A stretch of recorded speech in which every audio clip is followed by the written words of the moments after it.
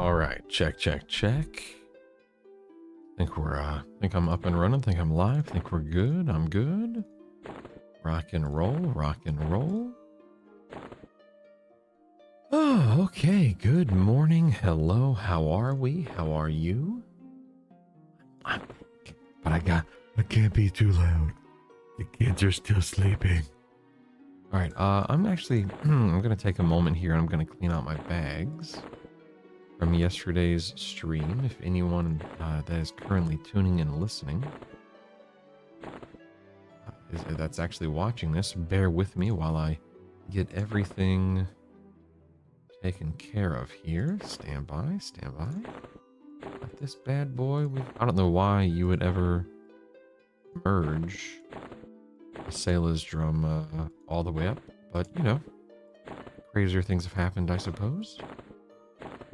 There are just no stats to increase other than, you know, decreasing the weight. So I guess that's an option. I don't know. Do I? No, I don't really need the jade earring anymore. So let me change that to auto sell. Thank you. And in fact, let's go ahead and head over here. Jade. Oh, I can't. Oh, no, okay. Apparently I can a couple. Okay. I thought they were all locked, but no, we're good. We're good. Okay, I guess that's everything. Yeah. What is this? Blade stopper. That's what one of the things I'm currently using. So let's do that. Place that bad boy in there. Thank you. Right back to the bank. We have, hold on one second. Let's see. What is this? This is Orb of Deshan. So I think this is a new item for me, so we can put that in a bag. Here's the throwing boulder. Okay, here's the +8. The +8 that I have. Good grief. Serpentine bracer. Okay. I got you. Gotta merge this guy up here. This guy. And this guy. And can't merge an item into itself now. Simmer down. Alright, let's put that back in. Mithril earring is what I'm currently wearing. Let's go ahead and merge these. My big bad 6 AC on that earring. Here's Orb of Deshan. Yes, and yes, there we are. Good. Short sword of the Akesha. There you are. Okay. Get you combined. Yes. Almost done. Drop that. I can destroy this. A moonstone ring. Here we go. Wow. I have a +7 moon. How many times did I kill the daggum frenzied ghoul? Good grief. A +7. That's insane. Okay, here's that gold-plated thing that I can't imagine I'll ever use. Combine that. That's weird. Okay, drop that there. And then Orb of Deshan, we can get out of here. FBSS. Is that something? No, my pet's not wearing. Okay. Merge that. Yes. I wish there was an easier way to keep track of this stuff. Like a search feature built in or something like that. Yes. Okay, Dark Brood Mask. I have one of those, right? Also have a couple of Eyes of Inaruk I can pull out here. I guess I just got busy the other day and I didn't combine them. That happens. Dark Brood Mask. Yes. We have Eyes of Inaruk we can combine here. Hey, MMO Ted. Good morning, sir. Sorry, I didn't mean to ignore you there for I assume, a minute or two.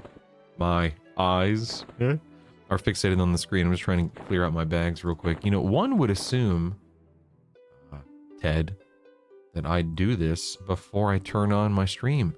And one would be incorrect. Apparently, I didn't do this before I turned on my stream. But it would... Oh, wait a second. I just realized I'm a warrior in this build. Which means... Strength, Dex, Charisma. Strength, oh, that's a no-brainer. That's a no-brainer. And a Colite. There we go. I lose some resists, but I don't care. No big deal. We'll keep that there. 6-note blade, even song. Oh yeah, I can get even song. Let me do that. In fact, let me grab one of these bad boys and get even song leveled up real quick. Get 2 out of that. Excellent, excellent. I don't really have that many more things that I'm trying to level, so let me go ahead and throw both of these. A plus, or 2 of these motes. And then we can combine these 2 even songs into a +4. So that gives me a +4 even song. That's a 0.52 ratio, which is slightly better than the crystalline spear, but I guess I'll just hold on to it for now, just cause. Brell's Girdle. I think I'm going to go ahead and bank Brell's Girdle. This over here. Man, I wish I could stack those. That's annoying. 6-note blade. We have good. We got Shield of the Stalwart Seas. Okay, I do have another one of those. Let's do that. Thank you. All right, cool. Bags are clear. I think we're ready to rock and roll here. You just, what I can do is I can do... Oh, wait, actually, hold on. Actually, no, what the heck am I doing? Who cares? I was gonna move things around just so I could find a better spot for this light burlap sack, but good lord, who cares? I'll do that. Destroy this. Yes, I'm sure. Who cares? All right, cool. Let me make sure everything is working properly for this combo. Don't want any red gear. I think we are set. Excellent. Good. Then we can gate and get to work. All right. Excuse me. Good morning. Hello. Let me get everything set up here for the stream. Ooh, what the heck is... Wait, upcoming? That doesn't make any sense. Wait, what? Hold on. Something weird going on with my stream right now. Or my YouTube stream right now, I should say. Okay, what is this?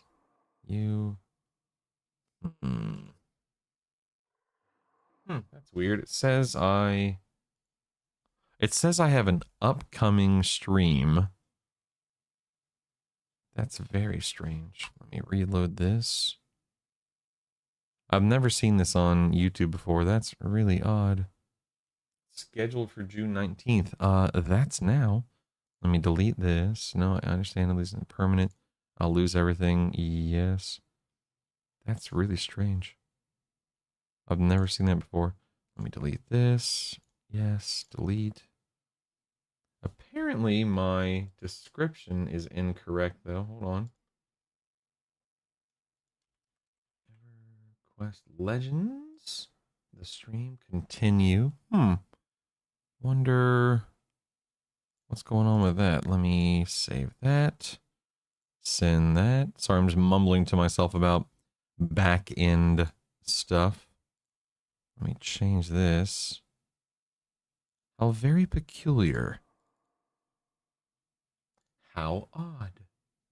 So I've been fiddling with some stream settings. Hey, Kixit, what's up, man? Wario, Jason, hello. Names I'm familiar with now. Thank you guys for being here. I've been fiddling with some stuff in the back end, trying to get 2K streaming up and running on Twitch. and it's being extremely uncooperative for one reason or another. And my YouTube is acting weird right now, so forgive me. Not a big deal, mind you, but still annoying, you know? One of those things where it's like, is it really a big deal? No, but is it annoying? Yes. Yes, it is. All right, there's buffs. Let's go ahead and load DPS. Now, I just hit 47 on this guy. Let me make sure my auto skill stuff is set up. Looks like we only have kick and cleave. Bash doesn't count. Spell-wise, 47, we have a summon, a res, a nibs, and that's it. Okay, so everything should be good. Should be. Keep in mind, I do not have Bindrick. Hello there. Morning, Brutal. Seems I just walked in on your you summarizing life.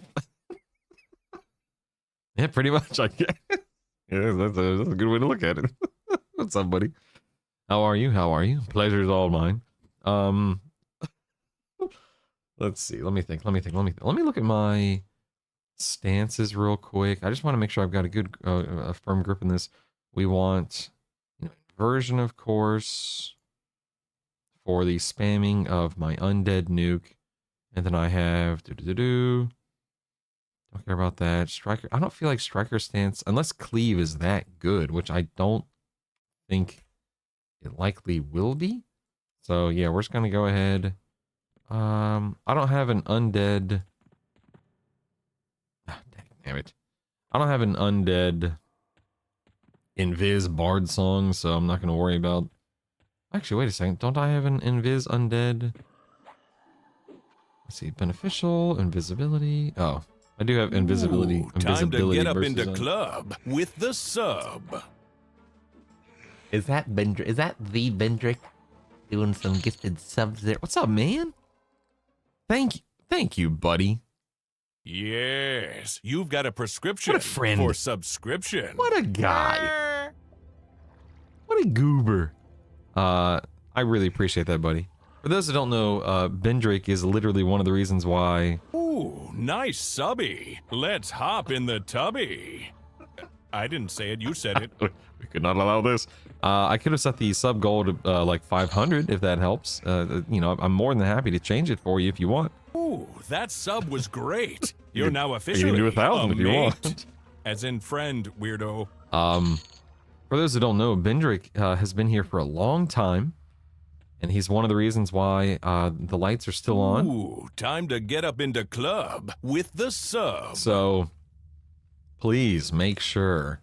Wait a second. Oh my goodness, I'm not. Oh my goodness. Number one, I'm in a 0 instance. Number two, it's not a personal instance. You silly Billy.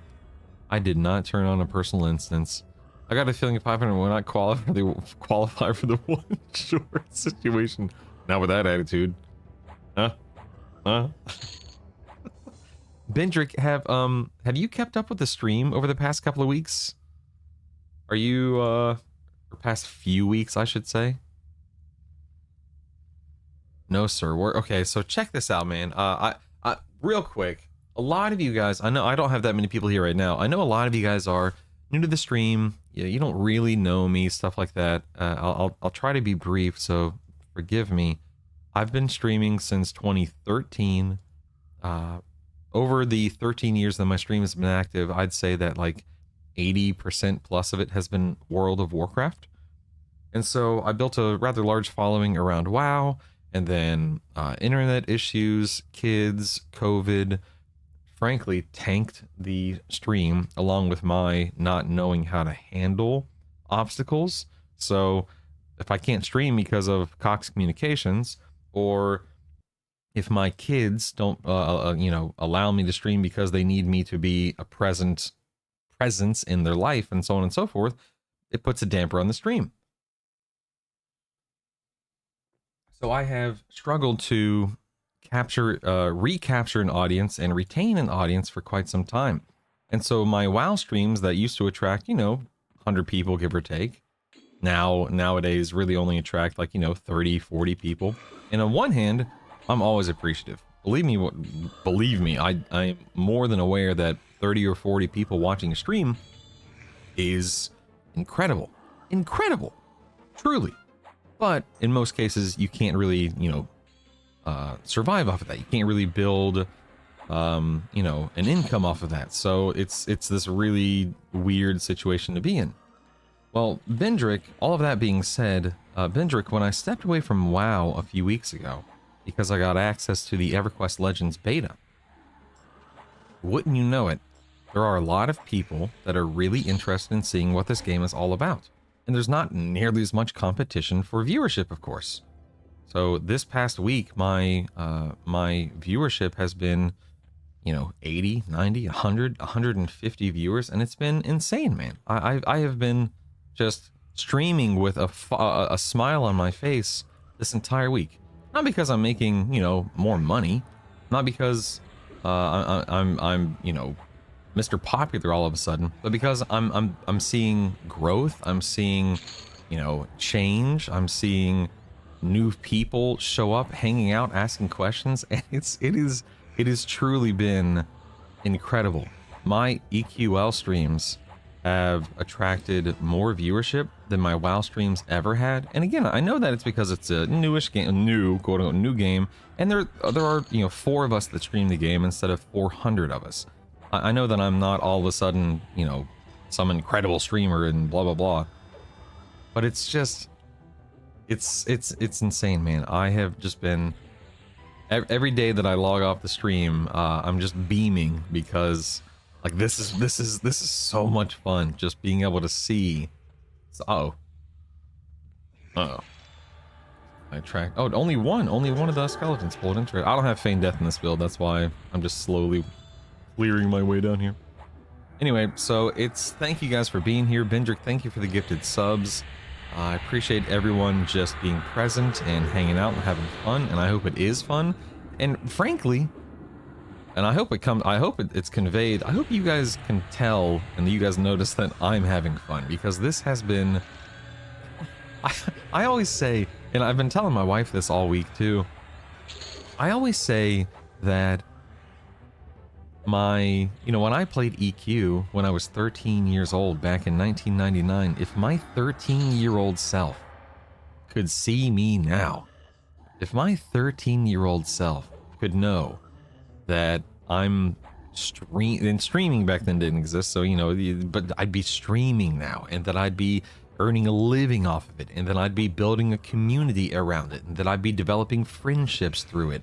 It's if only he could see me now. You know what I mean? It's incredible. Absolutely incredible. So Bendrick, again, thank you. And, whether it's Jason or Crichton or Chief or anyone that's here, thank you for being here. And I hope you guys have an enjoyable time here in the stream today. We're just going to kick back, relax, and level up the old warrior. And then we're gonna get to testing. As I've mentioned over the past couple of streams, I'm testing how the Paladin feels versus the SK versus the Warrior. And while a tank / knight is certainly not necessary, it's not required at the end game, it's something that I would like to incorporate, something that I would like to have in my build. So here we go. Here we go. Coke Carnage started off as an EverQuest player stream. He said that he's been incredibly fortunate. Dude, that's so cool. And I'm pretty sure Ko said that he wasn't really interested in EQL, which is heartbreaking, but I wouldn't be surprised if we see him eventually one of these days. The game seems to be tailor-made for you. Falls in your wheelhouse nicely, especially since you were a person who was there for the original EQ days. That brings something. Yes, it brings all the experience that my 13 to 18-year-old self had with this game, which simultaneously was a lot, but also horrifically horrifically inept. Just had no idea what I was doing. I was having fun, but no idea what I was doing. Oh, is he changing his tune, Doji? Oh, I mean, the last time I heard, it was like a month ago. He's like, not interested. So if he winds up playing this game, good. I mean, listen, he's a big presence on Twitch. I've been following him on Twitch and Twitter for years, and I've always kept an eye on his career because, you know, he is extremely successful at it, and he's just seems like a relatively normal guy that that happens to, you know, be in his position. So I try to keep my finger on the pulse of people in the Twitch community that I think I could actually, you know, stand to be around, and he happens to be one of those guys. So that's pretty cool. That's pretty cool. We were guided in Greed is Good fun times there. Yeah. Played EQ from pop to hot, still debating Legends, so watching. Oh my goodness, Crichton. Okay. Hey, Crichton, is there anything that can I give you the old elevator pitch? Can I update you, educate you, or answer questions for you? Can I explain things to you? Is there anything that I can do to make your stay more enjoyable and more informative? Please don't hesitate to let me know.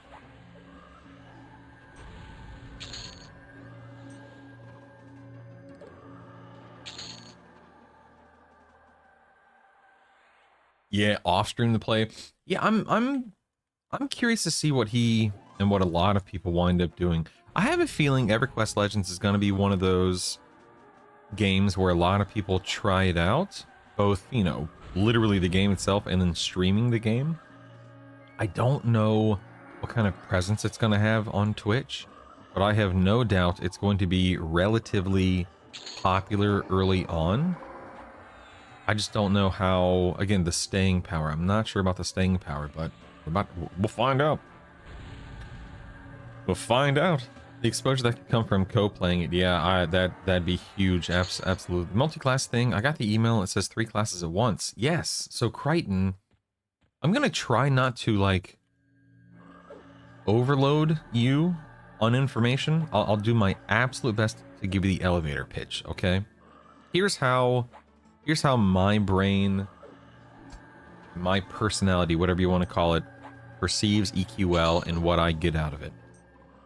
Back in the day, when we originally played EverQuest, was there ever a moment for you, like there was for me, where I thought to myself, man, I would love to be able to play this game on my schedule, my time, by myself, while still being successful, still killing raid mobs, still getting the best gear in the game, so on and so forth? If your answer is yes, congratulations, we are of like minds. Because that is exactly how I was growing up. As much as I loved playing EverQuest, and believe me, I loved playing EverQuest, there was always a part of me that wanted to do it by myself. That way, I didn't have to worry about joining groups, running to camps, and, you know, having to swap people in and out during dungeon runs over the course of however many hours. Didn't have to worry about somebody making a mistake in raid. Now, don't get me wrong, that's part of the MMO experience. There's nothing wrong with that. That's just how it goes. But there's something to be said about, you know, logging into a game like EverQuest, where there is this incredible and massive sense of progression. There's so much to do. There's so much to learn. There's so much to work toward and work on. And not being bound by somebody else's schedule, not being bound by, you know, got to be on at this hour. Oh man, we just lost our cleric, we need to find a new one. Oh man, we just lost our bard, we need to find a new one. And on top of that, with EQL, not only does it solve that problem, and by the way, yes, it solves a problem, but if you prefer to group with people or to raid with people, that is still a viable option. You can 100% do that. Groups are 4 people, raids are 8 people. So if you have a best friend, a partner, a friend group, you can 100% play together. It is not something that, this is not a only solo game, but it does have solo mode available to you, and it is the same gear, it's the same level of progression, etc., etc. Now, on top of all that, we've got triple class system. So you can see right now I'm playing a bard, a warrior, and a cleric. And I'm not playing a cleric who happens to be able to tank a little bit while and I sing a couple of songs. I am 100% all 3 of these classes. So I can sing my songs as a bard, I can tank as a warrior, I can heal as a cleric, and I do all 3 at 100% effectiveness. And then there's the item progression. Let's look at this Earring of Bashing that I have at a +4. What does that mean? Well, anytime you kill a rare creature, a raid boss, depending upon the difficulty, and right down here in the bottom right-hand corner, you'll see the Roman numeral 2. There are 5 difficulties: 0, 1, 2, 3, 4. And right now I'm on level 2, difficulty 2. And all that means is that on D2, these mobs have a little more HP, they yield a little bit more experience, they hit a little bit harder, and some of them are actually dual or triple class themselves. So you could have, like, this is a warrior, a 43 warrior, but sometimes you'll run into a warrior druid. Other times you'll run into a mage enchanter, and so on and so forth. So it's one of those things to where every time you kill a rare, anytime you kill a boss on a difficulty, whether it's 0, 2, 4, they're going to drop various pieces of loot. And the higher the difficulty that you kill things on, the higher the loot. And you think to yourself, okay, well, if I kill a target on a +4, or if I kill a target on a D4 and it drops a +4, I'm done. No, no, no. Gear levels all the way up to +10, which requires a lot of combining. Combining? What do you mean? I would show you, except for the fact that I did all this before the stream. You can go back and watch the VOD if you want to see it in action. But let's say I kill, Ghoul Lord up here, right? And he has another short sword of the... This is a 6-blade note, but bear with me. Let's say he has a short sword of the Akesha, and let's pretend this was a short sword of the Akesha. I could take the one that he drops in a moment and combine it in this slot right here called place item. Then you merge them, you combine them, and it levels up the items. And by the way, speaking of leveling up, did you know that we have AAs in EverQuest Legends? Now these AAs, there are a bunch of them. They are plentiful. They are plentiful. And so this is one of the things that you'll get to work on throughout the experience, is you're earning AAs to be able to do X, Y, and Z better, hit harder, heal more, mitigate more. Bards, for instance, have something extremely unique and wonderful called Symphonic Aura. And so Symphonic Aura allows you to pulse 5 songs in the background. And again, that's just one AA from one class.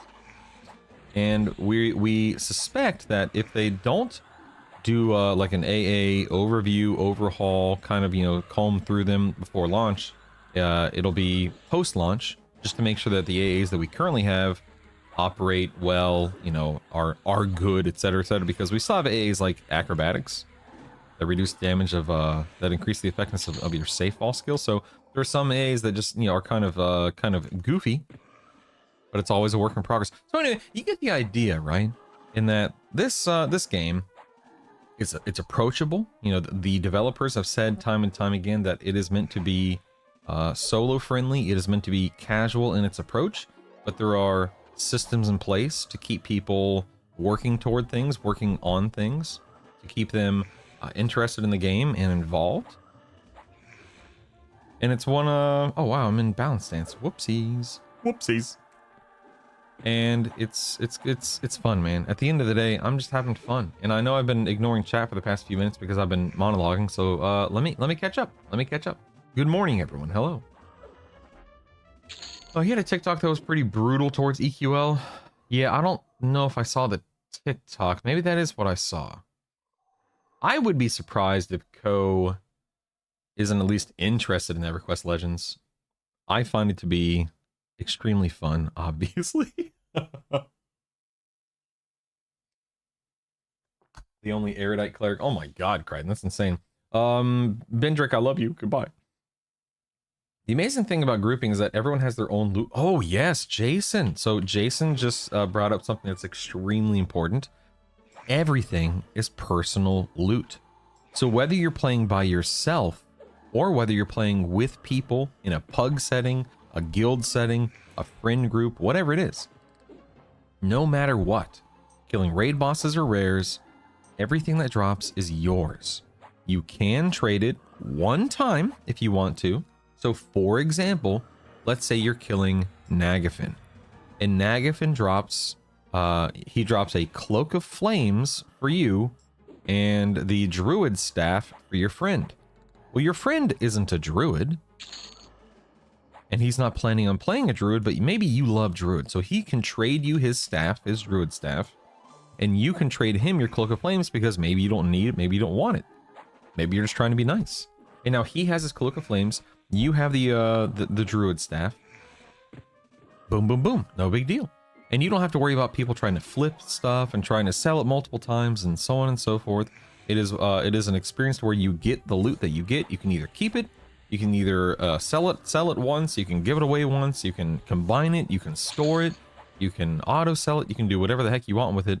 You can trade it up to one time. And personal loot just makes things so simple because you don't have to worry about rolling for gear, you don't have to worry about, you know, master looting stuff. It is straightforward, it is simple, it is as easy as it gets, in my opinion.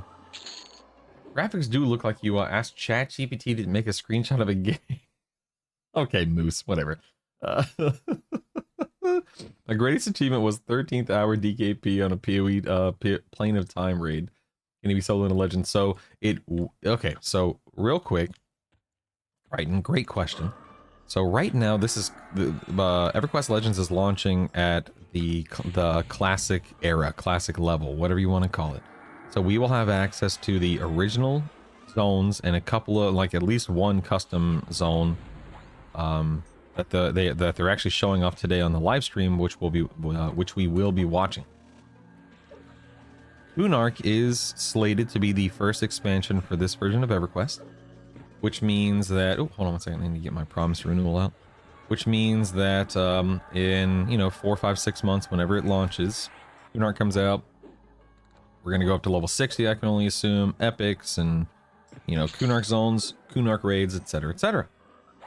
Anything beyond Kunark is completely unknown to us. They have said that they are not sticking to the standard release cadence, the standard expansion. So the second expansion may be Velius. It could be Velius, or maybe it's mostly custom content, or maybe it's Planes of Power. I mean, we truly do not know. We have no clue. Which means that this is a very custom experience, which personally I'm a fan of. Yeah, it could even be from EverQuest 2. Yeah, exactly. And it's one of those things to where I've played EverQuest so many times and for so long on emulated servers, on TLPs, you know, the original game, etc., etc. I am 100% on board with custom content, unique experience, different approach, different take. So Plane of Time may eventually show up in the game, or it may not. It really just depends. I personally hope it does. I love Planes of Power. You know, a lot of people do. I love pop. I love raiding through time. I love killing gods and quorum and whatnot. But it's anyone's guess. I'll have to wait and see. So this is preparing kids for an actual job. As you can see, I'm playing 3 classes at once. I'm balancing the books like an accountant, answering tech support like help desk, cleaning like a janitor. Exactly, Bendrick. Exactly. Yes. Do you find Legends content too easy? Big beef stud pile. Yes and no. Yes and no. That is okay. That's probably one of the best questions I've been asked so far. And I'll explain why. So I can only answer that question from where I sit, right? And to me, the content is easy in a way, in a sense, partly because it's, you know, a game from 1999, so obviously it's going to be easy compared to modern standards and whatnot. But it's also easy, and I think that primarily I find it a bit easy because been there, done that. You know, the easiest comparison is THJ. Like there's no getting around it. When I was on THJ, I spent copious amounts of time, just hundreds of hours doing exactly what you see here. Killing targets, leveling up, testing combos, killing raid bosses, and so on and so forth. Now, the scaling in THJ is definitely different, or the scaling in EQL, I should say, is definitely different than the scaling was in THJ. We are not nearly as powerful, but we're powerful enough. I'm still killing things. It's no big deal. I don't want to one-shot things. I want things to take time. I want things to be challenging. but there's no sense in denying, like, is this what you see me doing right here complicated? No, of course not. Is it difficult? In my opinion, no. It's auto attack. You know, right, I just pressed my melody hotkey, so now I'm singing songs at this frog and I'm dotting them.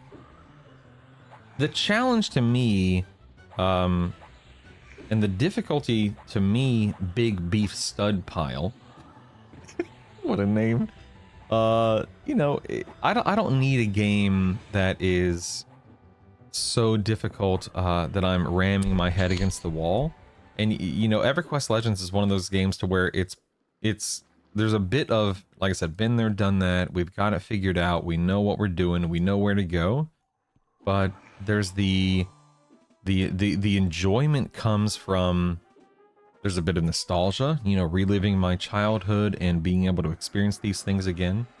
For me personally as a streamer, a lot of my enjoyment comes from these interactions, answering questions, hanging out with you guys, making silly mistakes, and us laughing about it, or showing some fun and cool things off, and us all being, you know, excited about something. EverQuest Legends is not going to be a game that is going to, you know, push you to your limits in most cases. But it's fun because it's approachable. It's fun because it's cozy. It's fun because, again, we're living out, those of us who used to play the game, we're living out a fantasy that a lot of us had, in that we wanted to be really strong. We wanted to be competent and capable of doing stuff like this on our own. We wanted to feel powerful. And so, no, I don't find EverQuest Legends to be extremely challenging, but that's by design.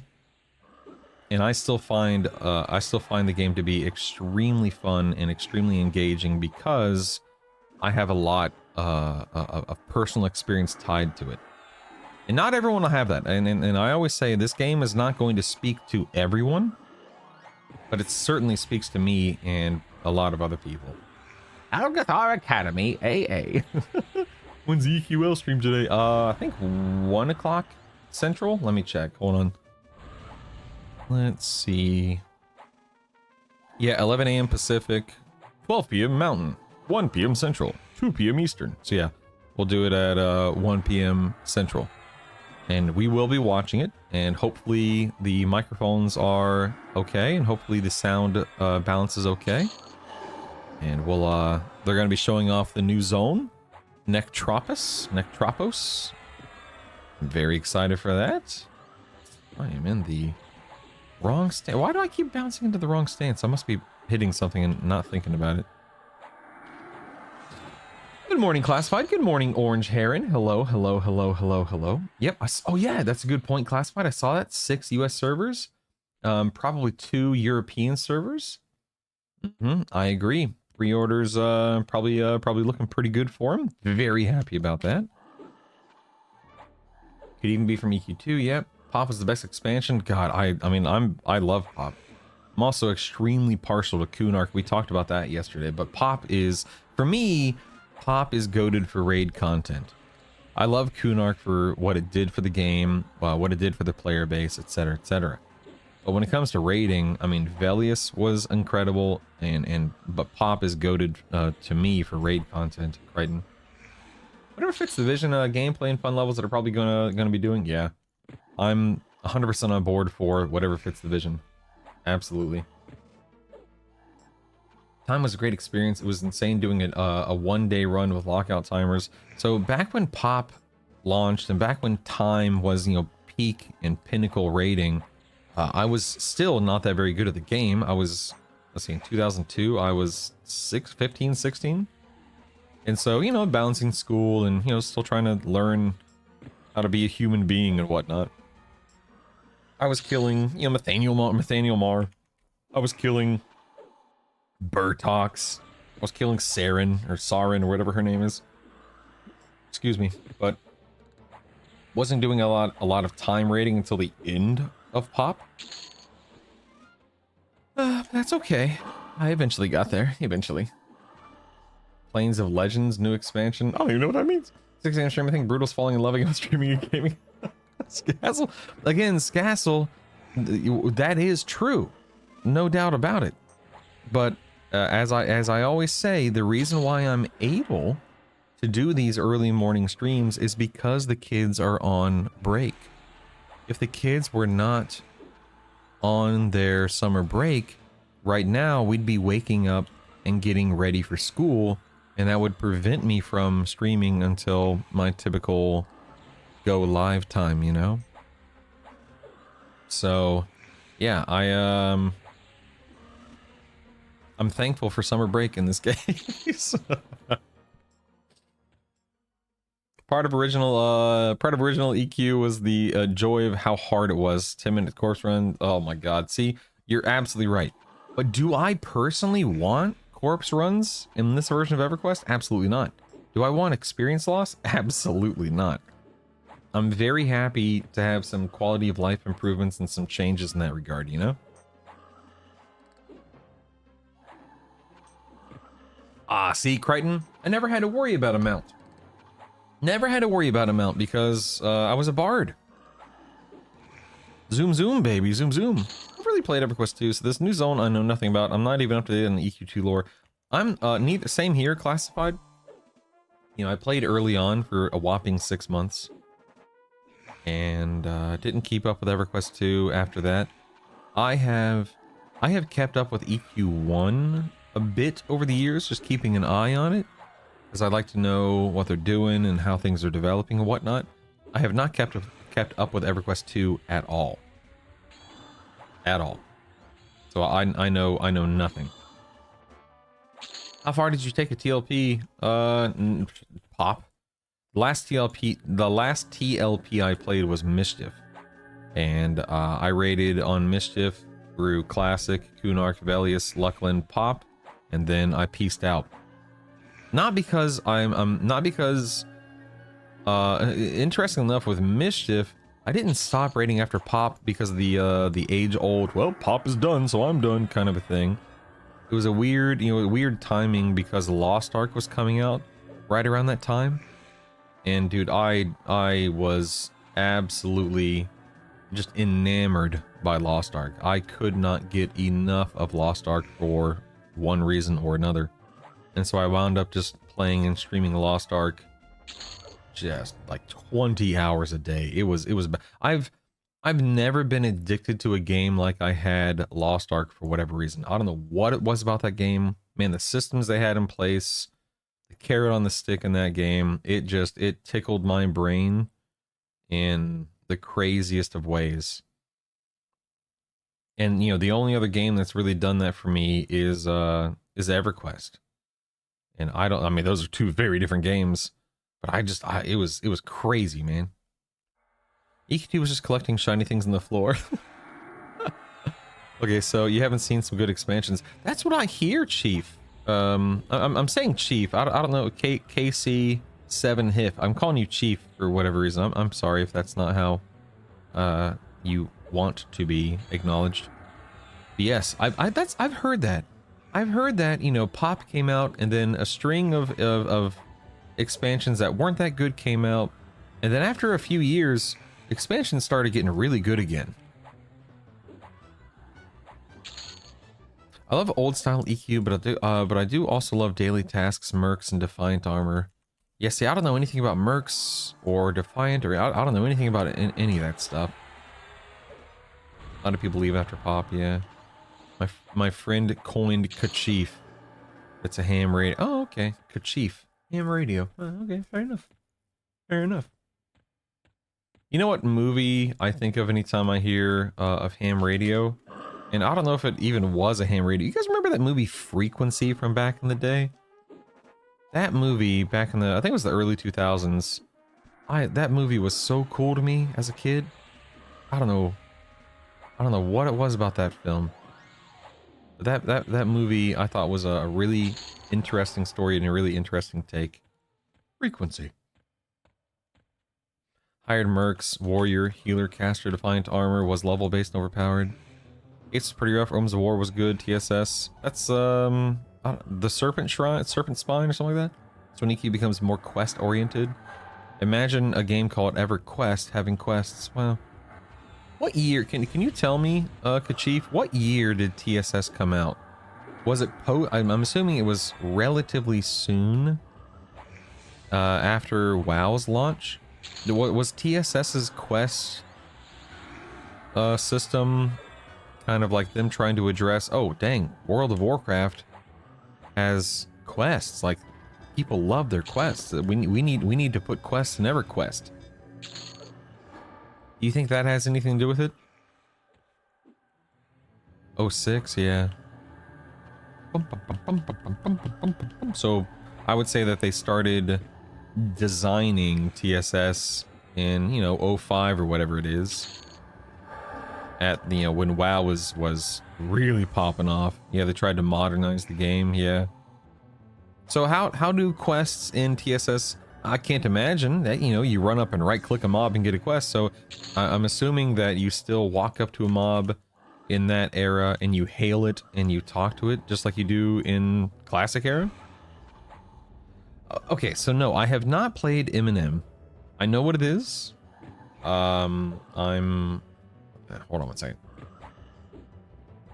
1 second. Stand by. Oh crap! Ah, dang it! I forgot I did a grocery order. I'm like, who the heck is at my front door?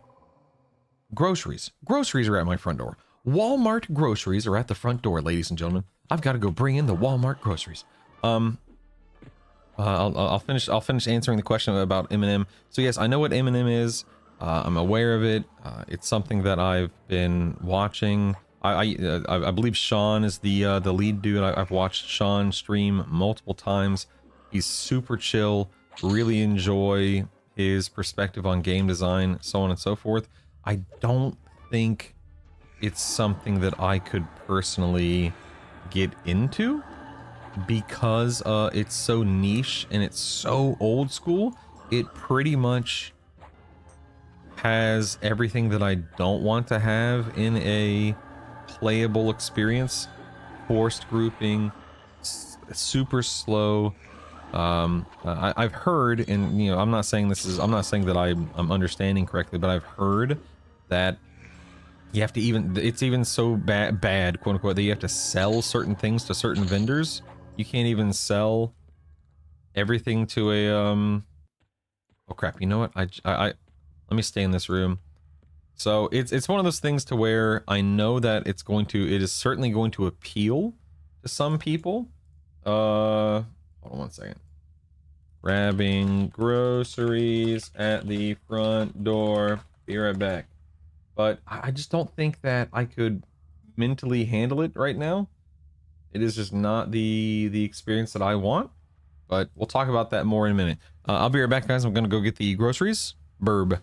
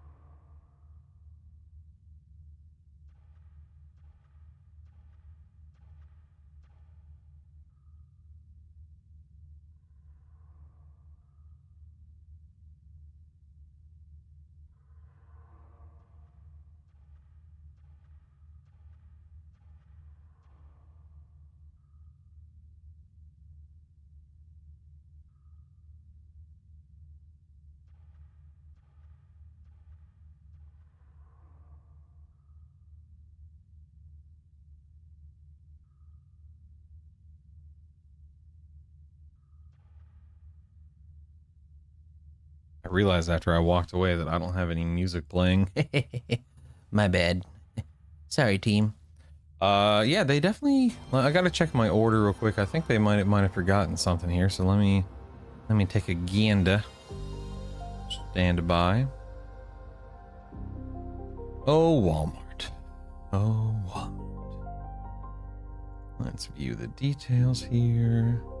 Oh no, there was one item that was unavailable. Okay. Looks like everything else was on the order. Yep, we're good. Okay, cool. Everything's good.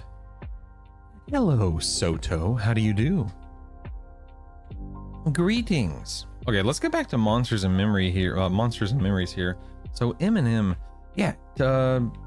Not to beat a dead horse or repeat myself all too much, but I think my problem with Eminem is the fact that it's so unique and so specific and so specialized for that old school experience.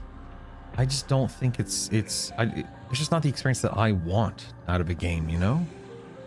I'm looking for either, you know, a modern game with modern systems and modern quality of life improvements, or an older game like EQL that's been modernized in enough ways where it's approachable like this one is. And I know there will absolutely be an audience for Eminem. How big that audience is, I don't know, man. I'll have to wait and see. Will that game have staying power? Will it turn enough of a profit to, you know, to keep the lights on? I truly hope so. I want nothing more than for games like that to be successful.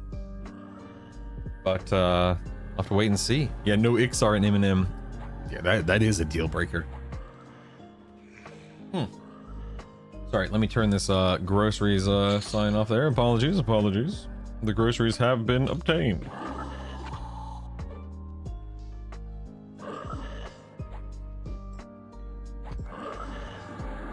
I would say play to level 20 and then decide. No, see, I disagree, Kachif, because I already know what I want out of a game.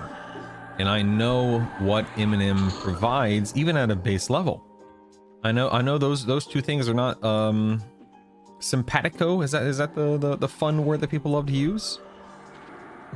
By no means am I calling Eminem a bad game or bad experience or a waste of time. Absolutely not. That is not what I'm conveying or communicating at all, of course. And again, I want the game to succeed, right? I have, by the way, I have done some of their like a weekend beta tests or whatever you want to call it.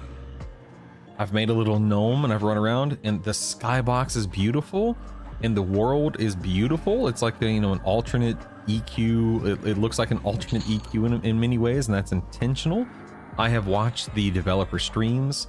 I have seen YouTube videos. I've watched live streams, etc., etc.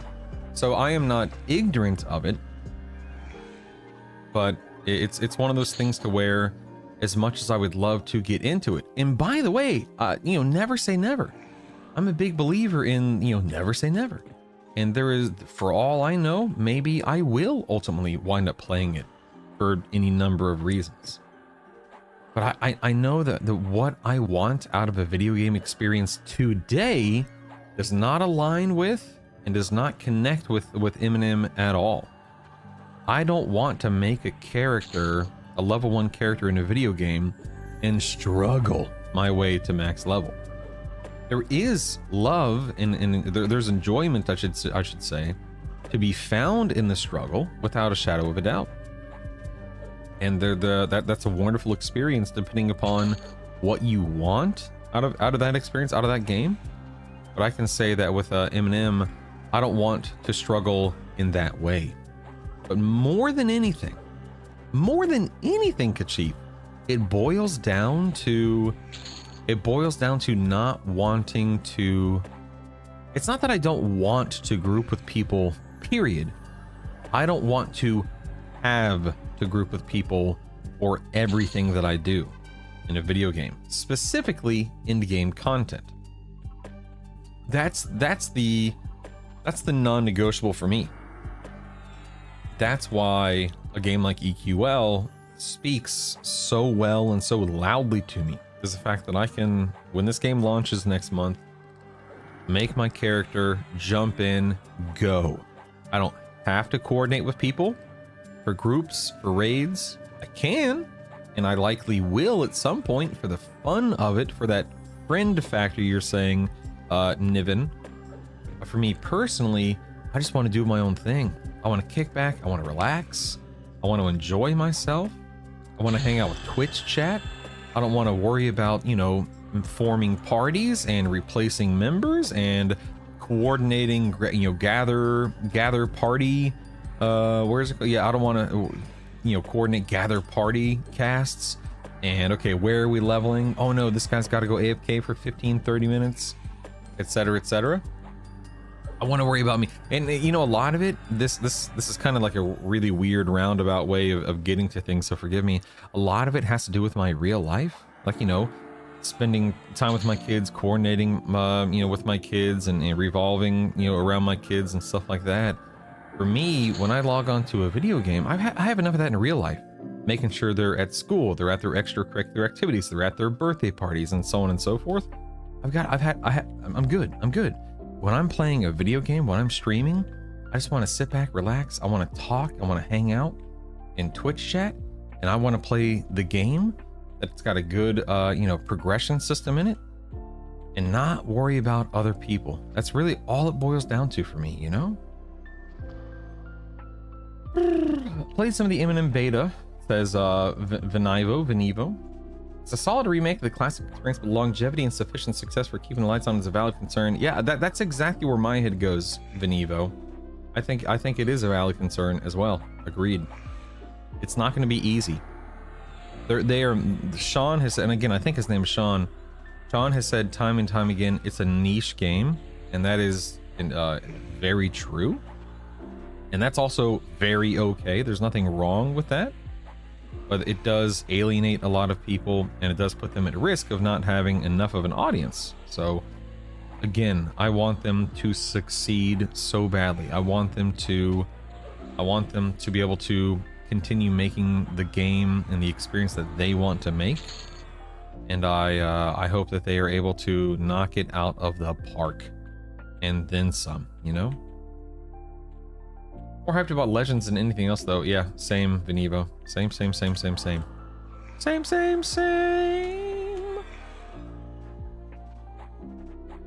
Friends make gaming better. Sure, Niven, yeah, they do. But if you don't have friends, if you're a goober who doesn't really have a friend group anymore, then, you know, you got all EQL to look forward to, right? It's a pick up and go game to get something done and then get off, take your own pace. It's ARPG EQ, to be honest. Yeah, I think that a lot of people say that, and I think there's definitely some truth there. Yeah. Venivo. Okay, interesting. Venivo. I will do my best to remember that. Thank you for letting me know. I'm a stickler for pronunciations and getting people's names correctly, so I appreciate it. Did you just call me? I called me a goober. We're all goobers. Seems like it may be too niche. Yeah, Jason, that's where my head goes. And listen, I don't know what their back end looks like. I have no idea what their overhead is. I have no idea what their projections are. None of us do. But that is definitely the thought that I've had too. Yeah. Faux show. Oh my god, it's already 7 o'clock. What? It's already 7. Dude, this game just eats. It devours time. I can't believe it's already 7 a.m., man. Good God. That's ridiculous.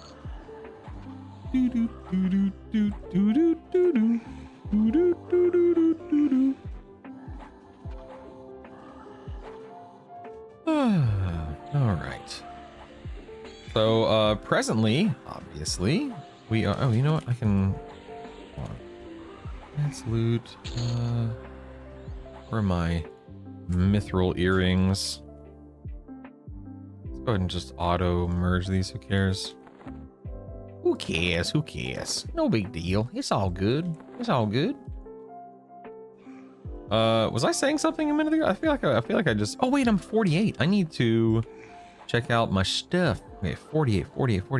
Flash poison. Oh, blessing of the Lord, Commander. Oh, good. Oh, then Sailor's Chords Cessation.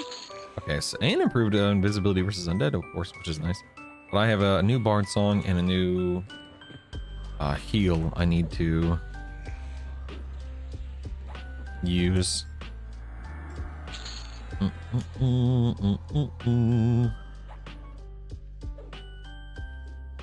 Adrenaline Online is another really cool one. I hated it initially. Minecraftness got me, but the game is good. Yeah, which is interesting because, you know, a lot of people look at EQ and they, even though by no means are EverQuest graphics and Minecraft graphics identical, a lot of people love to compare them because they're both, you know, blocky and old school and whatnot. To me, they're very different looking games, but I understand the comparison. So it's funny that like Adrenaline Online looks like Minecraft and plays like, you know, EQ and stuff like that because of just the overlap there, I guess. Okay, see, Chords of Cessation. Let's go ahead and put that here. Slow you. When do I get my new... Okay, the new Sailors is at 49. Okay. I think we're good here. Let's go ahead and save this as DPS. Yes, let's load boofs.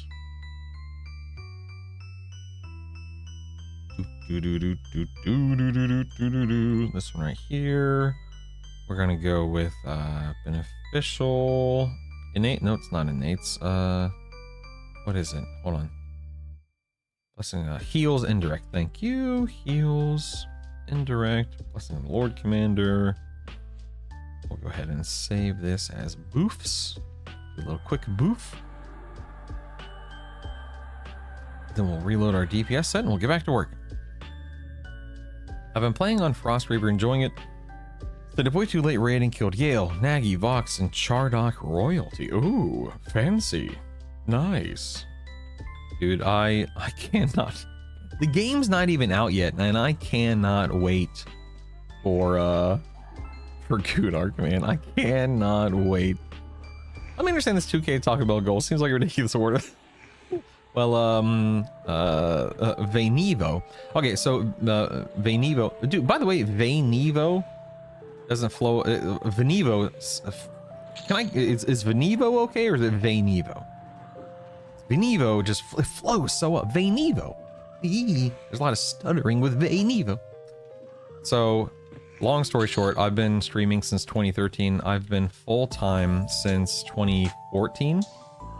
And my donation goal used to be a monthly, my original audience, like my World of Warcraft audience, we would hit a monthly donation goal because it was my income.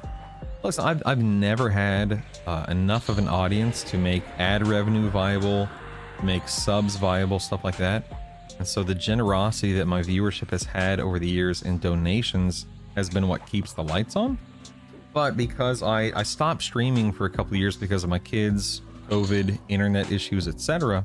And of course, when I came back, my audience, my original audience had, you know, moved on, which is understandable. And so it hasn't been feasible to hit monthly donation goals. And so it's more like it's more just meant to be kind of a silly goal, but still a goal that, you know, hopefully one day we can hit again. But you know, some streamers, you know, have hundreds and hundreds and hundreds of subs. Some streamers, you know, operate off of ad revenue. Most of my income has always come from donations, which has, you know, its ups and downs, to say the least. I need like 10 caffeine. I need some caffeine too, man.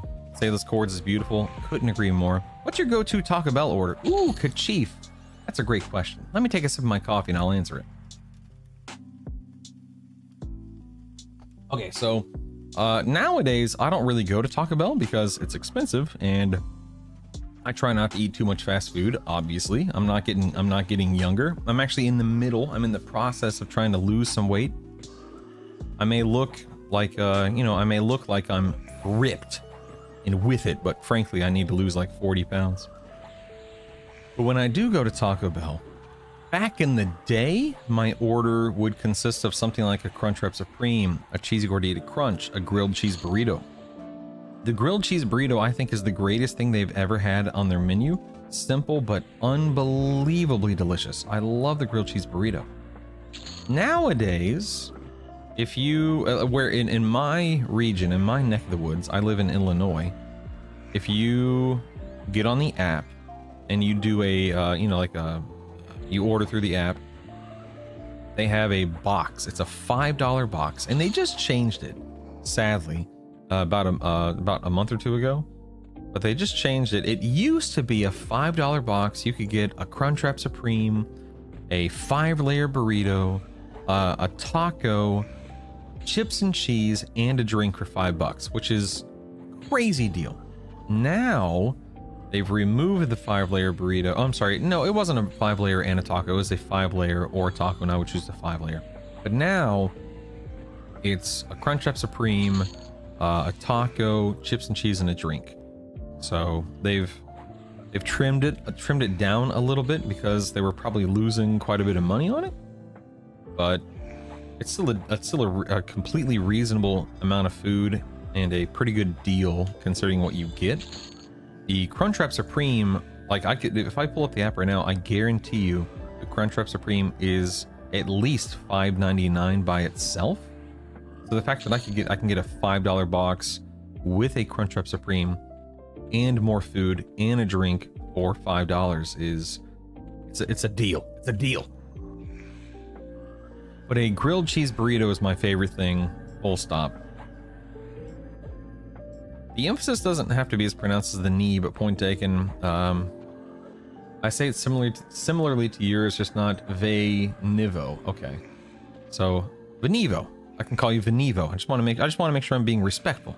I don't like rubbing people the long way. I don't like rubbing the long way or the wrong way. You know what I mean? Oh my goodness, where all these frogs come from? My goodness. Chicken quesadilla, extra chicken, extra cheese, extra. It's like a $14 burrito or quesadilla. Taco Bell quesadillas have been overpriced. It's insane. Ask them to cut it only once on the middle instead of into fourths.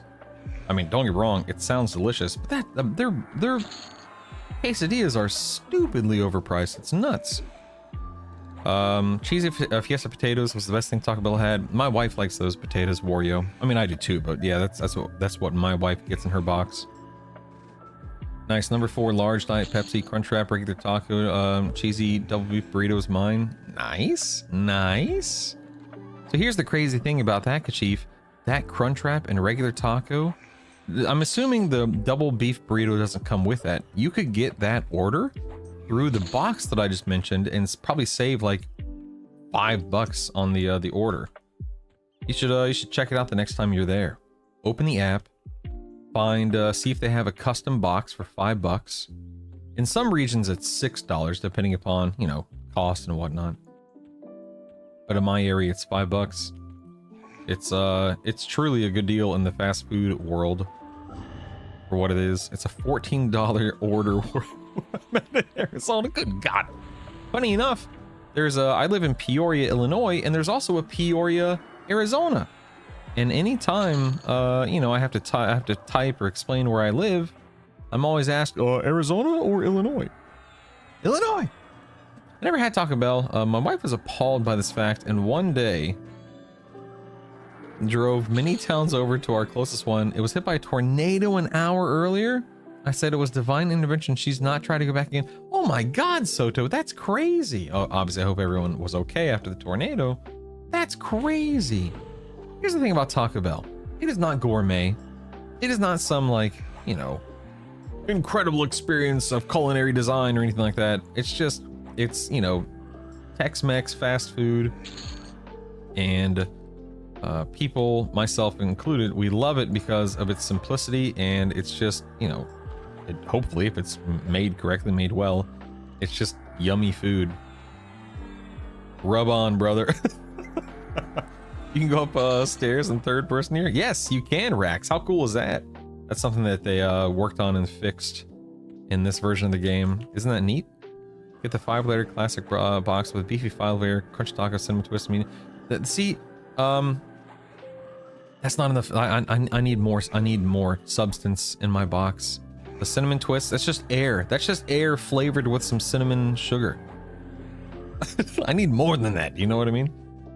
Always been true, but it's dependent upon your camera angle. I don't think so, Venivo. I could have sworn that's not true. I'm pretty sure the only way you could go up on the Z axis is in first person, or if you hit like page up, which turns your camera up. I might be wrong. I'm not willing to die on this hill, but I'm pretty sure you could not go up the Z axis in third person in this game because of how antiquated it is. That's the current no crunch wrap. Oh, hate those cinnamon things. Wasted calories. It's wait for 2 a.m. at the bar. Bean burritos for life, baby. Sound like my mom. What about a Cinnabon? Dude, are you talking about the little Cinnabon, like the little Cinnabon spheres that you get at Taco Bell, Scassel? Dude, I could, no joke, I could probably eat about 50, 60, 100 of those things. But they are so expensive. It's like $8 for 12 of them, man. It's crazy how expensive they are. There are not many hills I would die on. I think you can hit the page down and page up buttons to do it. Yeah, I believe that is correct classified. Yep. I've eaten so many that I got sick to my stomach. Yeah, I remember when they first came out like 10, 15 years ago. Amanda and I, because we used to go to okay, so Scassel, you've been around for a long time. So anyone that's been here for 10 plus years like Scassel, you'll remember that I was an avid Taco Bell consumer, lover, etc., and we would talk about Taco Bell, and we would joke about Taco Bell, and I would eat Taco Bell regularly. But I've been priced out, man. It's too expensive. It's way too expensive. Regular Cinnabon is like $10 for one roll. Crazy. That is crazy. Good grief. Good grief. Dun, dun, dun, dun, dun, dun, dun. Drop to recovery and vacation. I've seen him cram 20 soft tacos. It was actually crunchy, not soft. Yes. So back in like 2014. Yeah, I'm pretty sure I ate 20 tacos in 20 minutes on the stream. Literally, there's a video of it. I think correct me if I'm wrong, Scassel. I failed my first attempt. I only got to like 18 on my first attempt or something. And then on attempt 2, I'm like, I can do better. I can do better. I had a $9 coffee from Dutch Bros this morning. Oh my god. Well, here's my delicious okay, wait, let me do the math. Okay, so it costs like $35 for a box of pods. I'm a Keurig guy because I'm lazy. So it costs $35 for a box of 100 pods. So each pod then in turn becomes 35 cents, right? So it cost me 35 cents the coffee pod, and then I put in a little bit of creamer. My creamer I get from Aldi. That cost me, it's like $2.70 or whatever it is for the creamer. So let's say I used 15 cents worth of creamer. So this is about a 50 cent worth of coffee, give or take, which is weirdly more expensive than I thought it would be. That's weird. I felt like it'd be less expensive than that, but when I do the math, no, it's probably like a 45, 50 cent cup of coffee. Good grief.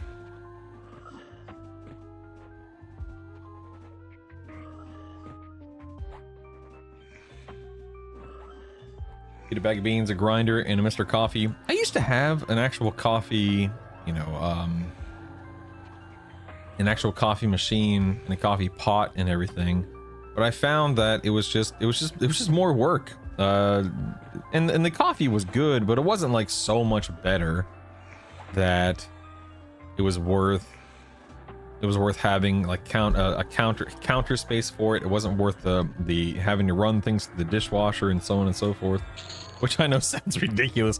I'm just a Keurig guy, unapologetically so. It is what it is. At Dutch Brothers for the first time in Colorado. To me, it was meh. So many coffee shops nowadays. Dude, yeah, there's a couple places here in town that are really, really, really good. But, you know, I'm not going to... Here's the thing, right? I stream for a living. This is what I do. Do I make a lot of money? No. Do I enjoy it? Yes. Am I going to wake up, leave my house to get coffee, and come back? No, of course not. If I worked out of the house, if I had to, you know, travel across town, then I might stop every once in a while. Of course, of course. But, you know, I'm here. I'm homebound, baby. I leave my house, you know, a couple times a week to do, like I said, extracurriculars with the kids. Maybe I go to Sam's Club or Aldi to go grocery shopping. But I'm typically not out of the house spending money on food and drinks unless it's, again, at a grocery store. Got a grinder brew from China. It's amazing. Interesting. Have an espresso machine. Bag of beans is 12 to 16 depending upon what I want. Half a gallon of milk is $3. I make cortados. What the heck is a cortado? I'm ignorant. I have no idea what that is, Benevo. You know, I'm gonna Google it right now because I truly don't even know what a cortado is. Cortado. It's a beverage. A cortado is a popular coffee beverage consisting of espresso mixed with an equal amount of warm, steamed milk. So what's the difference between like a okay, here I have a okay, so a cortado is like 2 ounces of espresso, 2 ounces of steamed milk, whereas a latte is like 6 to 10 ounces of steamed milk. Interesting. So it's like a mini, no, I shouldn't say it's like a mini latte because again, it's equal amounts of espresso and steamed milk. That's only 4 ounces. That's not enough coffee. Are you crazy? I need more. That's wild. If you do a solo instance, the mobs don't respawn, correct? Incorrect, Captain Kirk. Although there is an option for what you're saying. So the way that it works, Captain's log. The way that it works, Mr. Kirk, or Captain Kirk, excuse me, is that when you spin up a solo instance, like a dungeon, okay, you have 2 choices. You can either have mobs respawn, which is what this one is, which means you just kill mobs over and over and over and over again, or you can spin up an instance where mobs do not respawn. Now, right now, that doesn't really accomplish anything. However, in the coming days and weeks, they will be adding bonuses to that style of solo instance, so that the more mobs you clear, the more bonus loot you get, the more, you know, this you get, that you get. We don't know for sure what they're introducing through with that aspect of solo instance gameplay. But if you choose to do the mobs can't respawn option, there are bonuses associated with it. And so there's, you know, limitation in terms of how many times you could kill a named, but you get bonus. You get a bonus of some kind. And the cool thing is, you know, it's only an hour. Like I could spin up a brand new instance right now if I wanted to. You're only locked into a dungeon for an hour. Or that specific dungeon for an hour, I should say. Not every dungeon, but that specific one. The Cinnabons here aren't too bad. A pack of 12. I'm sorry, what? You think that's not too... You think each one is worth like 80 cents or whatever that is, Scassel? Each one of those little orbs? Spheres? Are you insane? Dude, it should be like $5 for a pack of 12, if that. That's way too expensive. I paid for the convenience since I'm not a coffee drinker normally. Yeah, scrap. There's no judgment. Believe me. This is not me trying to say you should or shouldn't do something. You listen, man. You live your best life. Much like EverQuest Legends with a $10 monthly sub fee. Hey, man, listen. If you're going to work, if you're going to you know, X, Y, and Z, and you want a coffee, if you want to stop and you want a taco, burger, a milk, man, you treat yourself. You enjoy your life, man. Enjoy it. It's pretty much only when we're on a trip for us. It's a lot though. Yeah. You can taste the beans better in a cortado, but I pulled double shots and make 2 cortadas a day. Oh, all right. Lots of espresso. We'll look out now. Okay. Dun, dun, dun, dun.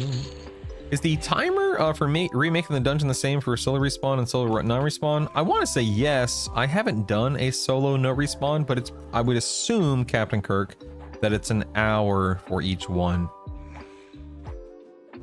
Dun, dun, dun, dun. I'm sorry, that math ain't mathin' for me, Scassel. You said you get 12 for $9? That math ain't mathin'. Hold on, wait. I'm pulling up the quackulator. Hold on one second. Hold on. That's 75 cents per. 75. Those things are not worth 75 cents each. That ain't worth 75. I mean, listen, you spend your money however you want. But I think they're overpriced. They're delicious. I love them. Overpriced. You get 2 tokens in a personal instance every hour. One will refresh. So if you start an instance, stay for 30, leave, make a new one. You can enter that one. 30 minutes later, you get a token back. Thank you, I love when people like you are here classified to clarify, fact check, provide information. I thank you for letting us know more specifics about that classified. That's very helpful. You the man. No, Captain Kirk. Thank you. The donut holes, maybe, or the minis. Converting Canadian dollars to... Oh, I misunderstood. I apologize. I sit corrected, Mr. Scassel. Forgive me. Have I always known that you live in Canada? The land of Canada? Have I known that? Probably. I have clearly forgotten. Drop to inversion here. Yes, we always forget that. Apparently, I do. Yes, I do. I still remember when Krispy Kreme, a dozen plain donuts was $5. I am paying 16 now. That's the thing, man. It's tough paying that much money for something like that. Like, I don't need donuts. I don't need Cinnabons. I don't need, you know, X, Y, and Z to go about my day. Want? Absolutely. Tasty? Undeniably. Need? It's not a necessity. I'll pass, thanks. Can you easily buy bone chips nowadays, or will I be chasing? So I have 165 bone chips that I'm sitting on from leveling in Befallen D2. I have no idea. Frankly, truly, I have no idea if bone chips are available on vendors anywhere.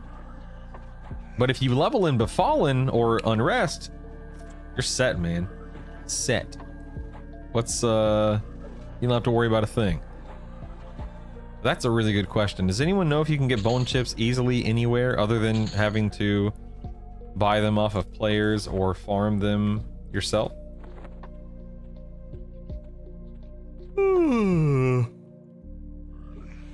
What if you're a lowly SK, Raxel? Is there an AA that helps for Shadow Knights? I suspect not.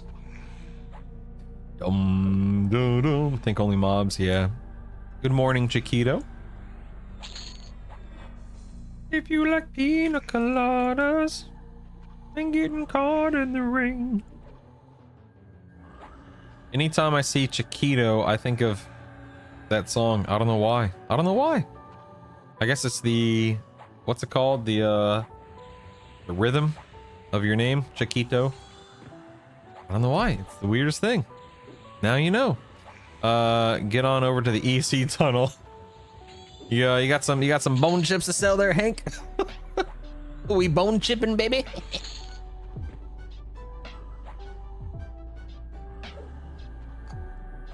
When I started playing, my friend told me to get a stack of bone chips to sell, as you'll get more money that way. I got my 20, sold them to the vendor, and he was like, same price off. That's weird. Pretty sure nothing's different here at all. This guy's a liar. Dude, that's amazing. That's a simple but amazing story. I love that. Oh wait, I was supposed to sell to a person. Oh, okay, my bad. I didn't quite understand the instructions there. Sorry about that. Oh goodness, man. It's so funny how a game like EQ, we all have a unique story like that. But when I say the word unique, while it may indeed be unique, it's also a story that is so relevant to our own experience. We've all done something similar in many cases. That's fantastic. Absolutely fantastic.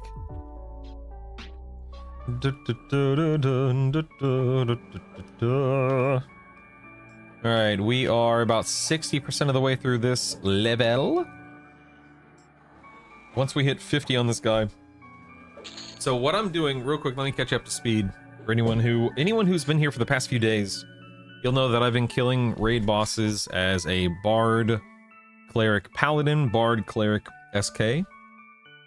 This guy will be 50 relatively soon once I'm done, you know, grinding. I'm 48.6 right now. But when I hit 50 here in a little bit, I'm going to immediately take him to D2 Inaruk. I'm loot locked on D2 Inaruk, but I want to see how the warrior stacks up compared to the SK yesterday. Now, was anyone here at the end of the stream yesterday? Because we discovered when I was fighting Nagafin, old Naggy, that SK Harm Touch was broken. I mean, super OP right now. And so my Harm Touch from my Shadow Knight on D2 Inaruk was about 26,000 total damage. It was a huge chunk. It was my highest damage ability by far. And of course, warriors do not have Harm Touch, so interested to see how this goes. Now, I would suspect that Harm Touch will not stay in that state because that is very strong. But for the time being, it's a lot of fun. My cousin was starting a warrior gnome, went to EC to get buffs. After getting his bind in Freeport, he started heading to the tunnel, found a bag full of warrior gear, 2 lammies, cobalt gear, ton more stuff. Someone had dropped the items to grab on another. I remember doing stuff like that, Chiquito. That's horrifying. Oh my god. Did he keep them? I don't know if I could, man. Yeah, temporary death touch is fun. I agree. I don't know if I could do that to someone. That's whew. That's crazy. No one ever asked in chat. So oh my, that's insane. So he just oh wow, he was able to just keep the gear, didn't even have to feel bad about it. Wow. I prefer doing that behind a building in Kellethan. No one was ever there. Dude, I would do that in just the most random obscure places. Stephanie C. Don't mind me. He's got 2 lammies. I dropped stuff in the middle of nowhere also, same, scrapped. I would always go to just some remote, obscure location. Had a secret tree in Greater Fadar. Yeah. Good. No one will ever find this here. Just me and the squirrels. That's fantastic. I'd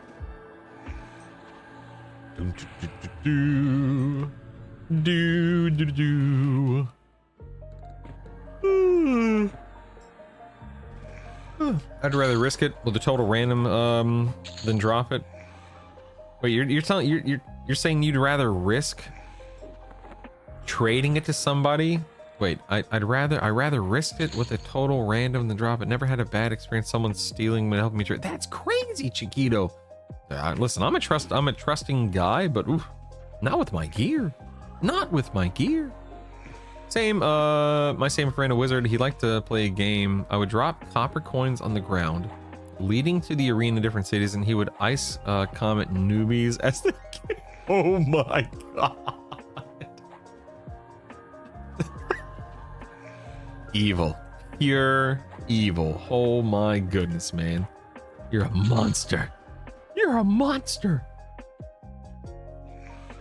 Do you know the Muffin Man? The Muffin Man? The Muffin Man! I mean, to give stuff to another character, yeah.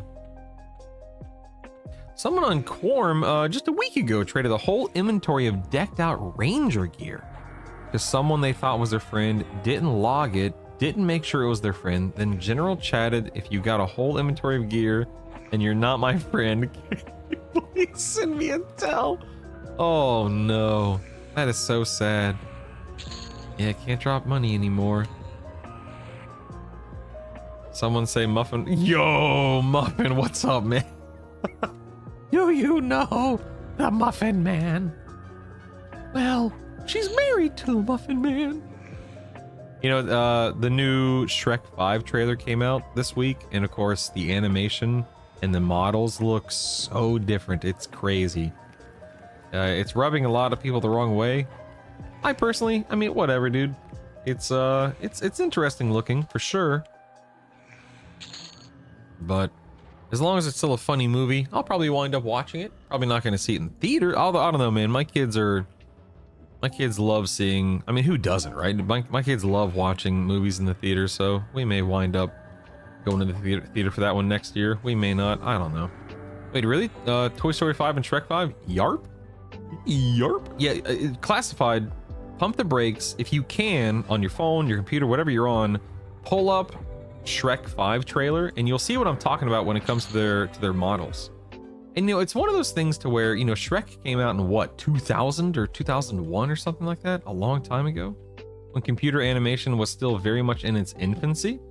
So I understand that there's going to be there are certainly differences between, you know, original computer animation from the 90s and early 2000s versus nowadays, but the models really are weirdly surprisingly different. And it's a lot of people don't like it. Again, for me, it's whatever, man. I'm not gonna. I've got more important things to worry about, but it's certainly something that is being brought up quite a bit. I heard Warrior Cleave works well with a high damage two-hander. Have you tried that at all? Ooh, you know what? I haven't.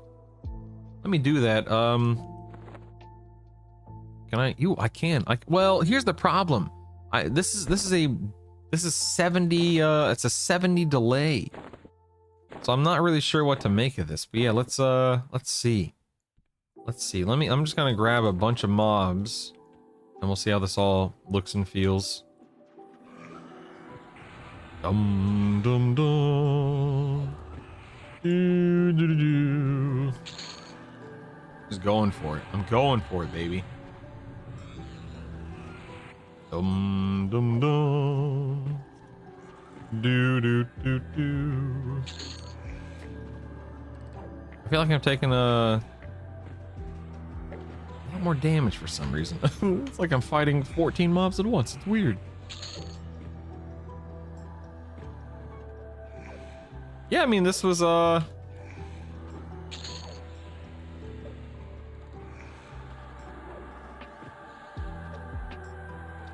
I don't know if it was necessarily faster, but it was, you know, mobs are dying. I'm dying, but mobs are dying, so that's nice.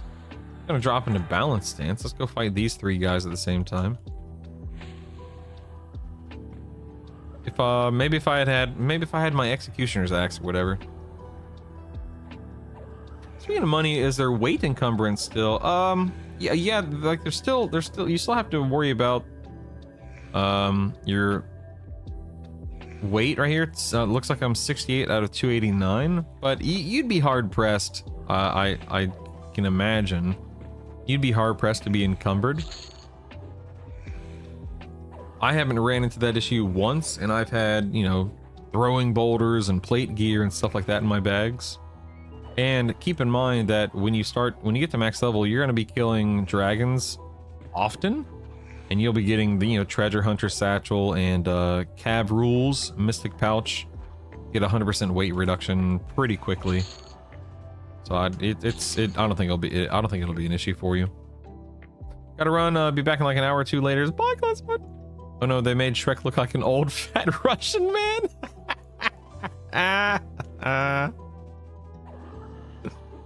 Oh no, money doesn't have a weight anymore though. I believe, yeah, I believe that is of course true. If I'm not mistaken, I'm not an expert when it comes to how much or when that change was made. I know that change was made at some point. Oh, I just realized I'm in the wrong daggum hot bar for whatever reason. Good morning, Speedy2. How do you do? How do you do? Let me see if I can find my, I want to see how hard cleave is hitting. I could look it up in the log, but I don't feel like loading it right now. Okay, I cleaved for 92 damage with the two-hander here. That's cool. That's cool. That's cool. That's cool. Grab this guy. Let's go over here to these two dudes. Okay, here comes cleave again. I cleaved for, let's see, you cleave for, oh wow, 188. I'm sorry, 188, 414, 155. Ooh. Pretty good. Pretty good, man. Ain't too, not too shabby. Not too shabby. Ooh, what if I drop into striker stance? Does that increase it that much more? As a warrior? Let's see. 462.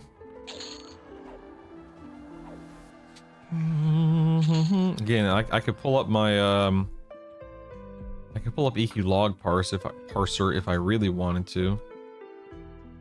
Let's grab these four guys. Hello, Mr. Warrior. I don't want to turn on attack until they're all stacked. I'm just curious how this is going to look. All right, here we go. Here we go. Here we go. Turning on attack now. Oh yeah, a couple of them got chunked there. Let's see if I can scroll up and see what it was. 684. Yeah, striker stance. It's pretty cool, man. It's pretty cool. Pretty cool. Since money doesn't have weight, carry around and buy tip only with copper. Here's a 1 million copper for you, young man. Thank you for your assistance. I appreciate it. Don't spend it all in one place. Oh my god, my endurance is just being destroyed. Sitting in striker stance. Goodbye, endurance. Goodbye. Hey, Zol Ghoul Knight, you want to come over here and hang out? No? No? Okay, I'll come to you. Fine, fine, fine. No big deal. Whatever. Actually, you know what? I'm gonna... Let me drop out of cover stance here and go inversion. Mowing mobs down. Alright, alright, alright.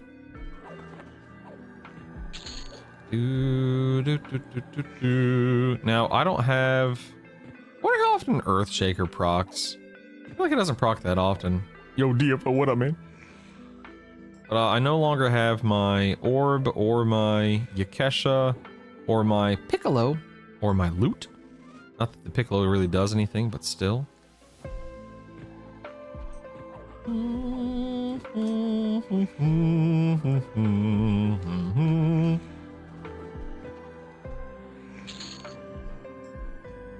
Yeah, I'll admit this this weapon does better than I expected, even though it has a 70 delay. Maybe it's because of my attack speed. I'm not really sure.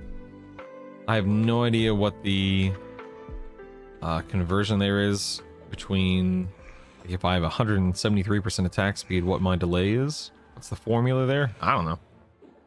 Dagnabbit, it's thinking, okay, there we go. It was rooted, but now we're good. Oh, that one guy didn't, that one green mob didn't aggro me. It's a bad day. It's a bad day. String, brass, string, singing. Yeah, I should probably, let me take this out and put it in this. Just for the time being. Just for the time, you know? Are spawn timers or name spawn increased at all here? My understanding is no, they're not increased. I will say that earlier someone asked about respawning instances and non-respawning instances. If you spin up a non-respawning instance, one of the benefits will be a higher likelihood of running into named mobs, since you can only kill them once in a non-respawning instance. But just kind of by default, spawn timers and name spawns seem to be on, you know, just a normal spawn time rate, you know, 15, 20 minutes, whatever it is. Nothing too crazy. Like you could, when I'm leveling here in Lower Guck, and I'm bouncing between Ghoul Lord and, what's it called? Frenzy and Sentinel and stuff like that. Yeah, oh, and then also Magus and Hand. Oh, Magus and Hand. Everything's up, you know, relatively quickly. It doesn't feel like it takes that long. It doesn't take that long.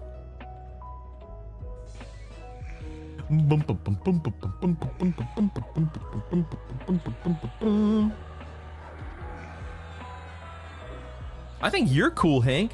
Thanks for being here, man. Good morning, everyone, by the way. Can I just say that I am very happy to be here with you. Very happy to be exploring and sharing this game and this wonderful experience with everyone. Hope you guys are hope you've had a fantastic week. I hope you're having a fantastic day. For a lot of us, I'm sure our day is just starting. It is 7:45 where I live. Maybe your day is winding down. Maybe you're on the other side of the world. I don't know. But I hope you've had a pleasant day. Just to kind of give you a quick overview, I'm 48. I'm 7% away from hitting 49 on my warrior. When my warrior here hits 50 in the next, you know, hour or two, whatever it is, I am immediately taking him to Plane of Hate, where I will be fighting D2, which is not the highest, not the lowest, D2 Inaruk. And I'm going to be comparing how the warrior feels compared to my SK and my paladin. What I'm trying to do is I'm trying to determine which tank, if I even fold a tank into my build, I start the game with here in a few weeks. Right now, the SK is very enjoyable. I find it to be fun and powerful and so on and so forth. And so I'm leaning toward a Shadow Knight. But I know that Cleric Bard Warrior combo is very popular for raiding. And I just don't see how it could outshine SK, but you know, some recent changes and we'll see. Like I said, we'll look at the numbers here in a little bit. We'll dig into the data.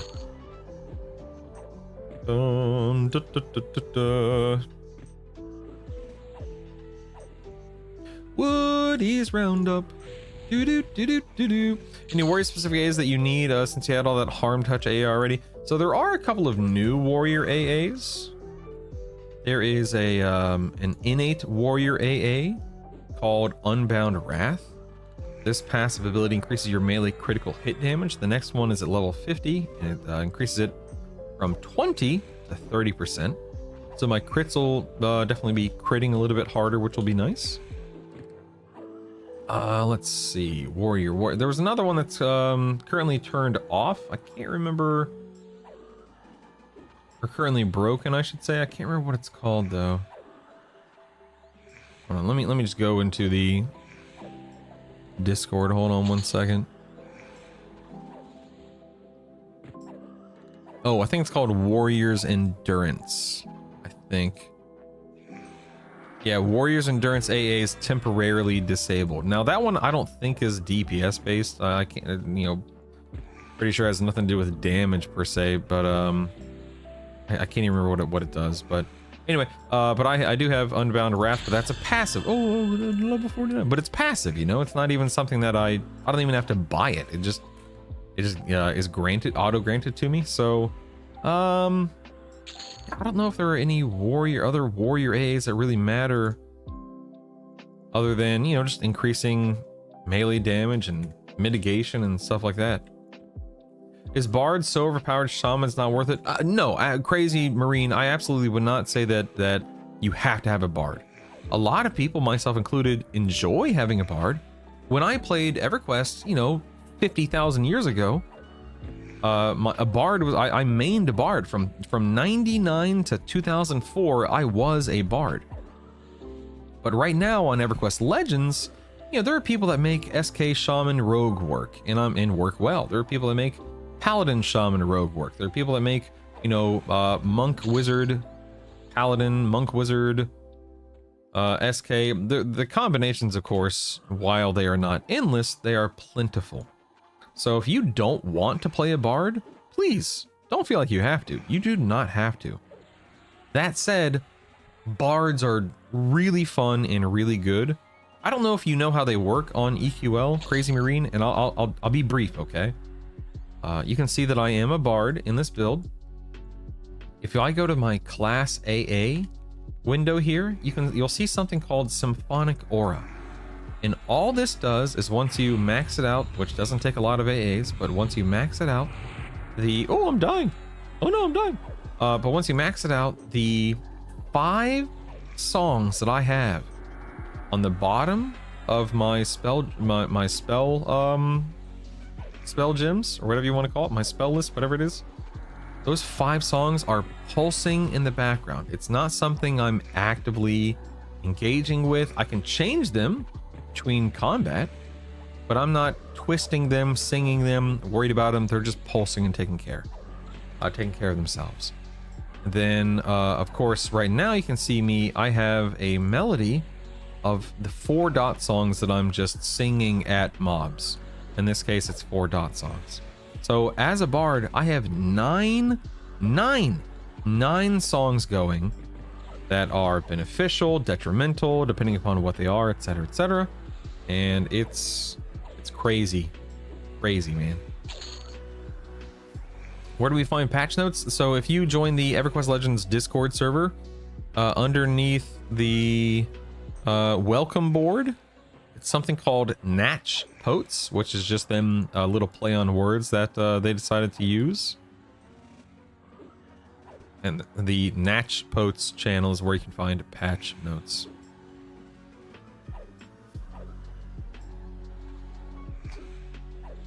Okay, the endurance was... Thank you, Pete, for reminding me. I couldn't remember what it was. I appreciate it. Oh, I guess I should drop into an offensive stance, eh? SK Enchanted Rogue, top tier vampire. Slurp, slurp.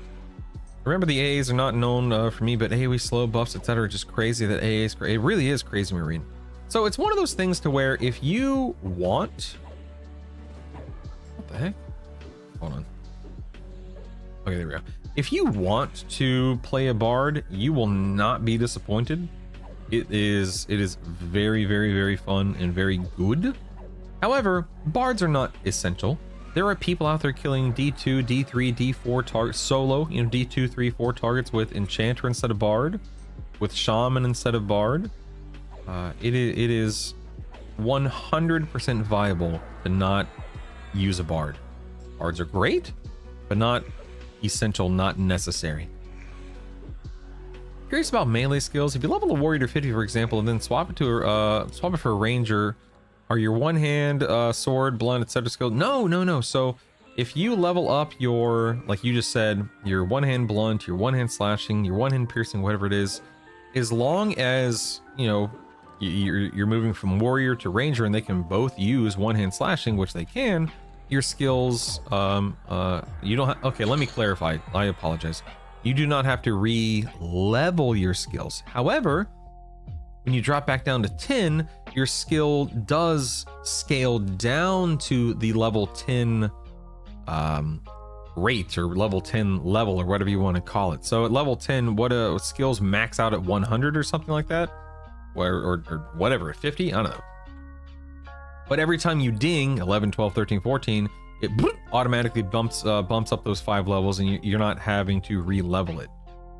So it is scaled down, but you're not losing the skill points. Just wanted to make sure that I clarify that, because there is a difference, of course. Like, you're not going to be running around level 10 with 246 points in piercing, you know what I mean? They're still there, they're just on the back end. And they'll be there when you hit every level range.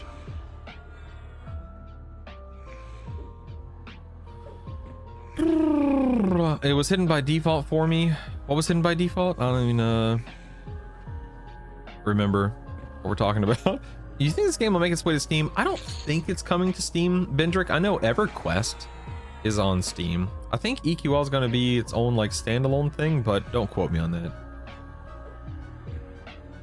Seems like I might have a decent Steam Deck. Oh, dude, I have a Steam Deck, and I would kill to play this on the Steam Deck, just casually, you know, just rocking and rolling, hanging out, having fun, you know, watching Netflix with my wife or something like that. So I'm sure that there will be a way to get it on the Steam Deck, but I don't think it's coming to Steam itself. Linux support is questionable, which is a sticking point for me. Seen whispers that Linux might mean a ban because it circumvents a kernel level anti-cheat. That's a question I'm gonna have to ask on the official stream today. Yeah, that's a good question. I agree. Oh, the Natch Poets channel was hidden. Oh, that's weird. Okay. You always said not now or no plans for now when asked about Steam on the various streams. Yeah. Which is sad. So sad. I like how Brutal kicks the frogman in the face, then just walks around them. I hope I never meet you. I hope I do meet you one day so I can give you a big hug, you goober. If you had a shaman leveled up, can you swap your tertiary to shaman, buff up, then swap back? No, you can't. You don't keep buffs between loadouts, Hank. That's just too, you know, too powerful, or whatever you want to call it. The only interactions you get, spells, debuffs, songs, melee skills, so on and so on and so on, are from your 3 active classes. So no cheating the system in that regard. Don't mind me, just murdering frogs. No big deal. Might as well start pulling even more things here. You know what? Let's go big. Let's go big. Let's go big. Let's go big. Hold on one second. Let me get a promise renewal up here. Stand by. You know, I'll even drop into defense stance. You guys can't stop me. You don't know what I'm capable. You don't know me. You don't know what I'm capable of. All right, I got this. I got this. Let's see what this. This is what, 7 mobs, something like that. Let's see how this goes. I got this. I got this. You can watch all of their health ticking down between cleave, bard AoE songs, my weapon AoE, like Earth Shaker, what the heck it's called? Yeah, Earth Shaker proc. Oh crap! I might want to turn on auto attack too. Whoops. Whoopsie. Whoopsie. Let's do that.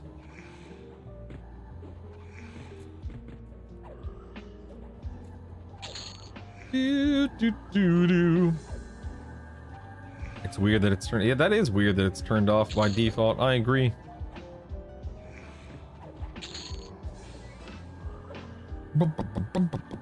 Is the hole in EverQuest Legends? Yes, sir. Okay, so Jason, I've discussed this many times over the days because a lot of people say the same thing. Is the hole in the game? Yes. Is the hole good experience? Yes. Do I like leveling in the hole? Not nearly as much as I like leveling in Lower Guck, but more than anything, I am typically, hey Frenzy Ghoul, real quick caveat, did you guys know that more than one frenzied ghoul can be up at a time? I did not know that. You can have more than one frenzied ghoul up at a time. Never knew. Never knew. Never knew. News to me. Never knew. But yes, more than one frenzied ghoul can be up at a time. But anyway, get back to your question, Jason. More than anything, I'm typically either a paladin or a cleric. Like right now, I'm a cleric. And so I have access to the undead direct damage line as a cleric, or, you know, slay undead as a paladin. And so, oh my god, my auto attack isn't on. I'm over here monologuing instead of paying attention. So for me, it actually winds up being more experience per hour staying in Lower Guck, even though they are lower mobs, versus going to the hole. Things die extremely quickly, respawn at a reasonable rate, everything is undead, so I'm just nuking the brains out of everything. And sure, mobs in the hole, they absolutely yield more experience per kill, but correct me if I'm wrong, I mean, I'm working off of memory more than anything here. There aren't nearly enough undead targets in the hole compared to Lower Guck. So while there are undead targets there, it's not literally every NPC like there is here in the undead side of Guck. So, I love Guck, clearly.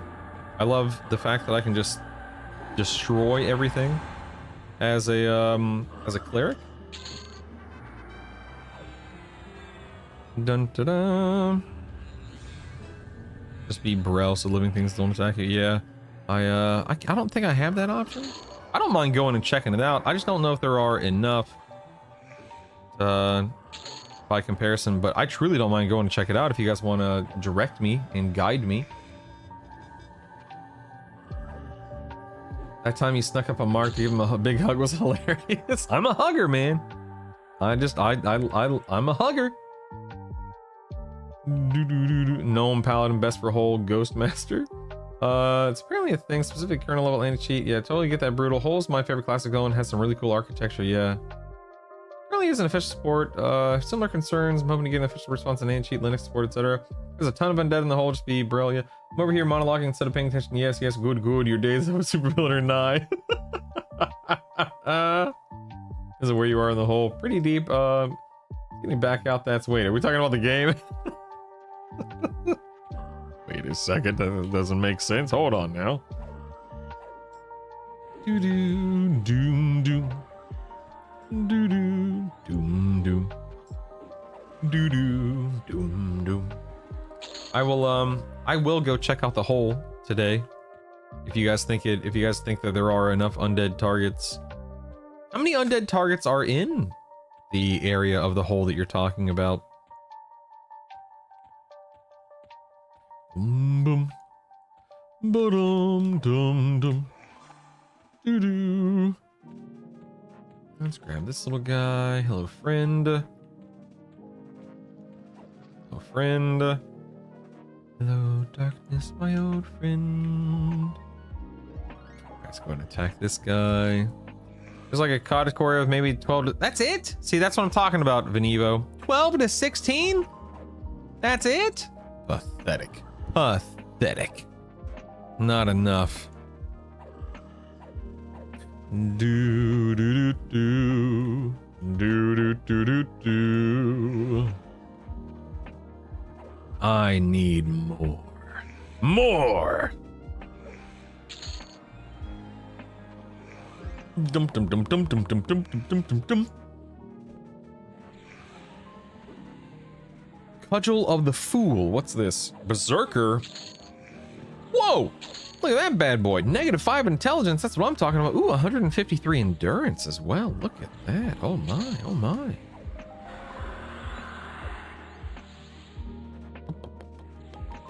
Library has a bunch. Frog dude spawning out of that pool. Kind of cool. It's because I aggroed him and then swam up here. Does experience scale with difficulty? Yes. So, you know, I'm in a +2. I'm in a +2 personal instance. You can see down here, Roman numeral 2, and so I'm getting more experience on this versus a 1 versus a 0. And similarly, if I jumped up to a 3 or a 4, I'd get even more. A lot of us, myself included, find that a +2 is the sweet spot, especially once you have a little bit of gear, because D3 and D4 mobs have more HP, and it's more likely you'll find dual class NPCs, which means that you are dealing with mobs that have more HP because of the difficulty and a lot more HP because of being a dual class, or God forbid, a triple class. Because once you encounter a dual class NPC, their HP is noticeably higher. Hey Draken, what's up, buddy? What do you thought? So Leyland, the +2 seems to be the sweet spot between you're getting like 40% more experience or something like that, but mobs aren't 40% stronger, you know? What are your thoughts on gear balance? Do you find yourself taking AC gear over stack gear and focusing on melee tank gear over caster gear that would help mana? So Doji, that's a great question. Thank you for asking it. I find, and let me be clear, I am not, you know, the leading theory crafter for the game. I don't have any clue what is necessarily the right way to gear up and stuff like that. But from my personal experience, what I'm finding is that if I'm fighting a raid boss, if I can keep my mana and endurance higher than the boss's HP, then I can kill the boss. And because I'm converting that mana and endurance, like I'm converting my mana and endurance into damage, into mitigation, into avoidance, into healing, etc., etc. That's what allows me to chip away at a boss's HP pool. With the classes, the combo that I play, which is typically Bard, Cleric, and then either a Paladin or a Knight of some kind, Paladin SK, or, you know, today, a Warrior. So for me, the gear that I'm focusing on is... Oops. The gear that I'm focusing on, typically, if I'm playing a Knight, I do try to get a bit of a dexterity. That way I'm proccing Spellblade at an appropriate rate. I'm focusing on AC, HP, mana, endurance, resists, that kind of stuff. I know that as a cleric, I'm trying to get as much mana as possible. So things like Tobrin's Mystical Eye Patch is great with 23 wood. Because if I take this off, I drop from 4,300 mana to 400 or 4,000, I believe. Yeah, 38. So yeah, this thing's worth like 500 mana or something to that effect. It's insane. So I'm focusing on mitigation through the AC that you've mentioned, but I'm not prioritizing AC over everything. The cool thing about the invocations and the stances in this version of the game is the fact that you can sit in defense stance and you're mitigating, you know, what is it, 50% of your melee damage, incoming melee damage, and 20% of magical damage. So while AC helps, it contributes, it's important, it's not the end-all be-all from my experience. Again, I don't have the math. I'm not saying that my way and my perspective is the smartest and the best. I'm sure that there are people out there that can speak to things more intelligently than I can. But as long as my mana and endurance pools are high enough and I'm stancing appropriately, then I'm doing okay. When I'll be killing Interruck here, or fighting Interruck and hopefully killing him relatively soon. I'm 40% of the way through 49, so I'll be 50 relatively soon. When I hit 50, I'm beelining it for Interruck on D2. And so you're gonna see me, like, during combat, I'll stance between defense stance and balance stance just to regenerate endurance. I'll jump between, well, on my knights, I jump between Spellblade and recovery. That way I can proc, you know, damage and healing with Spellblade, and I can regen mana with recovery.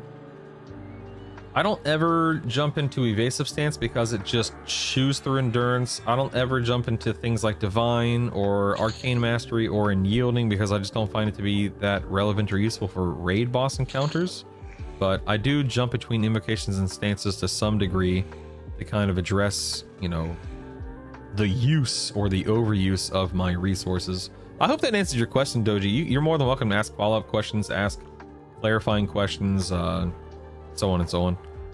Not leading theory crafter for the game. Brutal, you have a new goal. I'm not that smart, man.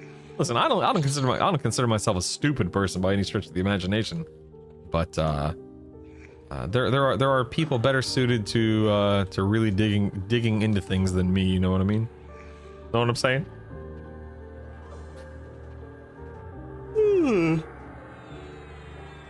Excuse me. When you pick your first new main class of 50, can it be any class? Yep, that's the cool thing, man. Like, I'm an Ixar, right? I started as a monk, but at 50, when I got my token, I chose Bard. Ixars can't be Bards. Until now. So, yes, it can be literally any class that you want. But can you remind me again how leveling gear works again? Are you asking, like, how you level it up? Okay, so let's use this skull-shaped barbute, okay? This bad boy's a +2, and I'm getting a +2 because I'm on difficulty 2. And I have another skull-shaped barbute here.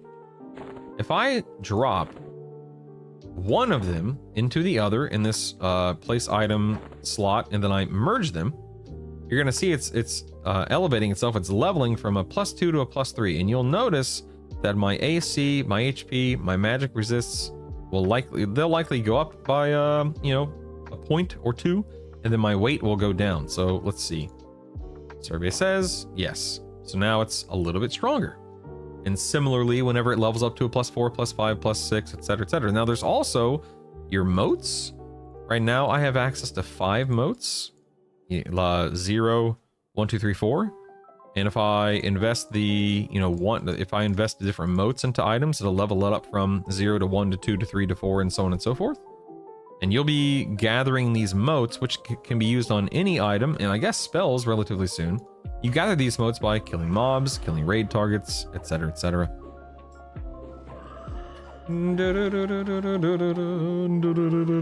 Endurance higher than mob boss health is a pretty good parameter, it seems. Yeah, Chiquita, that's what I have found to be the smartest approach. Good answer. I was just concerned because I might try something like Paladin. Dude, Paladin, Necromancer, Shaman is genuinely, in my opinion, a good combo. Paladin as a knight, you've got, you know, tanking prowess, HP buffs, you have Spellblade, Lay on Hands. That's all fantastic. That Spellblade ties into the Necromancer line. You can Spellblade Necromancer spell, a Necromancer spell of your choosing, as long as it qualifies for Spellblade. You can, hold on 1 second, drop into a different stance. You know, you've got a Necromancer pet, so you've got an option or an opportunity to gear up your pet a little bit, and that pet can contribute to your damage, whatever percentage of damage it is. I have no idea. I don't play a Necromancer right now, but that Necromancer is going to be chipping away at your targets as well, which is cool. The Necromancer pet maybe can even tank in a pinch if you really need to, you know, a breather for, you know, 5, 10, 15 seconds. I have no idea, but that, you know, just a possibility, I guess. Necromancer, you know, Lich. Do Necromancers get Lich right now at 50? Maybe, probably, I don't know. You have Shaman, buffs, Puma, stats, heals, and Shamans are going to become even better and stronger healers in the not too far off future, which is great. There's, you know, bear form, skelly form. I don't know, there's so many things that they either can do now or will do sometime in the future. I think that's a fun combo and a versatile combo and a relatively strong combo. And sincerely, I think you'll be very happy with that.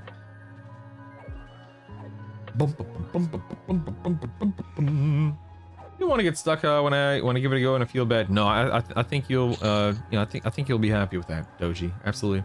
Never been a stupid person. Only person who's extremely talented at X, but not talented at Y. Unfortunately, people have a tendency to value Y over X and downplay someone because of it. So what you're telling me is because I can't grow hair, you're judging me harshly, Bendrick. I see how it is. I see how it is. I can read between the lines, Bendrick. Nerd, how many spell gems are you allowed? So you start the game with 8 as per usual. I think that's usual. And then you have an AA called Mnemonic Retention right here that has 6 ranks. And then each rank you unlock grants you 1 extra gem slot for a total of 14 once it's maxed out.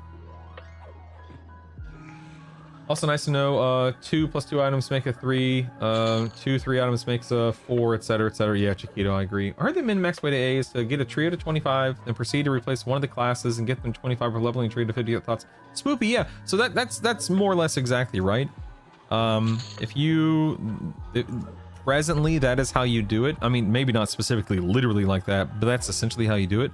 You get a trio to, whether it's 25, 40, 50, whatever you want. You get your trio to whatever level you want, and then you drop one of those 3 class. You drop either your secondary or your tertiary, not both, and you cycle in 1 new class. It D-levels you to 10, and then you get up to, you know, 25, 30, whatever you want. And you repeat that process until you are happy with the amount of AAs that you have. That is accurate. Now, that may change, and frankly, I kind of hope it does change, because, you know, that might get old and tiresome and frustrating for some people and to some degree. But if it doesn't, it works. So, yeah, there you go. You can merge the same exact item together to increase it plus N. Is there any reason you wouldn't merge it? For example, increasing the plus N isn't guaranteed. Oh no, it's always guaranteed, but there might be some reasons not to do it. For example, maybe you want an item's maybe you want an item's proc effect or something to that effect.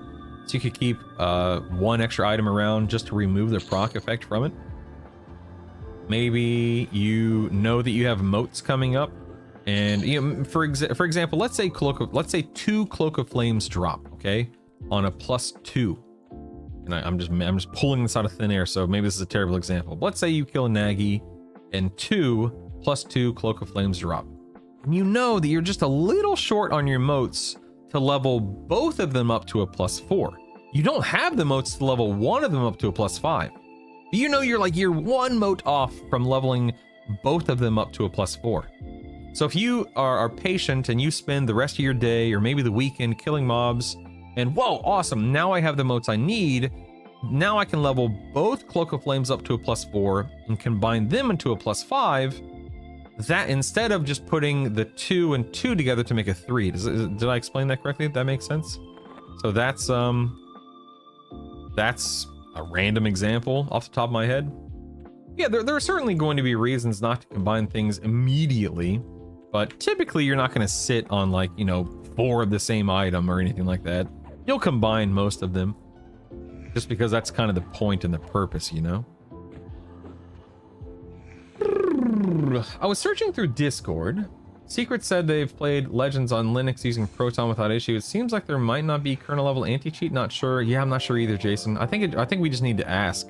Ultimately, we just need to bring it up. If you have 3 spellcasting classes, you're stuck with what only one would have? No, nerd. No. So if I'm understanding your question correctly, let's say you are a mage, wizard, necromancer. You have access to everything that all 3 classes have. Now, if you're a mage necromancer, you can only have one of the pets out at a time, so keep that in mind. You can damage shield yourself as a mage or a wizard. You can have the necromancer pet out. You can be casting necromancer dots, wizard nukes, I mean, so on and so forth, right? You are 100% all 3 classes, regardless of what those 3 classes are. Decks.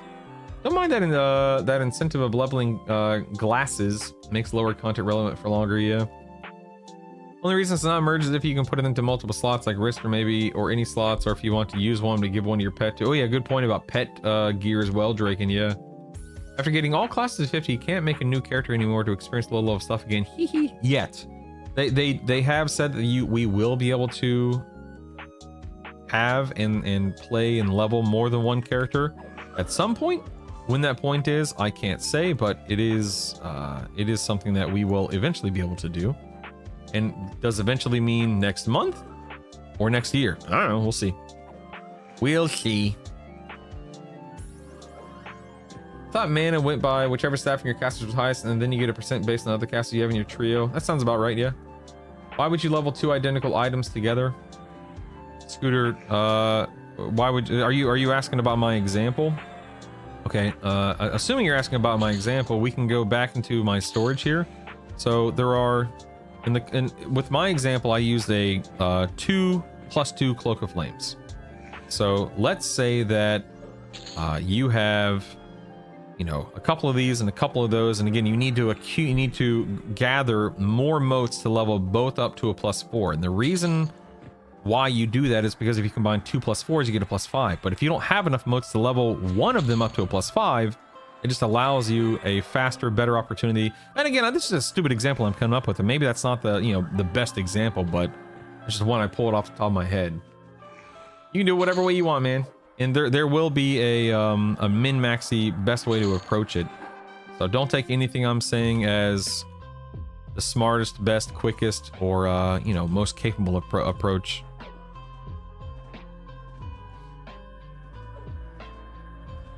Let's see. Do SKs have Spellblade? Oh yeah, real rainwater. Oh yeah. Yes, sir. SK. So I've been playing SK a lot recently, and it is very good. It is super strong. It's very good. It is versatile. It does quite a bit of damage right now with Harm Touch. It is certainly worth playing, that's for sure. You can point out, that you can look up the item on the EQL wiki to see what a whatever item is. You can decide to an upright. That's a great point, Jason. Yeah. Go into EQLwiki.com and you scroll down. You can access the database of items. I hope they put that at the top or something. They can move that around. SK Cleric, Wizard, Enchanter. I think that's a fun, strong combo, Real Rain. SK Cleric Enchanter is very similar to what I play with SK Cleric Bard. So I think you'll be perfectly pleased, pleasantly surprised with that combo. I mean, like, you're only able to have the spell gem, spells mimmed, ready to cast one character, so only 9 spells you can cast. Well, 14. 8 originally, 14 if you get the AAs. Yeah, you'll definitely be. I'll say this. Nerd decks. If you are a triple caster, it's definitely viable. It can definitely work. So on and so on. Is it going to be the strongest approach to the game? Probably not, but it can work if you're really interested in doing it. But it's probably better to have a different combo, a different loadout, just that way you're not sitting on your hands too often, or not, that way you're not wasting synergistic opportunity, I suppose. If your tertiary is level 10, your mains only have access to level 10 spells and skills. Correct, Hank. Yes, correct. They're still there on the back end. Like, you don't have to remim, relearn, repay for things, but you can't access them until you are of appropriate level again.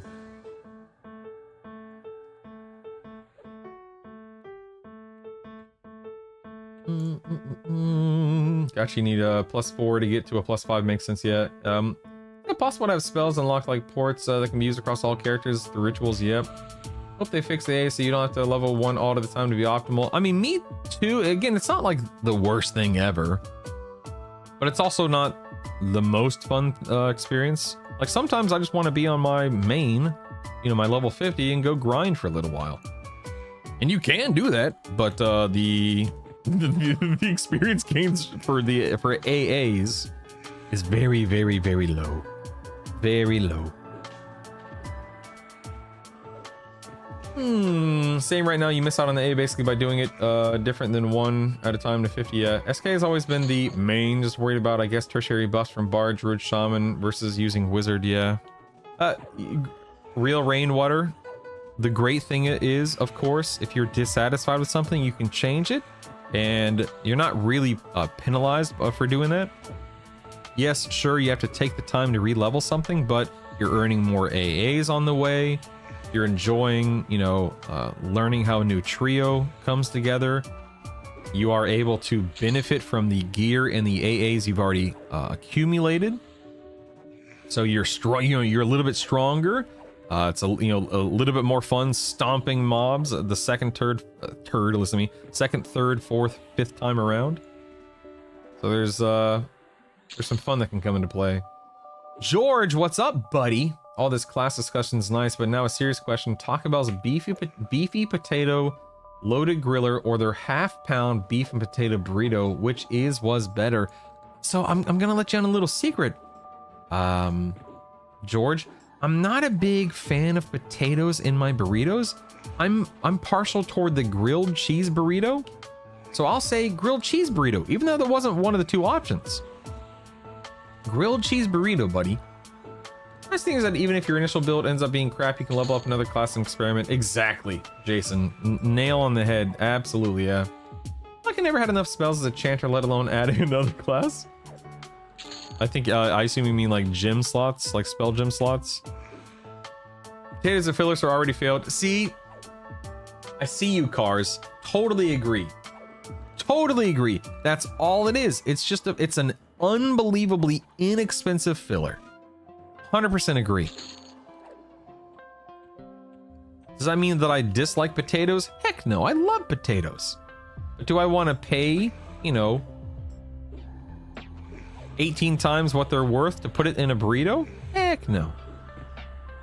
Well said, Cars. What about Bard? Do you have to have all 4 songs mimmed? So nerd, Bards are unique in that you could, if you have, okay, this is crazy, so stick with me, nerd. If you have 9, I'll say it again, 9 Bard songs mimmed of the appropriate types, you can actually play and have and benefit from all 9 songs. 5 of them are being handled by an AA called Symphonic Aura, and they pulse in the background. You just set it and forget it. And 4 of them are actively being used and twisted with the melody ability in game. So you have 5 pulsing, 4 that you can be, you can dot or play for single target songs to your liking. So bards are very strong, but they take up a lot of spell gem slots.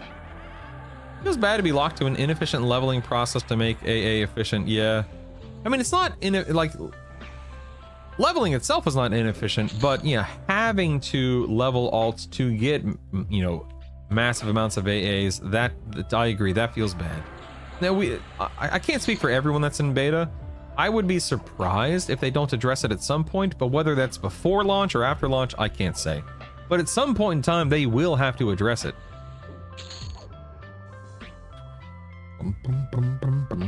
Same with beans, agreed. You break my heart. I'm sorry, George. I said what I said. Orange Heron, thank you for the consecutive streams that you've been watching this week. Hope you're doing a-okay, buddy. Are you out of your mind? Banned from Taco Bell and Mexican. Their meat already has enough filler. Why add more? Oh god, I can't eat fast food. See, I have the opposite problem, Cars. I can eat fast food, and I can eat a lot of it. Hence the reason why I'm trying to lose weight, because I've eaten a lot of fast food. We have a local Mexican restaurant that it's been here since the 30s. Wow, make it all by hand. Still, it's the only place I can go unless I make it myself. Do you have like a gluten intolerance, or do you have like celiac disease, or is it just what's the reasoning there, Cars, out of curiosity? If you purchase AAs while playing one class and it's an AA available to another class, is it still purchased if you swap it? Yes! Dino, hey cutie pie! Good morning! Did you just wake up? Yeah. Hi! Mwah. Did you sleep okay? Oh, I just kissed your hair. Sorry. Did you sleep okay? There, now I've kissed your cheek. Did you have a good night? Did you sleep okay? Yeah, and someone was taking my mellow out of the blanket. Riley, I didn't do anything. What are you talking about, man? Well, are you talking about a dream? No, it was actually out. I didn't do anything. What are you looking at me for, man? I've been in here playing EverQuest. What are you talking about? She's accusing me of stealing her squishmallow. It's in my blanket. I didn't steal it. I think you probably moved it when you were asleep, you goob. Thank you, George. I appreciate it. What are you telling him? What are you telling him, man? So, I have growing pains and someone took my squishmallow off my under my blanket. Wait. Let me understand. Wait. So she said she has growing pains. So you're telling me that you fell asleep last night with a squishmallow under your knees to prop up your legs, right? Okay. So she's No, not on my knees. under. You're right. So she's saying, oh, this is hilarious. She's saying that she fell asleep last night with her legs on top of a squishmallow, okay? And she's like, somebody took my squishmallow while I was sleeping, when obviously in her sleep she's moving around and stuff. You did that yourself, you goober. You moved around during sleep, and that's what moved the squishmallow and pushed it around. What a goober. Go do your thing, sweetie. What a goober. How dare she accuse me of such a thing? How dare she? Oh, I bet. What a goober. What a goober. Let me catch up on chat here real quick. So yeah, Dino Shim, just to make sure I did answer your question. If you purchase A's while playing one class and it's an A available to another class, is it still purchased? Yes. Now, kind of on the other side of the of that coin, if let's say I'm playing a bard, and I've got Symphonic Aura, and I buy that AA, and then I swap the Bard out, of course, I no longer have Symphonic Aura because I'm no longer playing a Bard, but I do still have it purchased. So if and when I swap back to a Bard, it's still there. I don't have to repurchase it, but you are not refunded AAs. Like once you spend them, they're spent. Which means that sure, like there's no wasting AAs per se, because again, you don't lose access to something. It's still there, whether you swap off the class, swap back, whatever. But it is wasteful in the sense of, let's say you level up a Bard, and man, you just hate Bard, and you've invested 20, 30, 40 AAs into Bard-specific AAs. Well, at that point in time, you have wasted it in the sense that you can't get those 20, 30, 40 back to benefit whatever class you swap to. You're not wasting them in the sense that you no longer have, you know, you don't have to rebuy them, but if you're not playing the class, then you're kind of just sitting on them, and it's not really building toward anything. Let's see. If you were to go Shaman primary at launch, what would you do for your second and third class starting from scratch? Ooh, base danger. Shaman? Well, I mean, I would definitely fold in a tank probably. So Paladin would be nice. You'd have a lot of fun buffs there. A little lay on hands. You'd have Spellblade, but SK is also really good.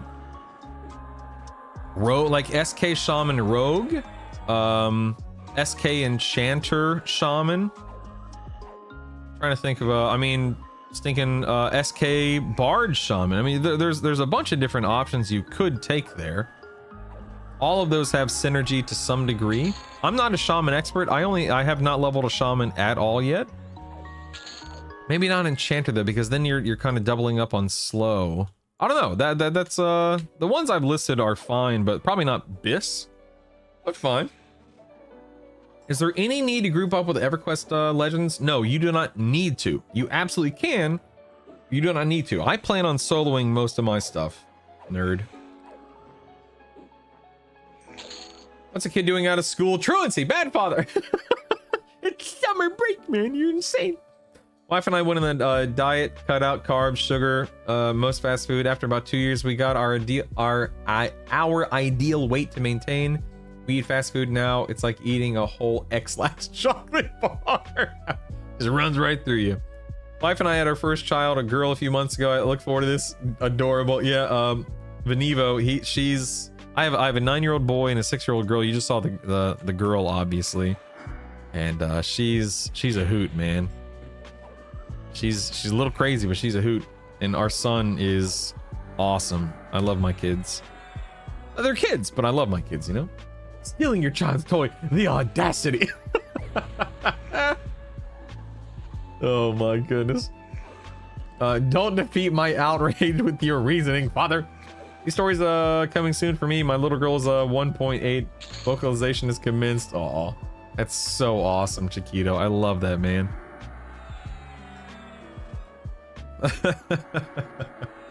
I'm going Shaman, Ranger, Mage. Yeah, I haven't given much thought to the range. Again, like I have not leveled a Ranger. I have not leveled a Shaman. I have not leveled a Mage.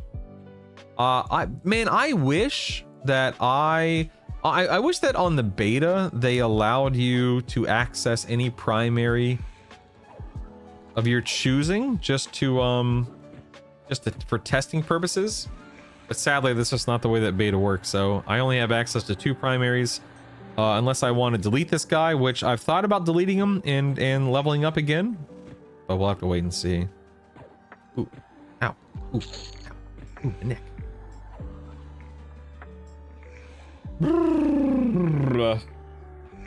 You'll find yourself saying phrases you never imagined, like "Stop coloring your popped." Yeah, stop coloring your Pop-Tart, you daggum weirdo. Toxic. Oh my god. Raid targets might be tough. I mean, Ranger is a decent tank right now. It's certainly not a great tank, but at least it's something. But yeah, I don't know how efficient that would be for solo leveling. But you know, maybe if you prioritize group raiding and stuff like that, it'd probably be totally fine. But it's probably not the best thing for you to approach individual solo raiding.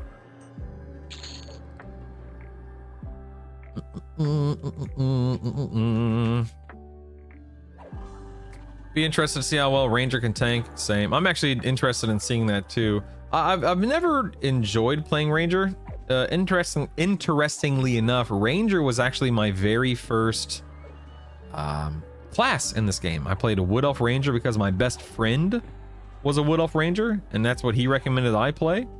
And so I got it to, you know, 15, 20, 18, whatever level I stopped, and I'm like, I can't do this anymore. And then I went and Bard, and I never looked back, baby. Rangers do get evasive stance, which the problem with the evasive stance, Jason, is dude, your endurance is gone in 15 seconds. Gone. So evasive stance is not something sustainable or something you can use long term. Correct, yeah, unless something catastrophic occurs, it's July 1st, yeah. Hey, look, I'm 8% away from 8% away from dinging. How exciting.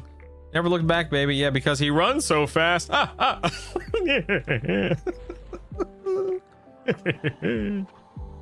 him.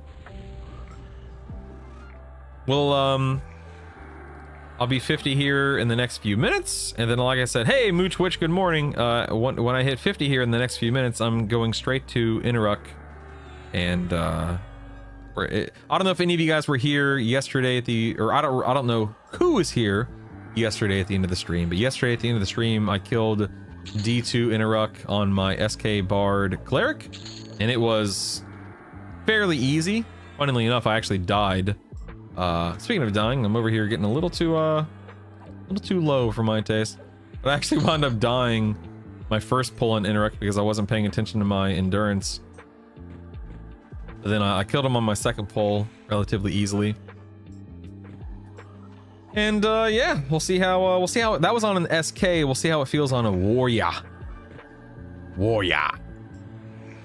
But we are almost 50. So close. So close. Gonna drop back into recovery stance. Gonna drop into offense stance.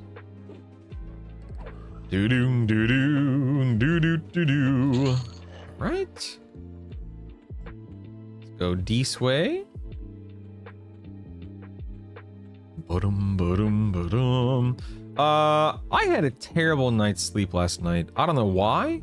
I went to bed at a reasonable hour. I think I was in bed at 10:30. In fact, I know it was 10:30. Lights off by 11, if I'm not mistaken. And I fell asleep right around 11. It was so weird because I fell asleep right around 11, and I woke up at 11:57.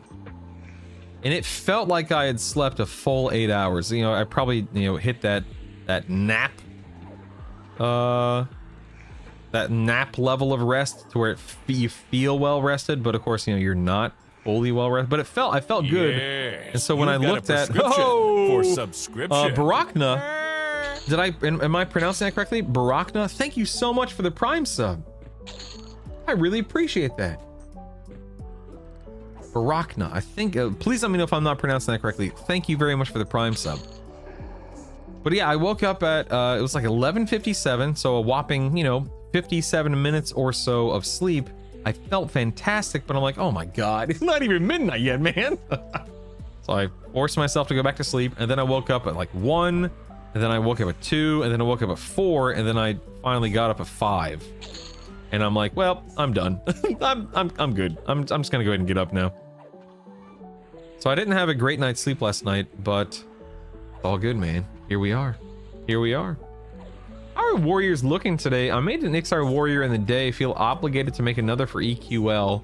They seem a little underpowered from what people are saying so far that are in beta. Okay, so Moo Twitch, it's weird, right? Because on one hand, people say that the Bard Cleric Warrior combo is super strong. That's actually what I'm playing right now. I'm about to go test it in a raid setting. But people swear this is a great raid combo. I personally don't see how it could possibly be better than SK Bard Cleric. Warriors, oh snap, there's 50. Warriors did just get a new AA called Unbound Wrath, which increases their melee critical hit damage by 30% at 50, which is nice.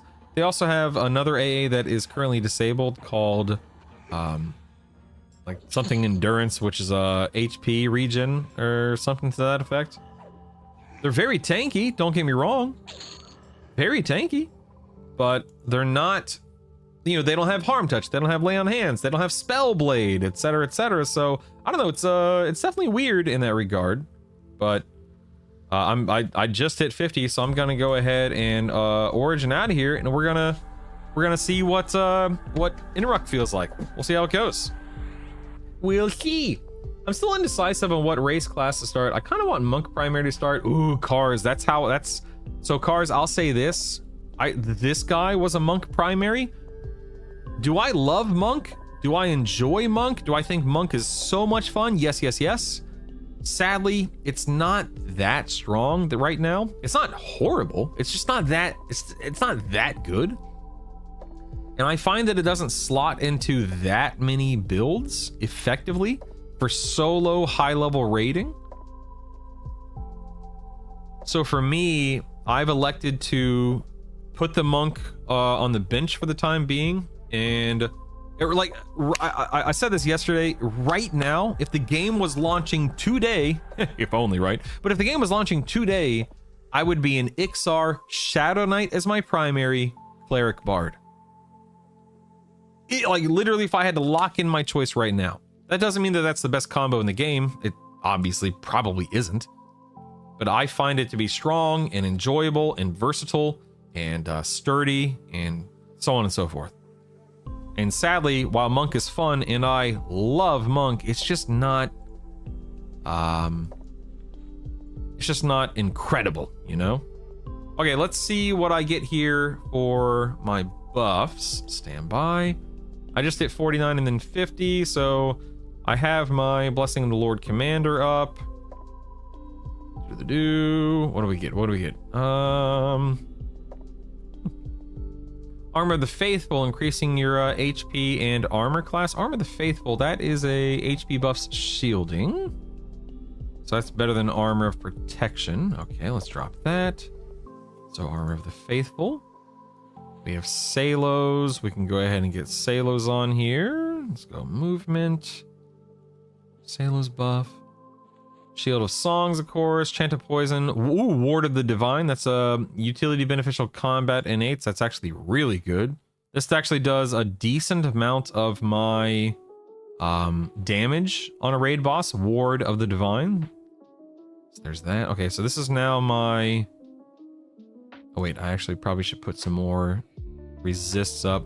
Yeah, I have room for my resists, so I might as well do my resists. So stats. Do I have Shield of War? I have Shield of War. Yeah, I have Shield of Words.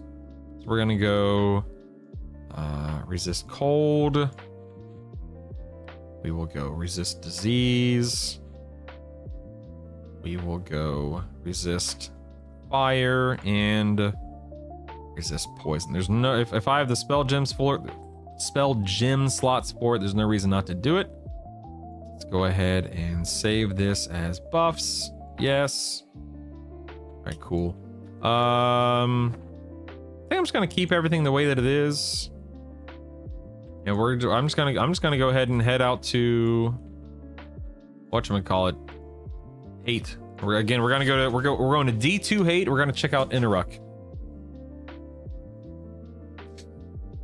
Monk would be a lot better if you had dual wield playing Skyfall. You know what, Chaz? That's actually a really good point. You know, not only does your personal preference come into play, if you want to play Monk, man, play Monk, right? Do it. But you know, high level gear comes into play, and synergy comes into play, and your level 50 level 50 spells come into play. I mean, there's so much that goes into what makes a build good at max level. You know, something may have an easy time leveling and just isn't that good at raiding. And similarly, something may suck at leveling and be super strong at raiding. So it all just depends. But yeah, if, you know, what's your gear look like? What are your preferences and priorities and so on and so forth? Let's see. Still indecisive which hardest the hardest race to unlock. So Shaman can be primary too. No idea in the third certain yet. Yeah. From what I've seen and heard, they're a little more tanky than Knights, but Knights bring a lot more to the table. Yeah. I'm I'm getting as well. I think not having Spellblade compared to the Knights sets them back. Monks will likely get a lot better if you have dual Plane of Sky Fist. Hey, look who it is. What's up, dude? Oh, how are you? I love you, buddy. Did you sleep okay? I didn't. I kept waking up all night. Don't worry, I'll survive. I'll survive. Love you, pal. Bye, pal. Love you. Bye. How can I get into the beta? Doofus. So right now beta is closed. However, if you pre-order the game, which I just if you like EverQuest, if you like what you see, pre-order the daggum game. It's very unlikely you're going to regret it. It's $20. Pre-order the game. You get access to the pre-order beta on July 1st. Game launches July 28th. Pre-ordering the game does get you 1 month of game time as well. So $20. You're good to go for a month. You can determine then if you like it enough to keep subbing. I hope you do. And yeah, so you just gotta wait less than 2 weeks, right? Yeah, less than 2 weeks to access the pre-order beta, if you pre-order it. SK Wiz for Swarm. Swarm. Ain't nobody got time to be swarm kiting and stuff. Get out of here. Ain't nobody got time for that. All right, we're gonna go ahead and spin up a 2. Now the reason why I'm doing a 2, I'm already loot locked to a 2. So I'm not doing this for loot. You cannot create this exhibition for. Oh no! I'm still locked for an hour and 19 minutes. Rats on a level 2. Because I didn't spin this up until the end of my stream. I didn't even notice that. Okay, well I guess we're on to level 1. Here we go. Here we go. Level 1. Here we go. Oh well. Skyfish are 24, 22 at a +5. Wikis does not say they are lore. Ooh. Wikis 50-50 for info though, that's true.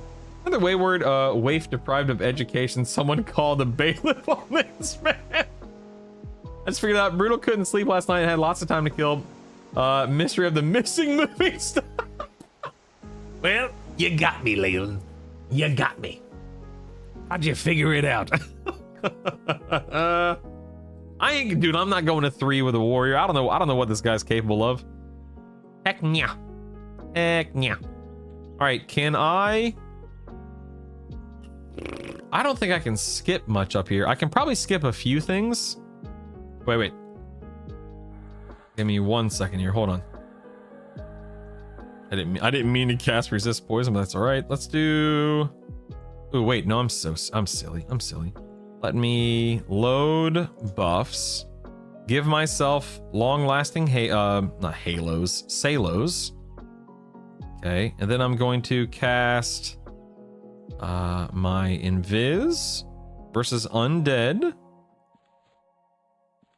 And then not everything here is undead, but I might be able to scoot past a couple of things. I'm not interested in killing every little NPC here. I just want to okay, that this one aggroed me. Oh crap, oh no. Well, I guess I'm just meleeing this thing. I have no buffs or no whatchamacallits. I don't even have a heal loaded. Crap. I'm so silly. I am so silly. I should be able to, let me see here. If I go to heals, delayed promise renewal. Nope, that didn't work. Let's try again. Promise renewal. Okay, there we go. I got promise renewal. This, well, you know what? No, hold on. I'm just gonna get myself killed. Hold on one second. I'm actually just gonna get myself killed real quick because this is gonna take way too long without my bard songs. So let me just die real quick. Hold on. Hurry up and murder me, you noobs. I didn't waste my quick buff, so this is fine. It's no big deal. Kill chest for shield. Which shield are you talking about, Spoopy? I already have shields. Oh, what? I'm not sure what you're talking about. Warriors are also excited to try a warrior, cleric, enchanter, maybe a better paladin. Enchanter pets are paladins apparently, which is neat too. Yeah. Okay, let me just make sure I've got my buffs loaded here. Then I'll do a quick buff. Here we go. No, there's no death penalty. The only penalty for dying, Hank, is that you lose your buffs. You wherever you are, you respawn away from wherever you are most likely. You have to rebuff yourself. You lose all your mana, lose all your endurance. So you have to regen it. That kind of stuff. Okay, we're gonna load our DPS set now. Need to look at my DPS set too because I haven't looked at it through after I hit max level. Let's see, 49. I got point blank AoE I don't care about. A buff, Salos, Shield of Songs that I don't care about. I wonder how that actually wonder how much that absorbs. That's actually might have to look at that. Anyway, I have a new dot, which I wonder if that dot. Which one's my lowest dot? Is it my fire dot? Let me drop my fire dot for my poison dot. What's that? Melody of Herbage versus a victory. Don't care about this stuff. Let me drop. Okay, Jonathan's. What's my attack? 414. Let me drop Jonathan's for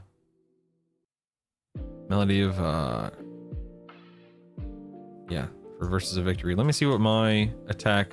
So with my personal one, Jonathan's, it was 414. With the versus, it's probably less. Yeah, 406. I thought so. Okay. Because my haste is also capped with the Jonathan. It's not capped. Never mind. It's not capped with this. Whereas with Jonathan's, it is. The personal one's obviously better. I just wanted to make sure. I feel like I need to go back and look at my VOD from yesterday because I cannot remember what songs I was singing. So let me see what I had yesterday. Let's see, shall we? Here is yesterday's. What was I fighting Inaruk with? I was fighting him with... Where am I? Oh, that's not right. Where is he? There he is. Okay. I had, it looks like, oh, did I have Nivs? Oh, no, that's right. Elemental Rhythms. That's right. So Salos. What was that?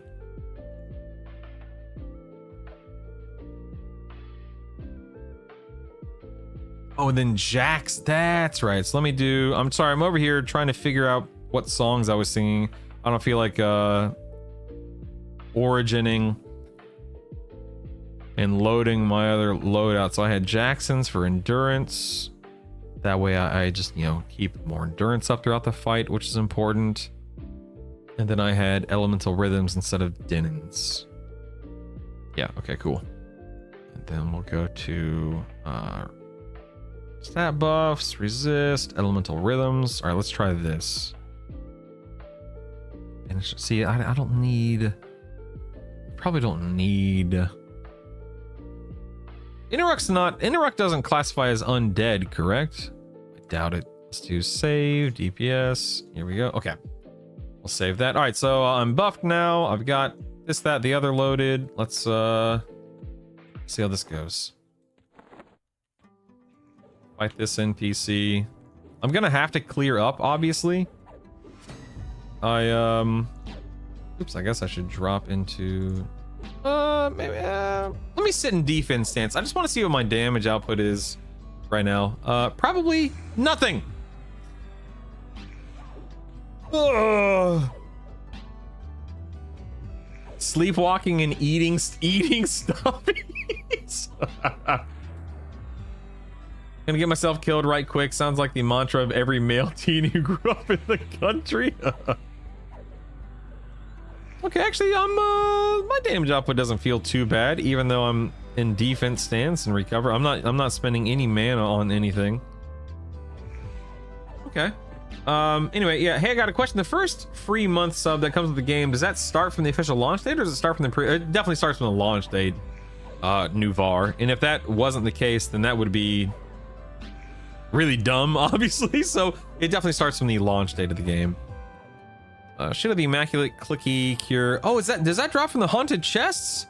You know, it's funny you say that because now I remember that happened. I remember hunting that down on THJ. That's right. You're right, Spook. Of course you're right, but you're right.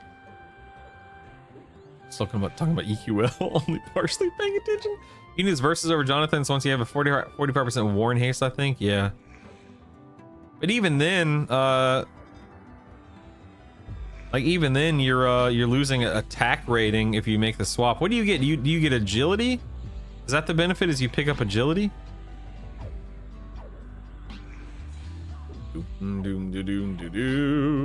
I know that it's less haste and less attack. AC and agility come into play. Okay. Right. Man, I wish, dude, I wish I had fading memories. Oh my god, I would kill for fading memories as a bard right now. That way I could run past all this stuff. Also, this is only a +1, keep in mind. I was not able to spin up a +2. So what you're seeing right here is a big bad +1. And all of my abilities are turned on. Yes. Yes. Do you see how long that took me to kill that? Now, granted, I was in defense stance. All right, let's kill something in offense stance this time. Let's see how this goes. Give it a decade or two. Good call. Give it a decade or two. All right, we were in defense stance for that target. This is now offense stance. Let's see what the damage output difference is.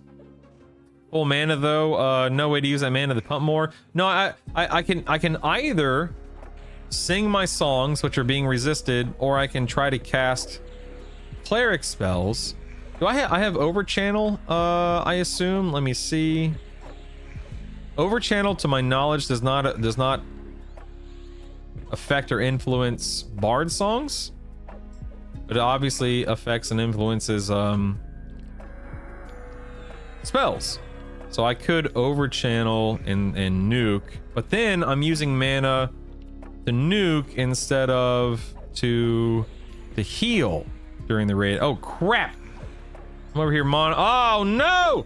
Ah! Oh my god, I almost... Did you see how close I was? I had like 145 HP. That was horrific! Sweet googly moogly. Do deities matter other than roleplay? Yeah, it probably comes into play when it comes to, of course, KOS, you know, factions. It comes into play with maybe certain gear through trade skills and whatnot. I can't quite remember anything beyond that, Leyland. Only 3 classes that don't get good DPS until later expansion. You know, Gugton, number 1, good morning. Number 2, yeah, the reason why I'm testing this right now is because you hear people say, you know, Bard, Warrior, Cleric, awesome combo for raiding. Gotta do solo raids as a Bard, Warrior, Cleric. And I find, I'm very happy with my Warrior, or my SK Bard, Cleric. That combo feels good, does good damage, etc. I don't really know what to expect from this combo when it comes to raiding. No, Flurry does not exist in this version. Yeah, that I've killed most. So I've killed Nagafin, Vox, and Yale up to, you know, from D0 to D4 with that combo, and I've killed CT and Inaruk with that combo, D0, D1, and D2. I've not killed them on D3. I haven't even tried. I have not killed them on D3 or D4 yet. But I just hit 50 on my Warrior, so I wanted to test this out and see how it feels. Any chance to put DPS overlay on the screen? Only if you don't mind it. I mean, I have my logs open. I find that the DPS the DPS meter is not accurate to what I'm actually doing in game. So anything that you would be able to see isn't really relevant anyway. Yeah, no feign death. Yeah, no feign death sucks, yeah. Let's see. Let's head in. Let's see what Maestro's got here. What up, Maestro? Doesn't matter what class is your primary other than the ability to swap. Yeah, that's the only thing that really comes into play, Plump, is that your primary, you don't get anything more whenever with whatever primary you choose. You just can't swap off of it, is really the kicker. Doom, doo, doom, doom, doom, doom, doo, doo, doo. Burst of power? Nope, no burst of power. With warrior, wouldn't you get defensive over the other combo? I really don't know what the warrior's intake would be compared to the SK's intake, because with warrior you are a little bit more defensive by default, but with SK you get Spellblade, you get Life Tap, but eventually I find that I have to stay out of Spellblade and just sit in recovery. But you also get Harm Touch as an SK, and right now Harm Touch is really, really strong, probably too strong. And Paladin, of course, gets Lay on Hands. You get Reave and Smite. Reave also pumps. So my damage as an SK is considerably stronger than a Warrior's right now, or so it seems. Hey Jonas, what's up, man? Maybe he enjoys trading kicks with the blue-faced, white-haired chicks in a 5-minute auto battler. Yeah, maybe that's the case. Yeah.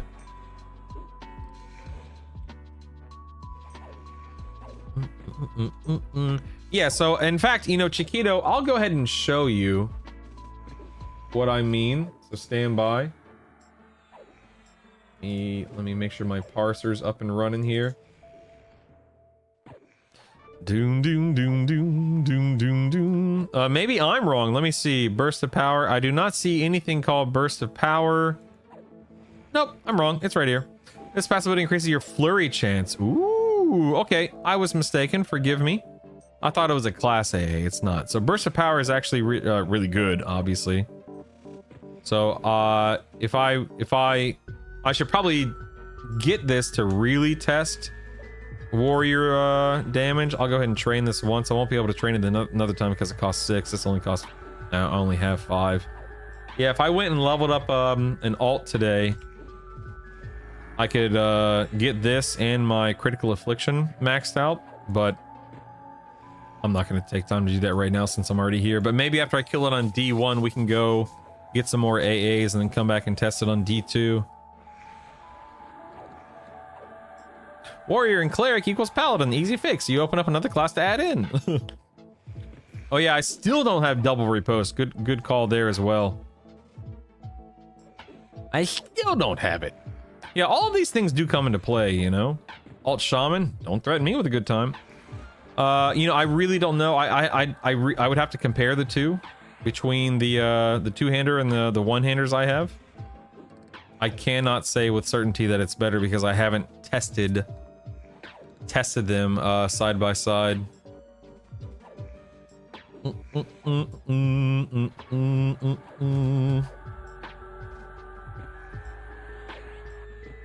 That's okay. Maestro will be dead one of these days. One of these days. Is he undead? Like, can I cast? Oh yeah, I can cast. Okay, let me go. Version here. Just go ahead and spam banish undead. It's probably worth more than my daggum bard dots at this point. Don't hate Bendrick. This game's amazing. How dare you? How dare you?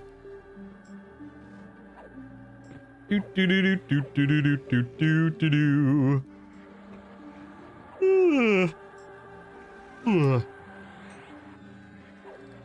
Just with 30 other people, yeah, exactly. Ooh, a diamond, yay. I'm selling it. You can't even stop me. I'm who needs trade skills? Not me. It looks like Lord of Ire is here. I've got to do Lord of Ire for a chance at his one-hander, apparently. What weapon does this guy drop? Someone was telling me yesterday I need to be killing Lord of Ire for a one-handed weapon. I don't remember what it is, though. Let me look it up on the wiki while I regen. Oh, an 1828 one-handed. Oh, that's right, an SK weapon. Right. Right.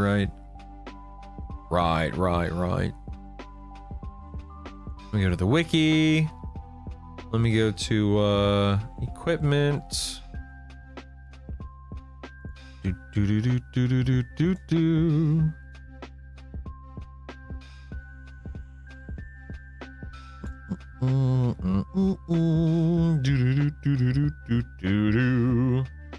Me too, Hank. Honestly, me too.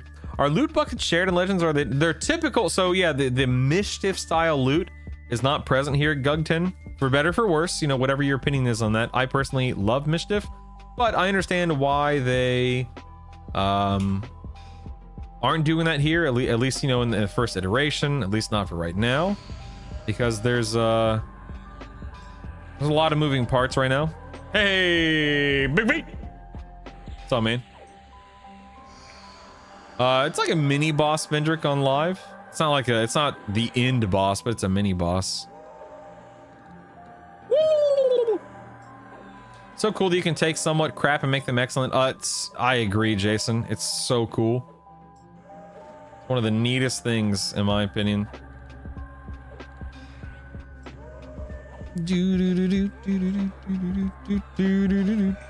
All right, let me search for Lord of Ire here. Okay, Lord of Ire. He's a ghoul. He drops a two-hander paladin claymore. Let's say I get that a +2. So if I get a +2, this +2 paladin two-hander, it's 24, 36 two-hander on a +2. Blood Moon, I see. Blood Moon is the whatchamacallit here, is the one-hander you're talking about. On a +2, Blood Moon is 21-28 at a 0.75 ratio. That's sick. I have Interrupt. Wow, I have Interrupt. Interesting. Shield of the Immaculate, of course. So definitely worth killing for a chance at Blood Moon. That's a very nice weapon for sure. Do do do do do do do do do do do. Ire means angry. Red-headed people tend to be hot-headed. Ireland now makes perfect sense. You know, when you put it that way, it's a great point. A great point, Bendrick. 5 points for Bendrick. Bendrick's in the lead, everyone. Bendrick is in the lead. Congratulations, sir. All right. Now, I am. You know what? Hold on one second. I'll be right back. I'm gonna go make another cup of coffee while I kill this guy. I'll be right back.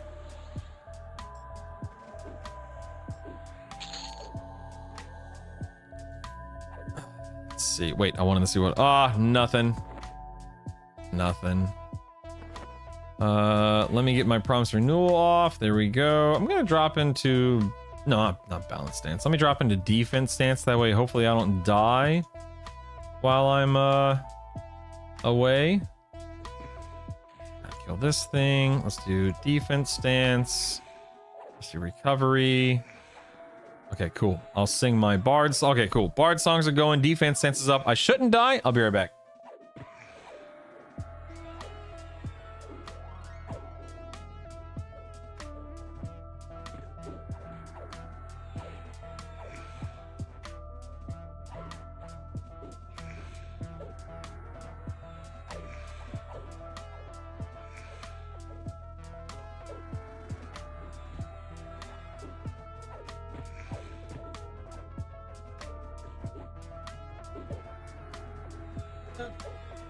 What'd I do? Oh yeah. Oh yeah, look at me go, man. Look at me go. Look at me go. Shield's nice to remove disease, agreed. Shadow Knight, Cleric, Bard is the plan. Gugton. What are we doing here? Wait. Let's see. Do you think using two-hander instead of dual wielding is a big DPS loss? I'm planning to go two-hander unless it's crazy bad. I really don't know. I mean, I think with Shadow Knight, Cleric, Bard, like you know, I've been testing. Two-hander's obviously good. With Bard haste and of course Shadow Knights being able to use, you know, wield two-handers effectively. I think ultimately what you need to do is you would need to log it and see where it stands, you know, where it stacks and stands up and whatnot. But you have fun with, if you do less DPS, who cares? Who are you competing with? Yourself, Hayes! You're competing with yourself! Yourself! I think there's obviously some wisdom in that. Play what you have fun with. However, at the end of the day, saying that if you do less DPS, who cares? That's true to a degree, Hayes. But, you know, using myself as an example, let's say I'm playing my SK Bard Cleric. Let's say that I really want to kill a D4 raid target. And if my, and again, I'm making this up, so forgive me. But if my two-hander does, let's say 300 DPS, and my dual wielding build does 250 DPS, or even 275 DPS, there's obviously a measurable difference there.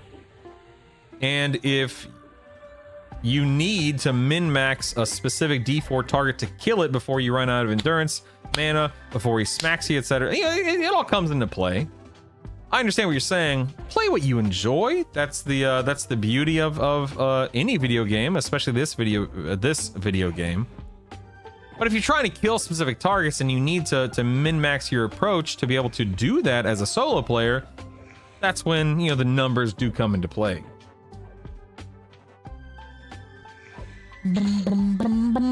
But yeah, if there's a literal 3-second difference, then who cares? No one cares about a 3-second difference. Play whatever brings you the most joy.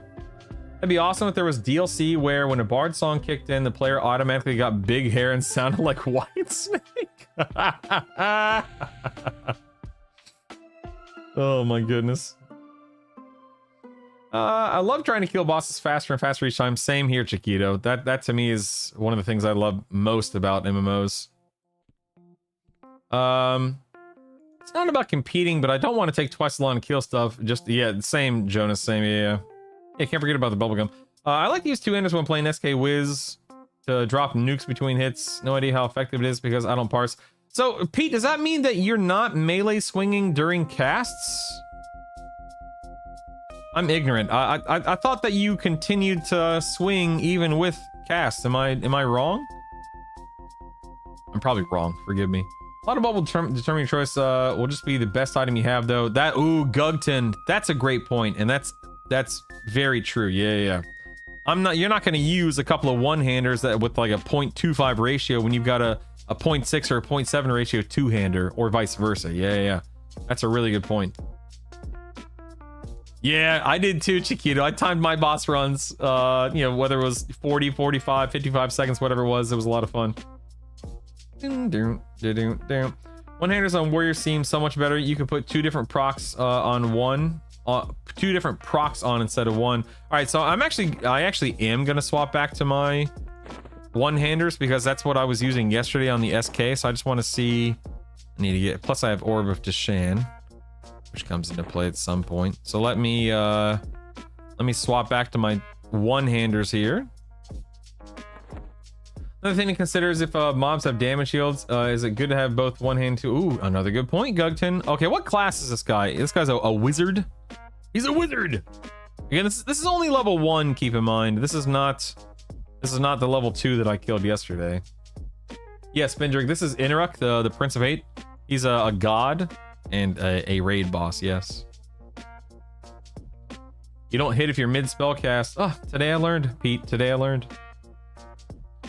I don't know whose poster they have on the walls, but it does have that but he does kind of define chat. Yeah.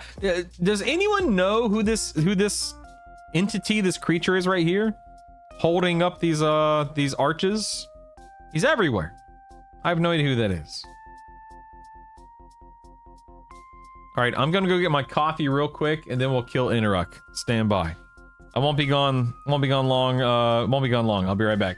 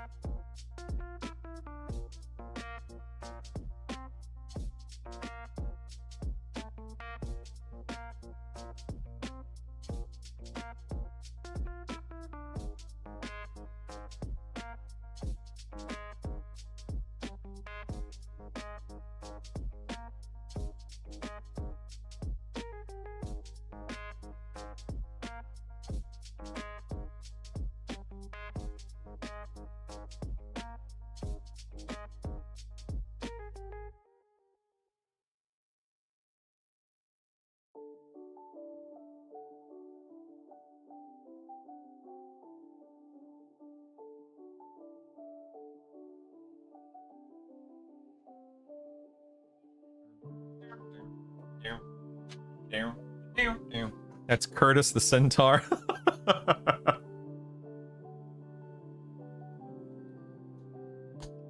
A Minotaur? That's a Minotaur? Really? I don't know. I'm not buying the Minotaur. I'm not buying a Minotaur. Let me grab my copy real quick and we'll kill Interact. Brutal's a classy man. I bet while he sips that coffee, he's slaying a god his peace. And don't you forget it, old man. All right, I'm in defense stance. I'm in recovery. I feel like I'm forgetting something, but let's go. All right, no harm touch to cast. Dots are landing. My bard dots are landing. That's nice. At least a couple of them did. Maybe not so much anymore. Never mind. I sit corrected. You know, Muffin, I asked the same thing. If he's the prince, who's the king? I want to know these things. Does monk still have to have bandages use mend? No, Spoopy. Was that a thing back in the past? I don't remember that. That's crazy. But no, monks do not need bandages to mend. Holy moly, that's horrific. Elvis is the king. Ozzy. Never was a thing. Yeah, I don't remember that being a thing. Yeah. Curtis the Centaur. All right, I feel like I'm doing, you know, no damage, obviously. Because I am doing no damage, obviously. I don't know, man. I'm hard pressed to believe that even with another, like, even with that flurry AA or whatever it is, I'm hard pressed to believe that this is going to this is only a D1. I am Muffin, yeah. I'm hard pressed to believe that this build is going to outperform my SK.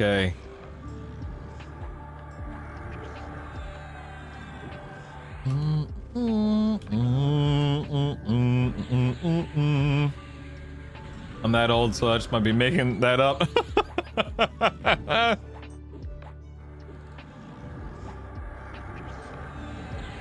Vampire stats, yeah. To be fair, you're comparing Warrior SK, which has Gigabro. Yeah, no, Jason, trust me, I know, man. I know, but I was talking about even before yesterday's harm touch buff. Inadvertently, or whether it was inadvertent or not, I don't know. Boom, down, boom. You dare? What's that called? Gravity flux. You dare? Oh my God, I'm dying. Go down.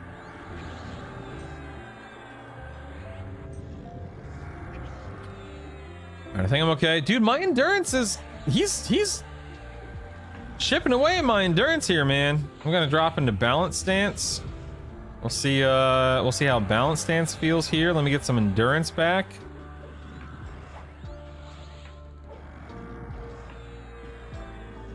Boom, down, now, boom, boom, boom, boom, boom. All right, he's a 67%. He's a 67%. I'm still regenerating some endurance right now in balanced stance. Let me go and cast Promise Renewal one more time just to be on the safe side. We'll jump back into defense stance here in a second.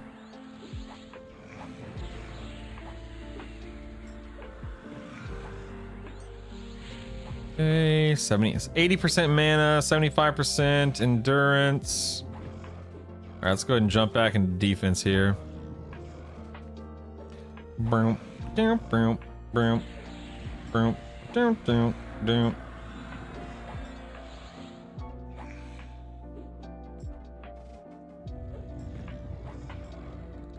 Boom, boom. Let me go ahead and give myself a heal.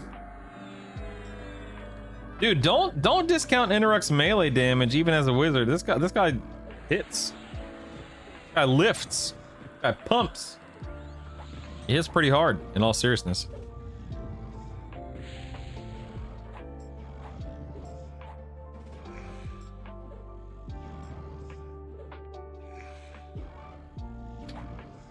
I'm gonna try to read chat while I do this. Forgive me if I get distracted, okay? Let's see.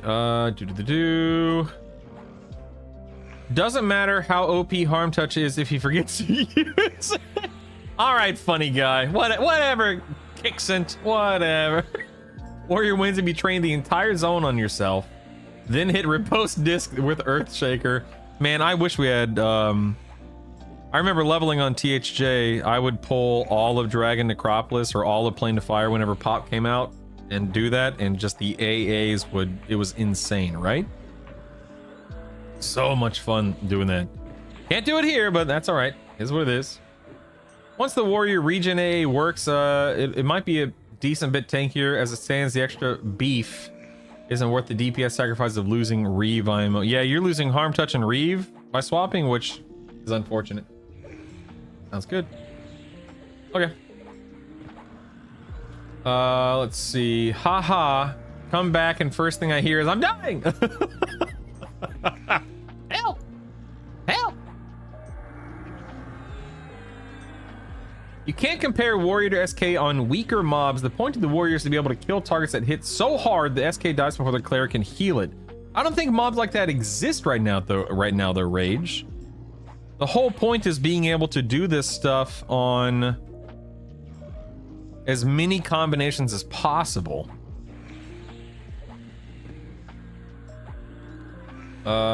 Thus far, I've seen no such challenging content, but in Velius, I believe things will change. Yeah, I mean, okay, Keith, you're making a lot of assumptions there, of course, because we don't even know if Velius is coming.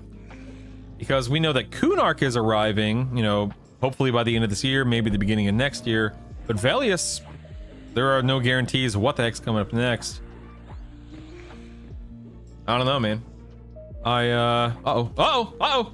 See, this is what happens when I start stinking reading chat, dagnabbit. Getting wrecked over here.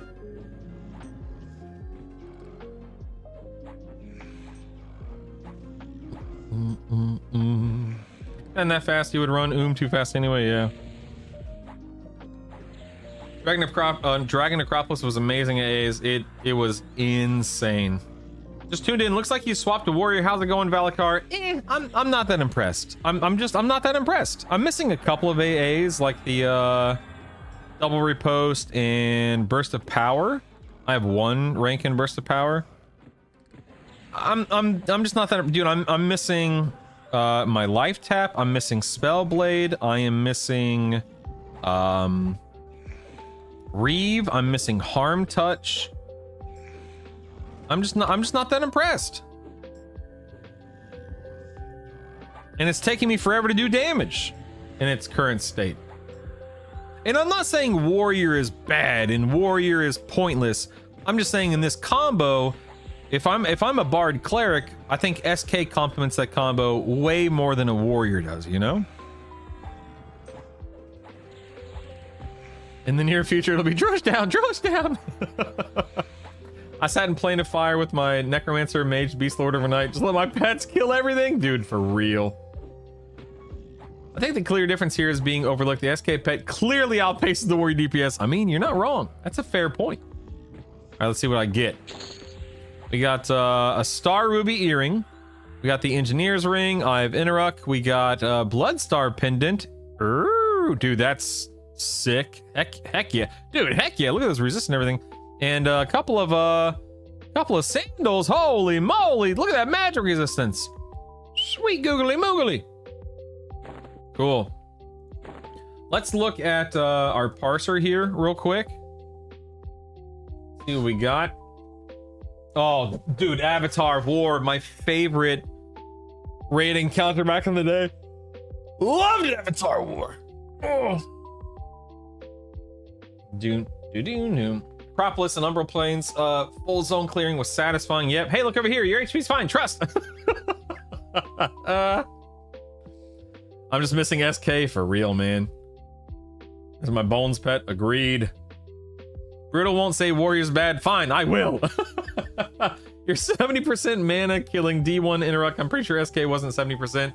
So Chaz, I could actually jump on the SK right now and compare it. Oh wait, no, I can't because because there's an 18-hour cooldown. Yeah, I don't know, man. It's hard to compare whenever, you know, I have to wait a day between polls. Look at the AC in the gnome ring. It's crazy. The bigger they are, the harder they... Oh, never mind. He fell out about the same as everyone else. Have you picked up the new warrior A's? Also, is he hitting you for less? So classified, again, we're comparing D1 to D2.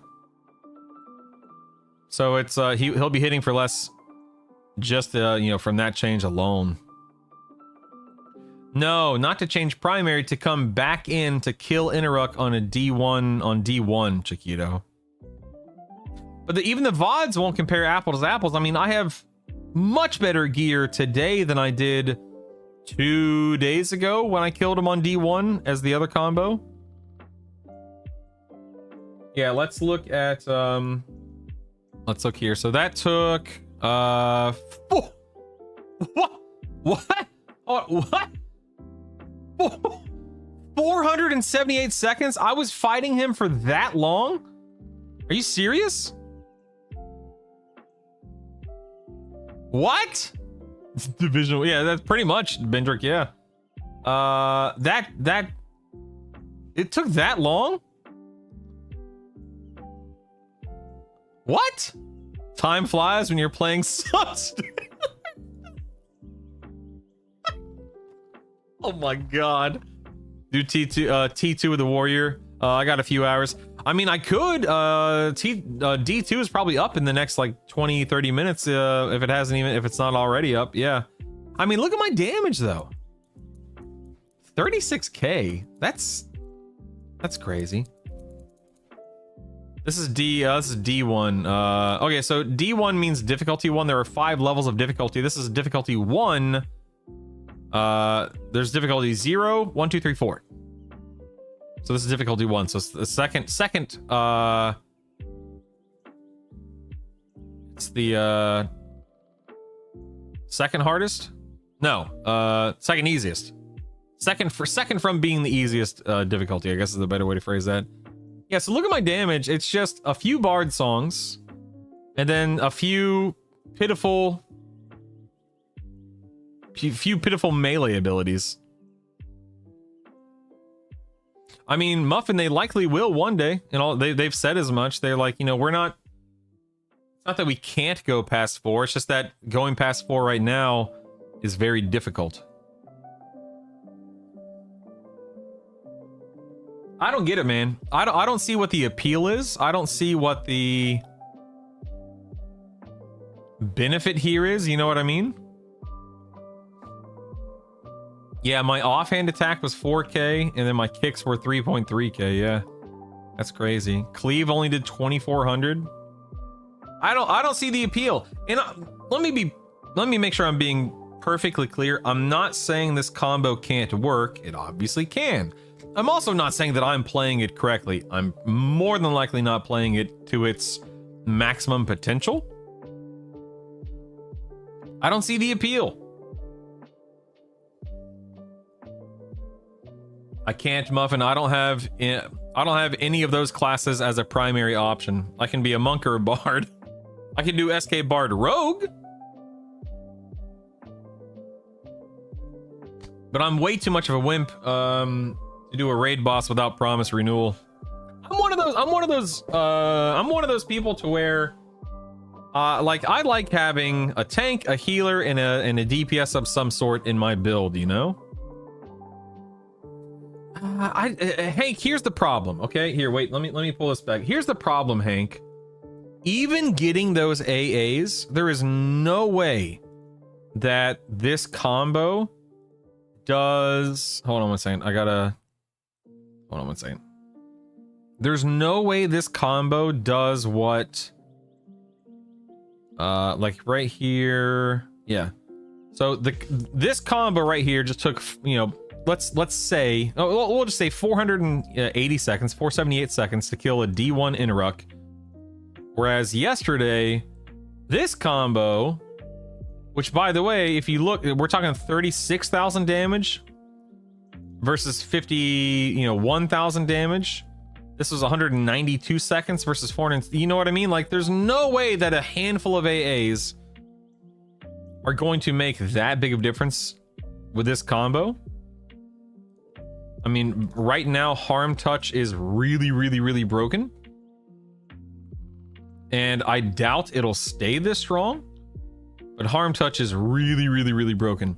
So, but even without Harm Touch being broken, this guy is still doing more damage.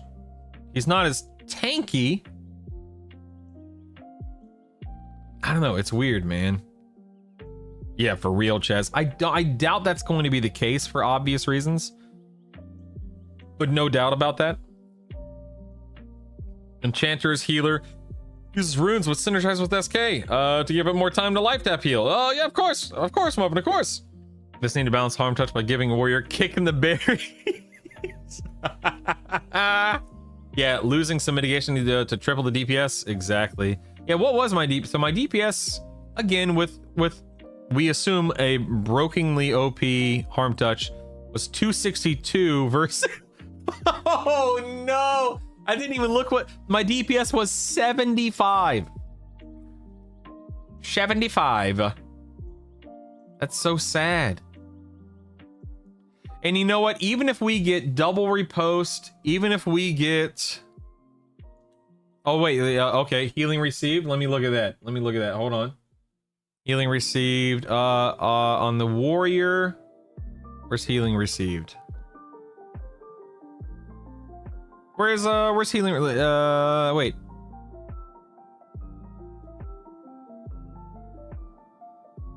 Where the heck's healing received?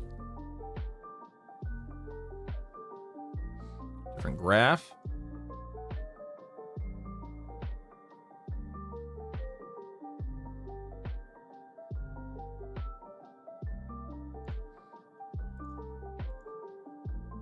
Let's see. DPS log breakdown, hit frequency, DPS log, DPS timeline, spell cast order, spell counts.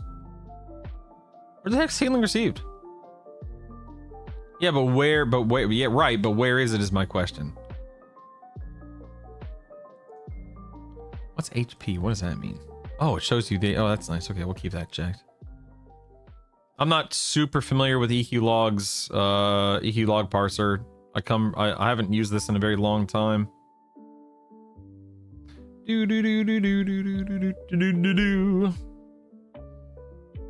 Probably won't make that huge of a difference, but still would be nice to test with your current data. Sure, but I just don't want to. I don't want to grind those AA for something that doesn't really matter, you know. Look at the right side. You're almost as strong as an entire mage.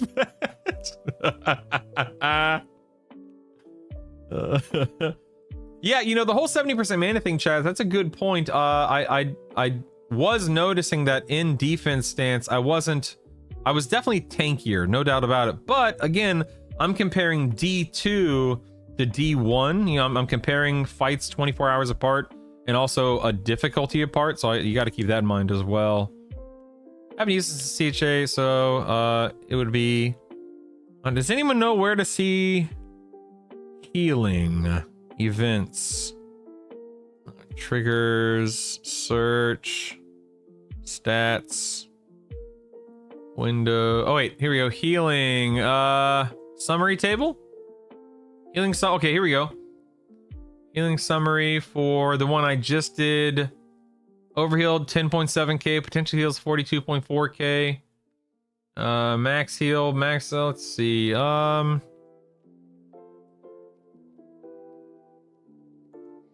don't even know what to look at here. I don't know. Is there a way to see? Wait, view, tanking, summary table. So I took 30k damage. Is that what that's saying? And I healed 31k damage on this fight. On the fight I just did? No, that was on the fast fight. Never mind. So on yesterday's fight, okay, and then if we go down here and we target, I'm assuming I have to target this. We go to view, tanking. And here, okay, yeah. So is that right? That can't be right. I took 54k.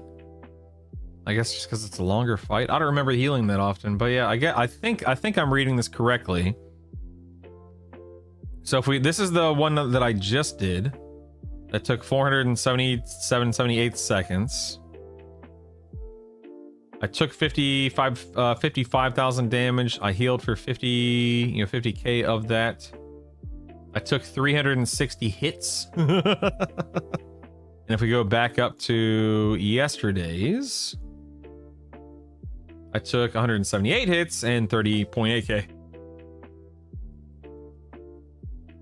And that's D2 versus D1. That's also Warrior versus SK and so on and so forth. Yeah.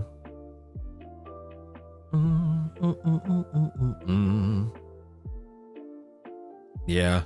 I'm telling you, man, it did not feel that good. It was fine, like obviously perfectly manageable, but it did not feel that good. I was left wanting, you know?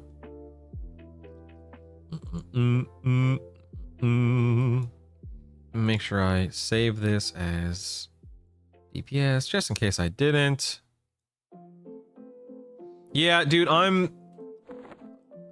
have half a mind. I'm gonna think over the weekend, and we can talk about it right now too. I'm thinking that on Monday of next week, I delete this. Bear with me. I'm thinking Monday of next week, I delete this character and I spin up a brand new fresh character on the beta server, Ixar SK, and I level my SK Cleric Bard from 1 to 50, and I start raiding and gearing fresh. And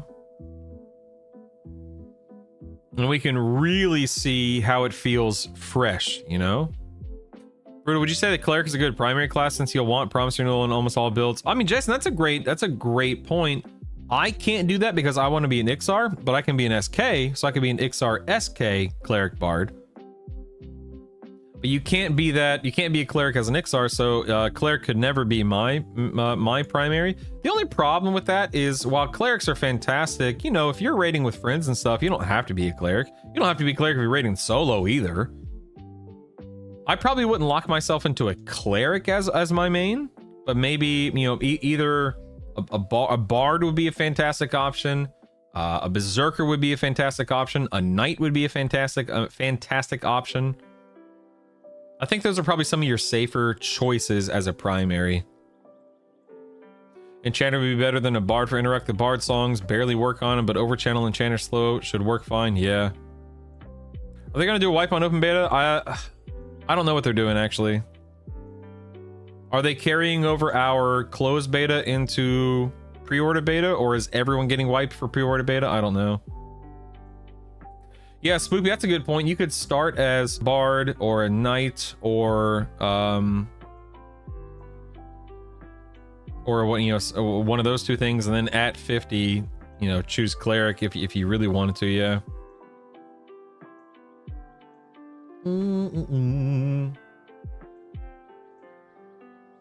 The thing is that until Torpor, the healers are Cleric is way better than Shaman, which is better than Druid, agree. So until then, you always want a Cleric in your build. Yeah, but that's assuming that they don't add something like Promise Renewal to Druids and Shaman, because we know that they're getting more healing options made available to them.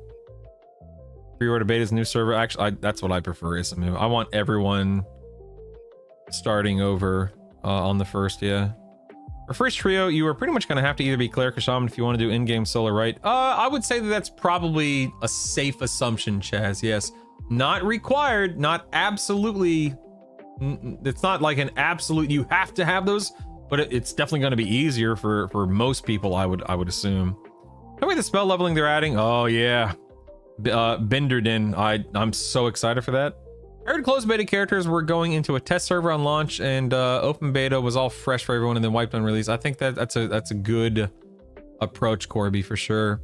I'm going Shaman, Berserker, Paladin, Ixar, then unlock Paladin, so I have tank class for all other leveling. Wait, unlock Paladin? Oh, as a primary, since that would be your tertiary. I see what you're saying. Yeah. I was thinking Shaman would be better than Cleric to the slow, but I forgot Torpor is a later spell. Plump, yeah. SK just too good utility wise, even without the harm. That's the thing. Even if they scale harm touch back down, which I'm sure they're going to, the utility you get with SK, the everything else that it brings to the table, a goofy little pet, you know, harm touch itself, then life tap, spell blade, the ability to tank.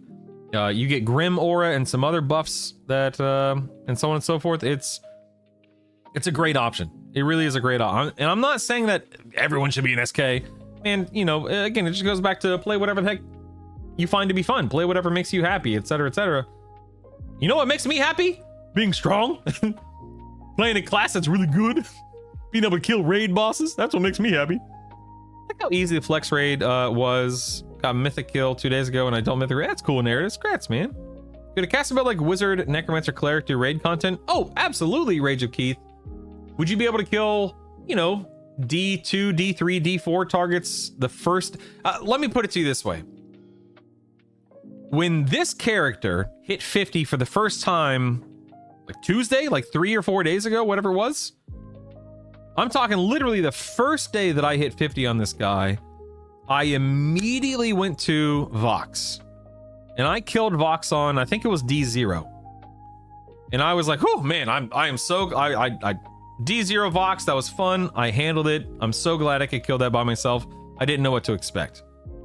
And I had so much fun, and it was relatively speaking, it was fairly easy, so I bumped it up to D1, thinking to myself, okay, I'm gonna try to do this on D1.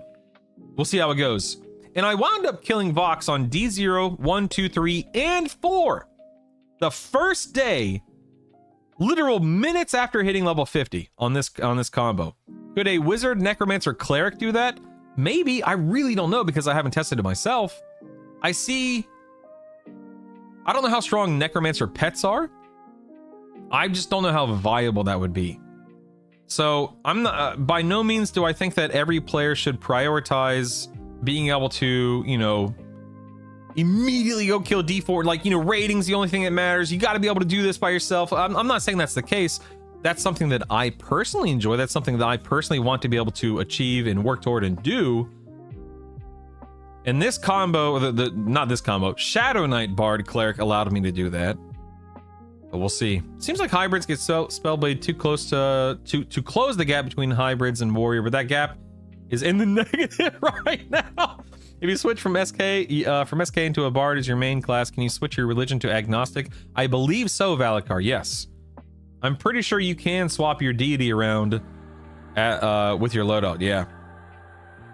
Cool Blizzard did something like this for a while. Oh my god, Bendrick, I would eat that up, man. Eat it. I've said that this whole week. If Blizzard ever did a solo version of WoW like this, look out, man.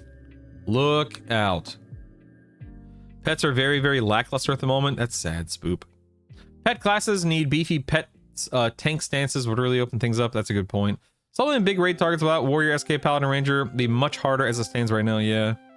Kind of already exist in the private space via Project Ascension, but I heard Blizzard is shutting them down, so maybe that means Blizzard considering multi-class server. I doubt it, Jason. I think they're just trying to nip the popular ones in the bud to make room for Classic Plus. Also made it where you can kill Mythic Boss back to back and use your Void Cores over and over. That's cool, man. Don't raise my hopes, it's cruel. Alright, oh crap, what was I about to do? I can't remember what I was about to do. I was about to do something now, and now I've forgotten what it was I was about to do. I don't think I'm interested in testing any more Bard Warrior Cleric. You know what I am interested in doing? I want to go try to do D3 Kazakh Thul. So let me swap my Bard Cleric, or swap back to my Bard Cleric Shadow Knight. And we're gonna go try to do D3 Fear. I have yet to try D3 Fear. But there ain't no time like the present, baby. All right. You're gonna make a shaman? Or not. Yeah, I don't know about that, man. It seems kind of a little far-fetched to me. I think I'm gonna bump up my Leatherfoot sandals. Let's see here. I lose intelligence, wisdom, agility. I get strength, wisdom, agility. I mean, that sounds like a no-brainer. Holy moly. Let's do it. Let's go ahead and merge those. Doot, doot. Gonna put some sandals on. Oh, we're back to barefoot, baby. All right, that's what I'm talking about. Now we have Bloodstar Pendant versus Tobrins. Even though I get more resists, I lose a lot of mana, and I need mana for this build, so I don't think I'm going to do that. Engineer's Ring. Definitely going to, oops, put that in there. Merge, yes. Let's put the Earthshaker back on the pet. Let's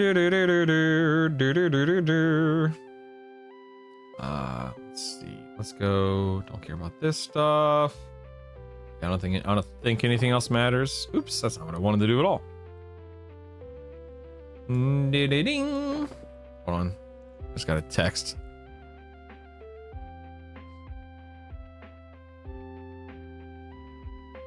Bum, bum, bum, bum, bum, bum, bum, bum, bum.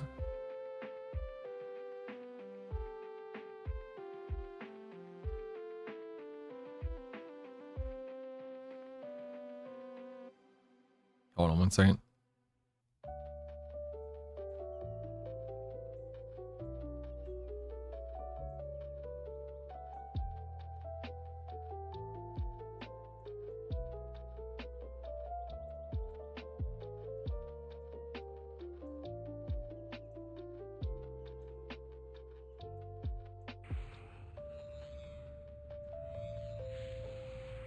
Doom, doo, doo, doom. Okay. All right. What we're saying? Let's see. Oh, that's a that's a helmet? That's a necklace. What are you talking about?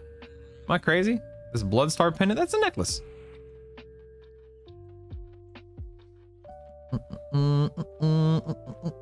Oh, I'm so silly. I'm looking at the face instead of the necklace. Thank you. I apologize. I'm over here on autopilot. Forgive me. Forgive me. All right, that goes from 47 to. I think I can make that sack, because these are, you know, I get strength and I get resists. I think I'll make that swap. I think I'll be okay. I think. We'll see. Thank you. I apologize for being confused there. Forgive me. I'm old and senile. Forgive me.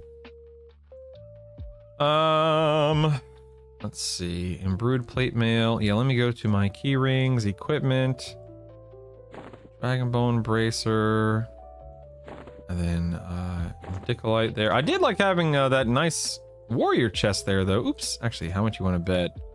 I haven't. Oh no, I don't. Okay.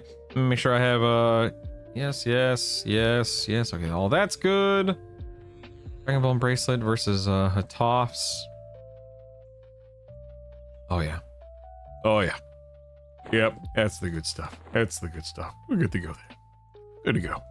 Yeah, thank you for letting me thank you for calling me out on the comparing the wrong items there. I really do appreciate it. Okay, let us go to Firat. You Firat here? Let me load. I have a Kazakh Thule build, yeah? Good, good, good. Go ahead and ritual our way there. Actually, you know what? Oh, wait.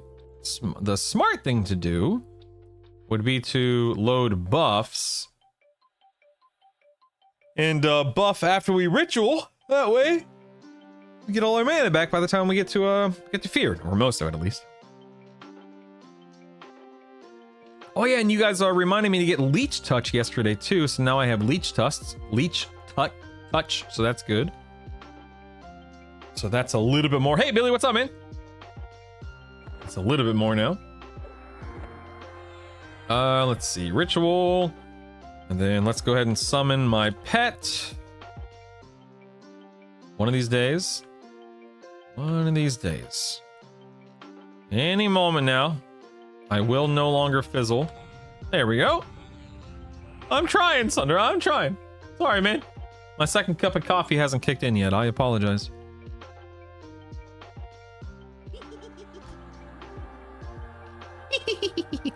Ah, Jarab, okay. Got old Jarab here. Holy Jenny Craig, Batman. That was some rapid away. Oh my god. Let's see, I've got resist fire, resist magic. I'll do resist cold. And then if I need disease and poison, we can do that. We're not going to quick buff yet, obviously. I guess it doesn't matter which way which way you do it, but whatever. Let's go to Fearot. Where am I? Doodle-doo.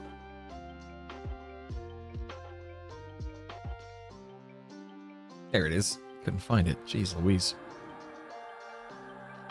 Yo, Brew, heard you mention Harm Touch hitting hard. Did they boost it? Yeah, so Devlin, yesterday after the hot fix, Harm Touch went from doing like a total of 4k damage to a total of doing 26k damage on a D2 raid target. Interrupt in this case. And that includes the initial landing of the ability and the damage over time component. So again, that's why I say total. Yeah, it's very strong right now, like very strong right now. All right, there are my buffs. Let's go ahead and load up my Kazakh tool set. They straight up broke it. That had to be unintentional. Sadly, yes, it probably is, but we can hope, right? Does Beast Lord have any nuke spells? Is it Trevelane? Am I pronouncing that correctly? Does Beast Lord have any nuke spells? Can someone out there who plays Beast Lord let us know? I have yet to touch Beast Lord. I'm not sure if it's really nuke heavy. They have cold spells, okay. Give me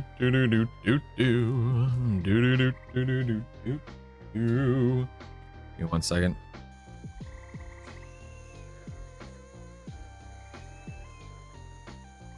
Slow.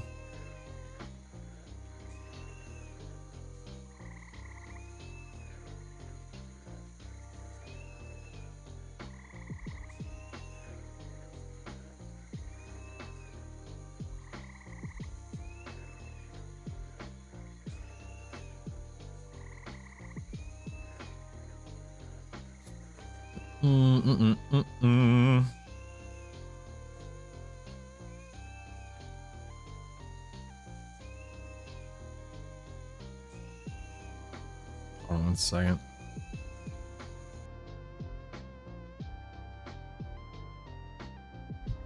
All right, where am I? Where am I? What's going on here? Hold on. Okay. Just follow the wall. Follow the wall. Was the Shaman nukes just level 30 levels later? Yeah. Harm Touch actually feels good. I agree, Tibetan. I am not upset about it at all. I just don't know, and we don't know because they haven't talked about it. I just don't know if they want it to be this strong. But I agree. For the first time ever, Harm Touch actually feels, you know, worth using. I mean, that's not fair. I always use it no matter what. But right now, Harm Touch feels so good that it's noticeably good, you know? It is noticeably improved. And so on and so forth. I'm a big fan, you know? Big fan. Do hybrids get triple attack? I don't... let's see. Paladins, Knights...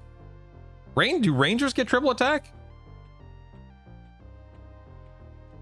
I'm gonna say Rangers do, but the other ones don't. Beast Lord probably doesn't, if I had to guess. All right, level 3, solo, create, go.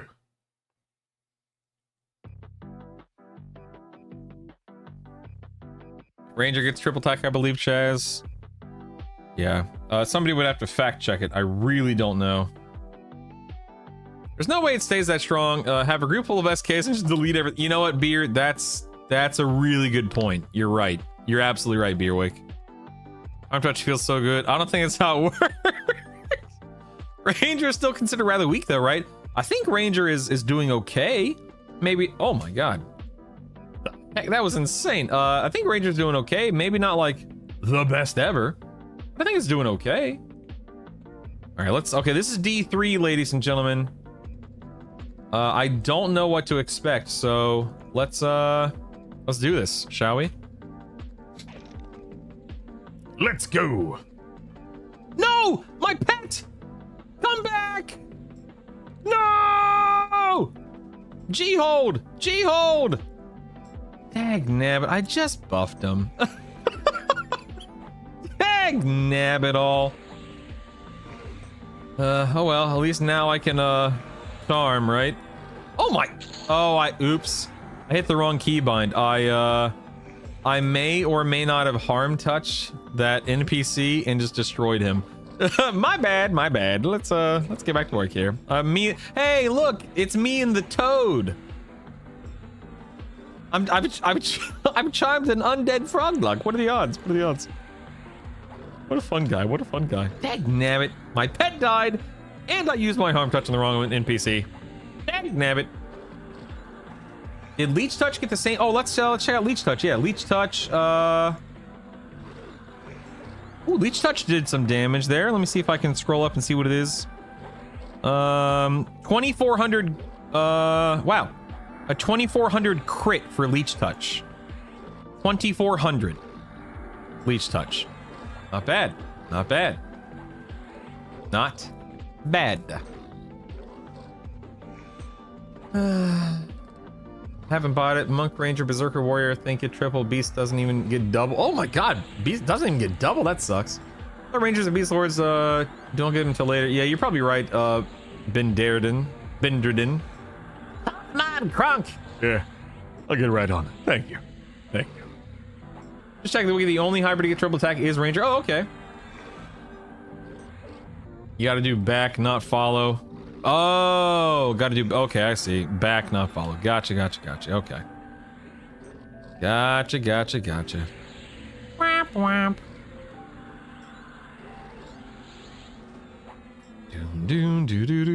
Oh my god, Leech Touch is an hour-long cooldown. What? I just wasted Leech Touch on a dadgum mini? Dagnabbit. Alright, well, today I learned. The old EQ Leroy Jenkins starting it off with a sacrifice. Yeah, pretty much, right?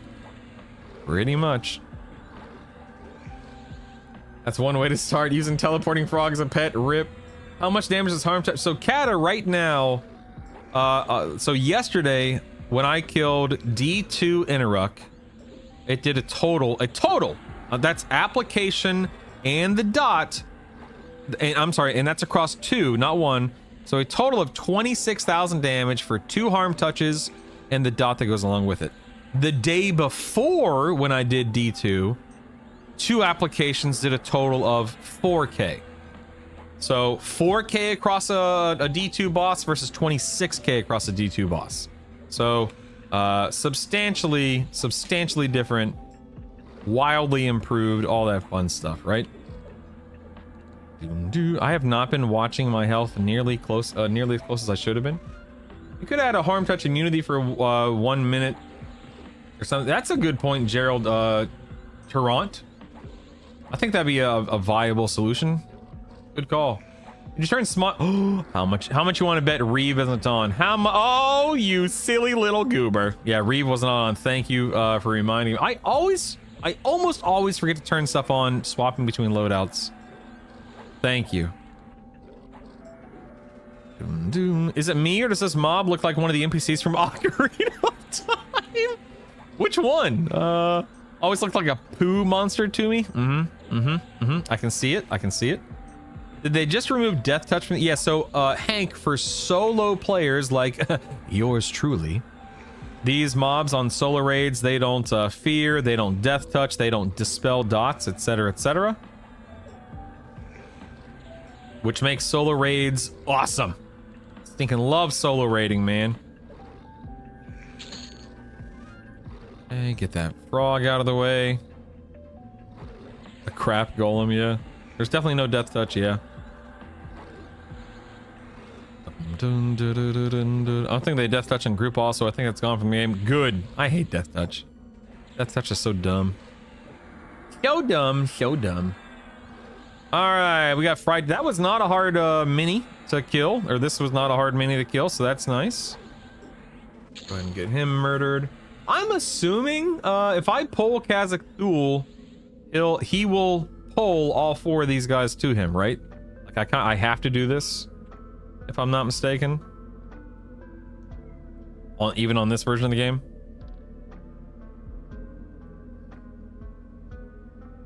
Yeah, who knows, Gerald? Who knows?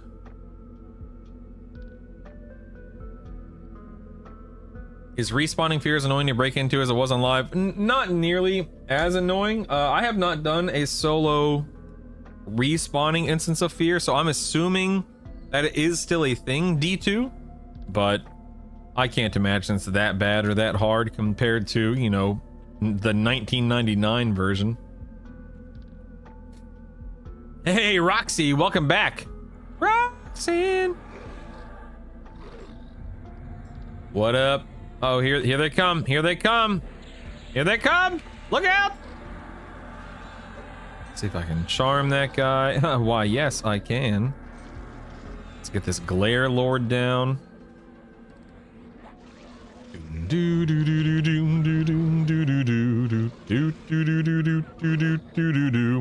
Ag range is still annoying in fear. Oh, what fun. Oh, what fun. Attacking a glare lord, master. Good, good, good.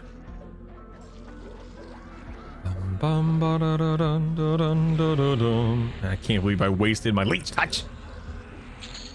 I had no idea. I had no idea it was it had that long of a cooldown.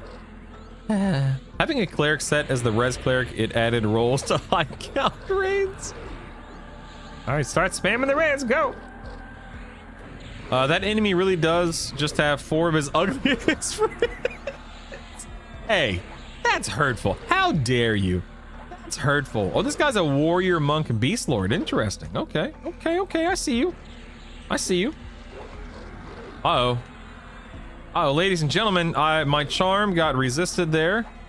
My damage intake, I should be okay, but I gotta be careful, man. Gotta be careful. All right. We're now swinging away on old. Uh-oh, charm broke again. Here we go. Here we go. Why isn't that working? Yeah, we're good. We're good. We're good. Okay, charm's back. We're good. Get back to chanting my songs and doing my thing.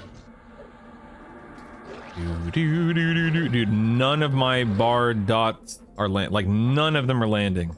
Whether it's my AoE bard dots, my single target bard dots. I need occlusion of sound.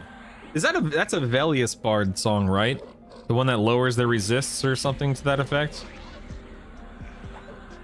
Can I have an OOS, please? Thank you.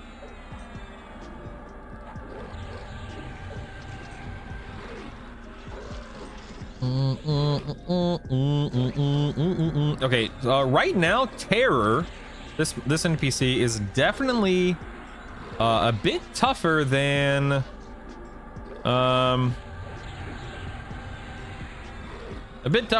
Fright, I think is the other one I just killed, right? I'm gonna go ahead and stance here.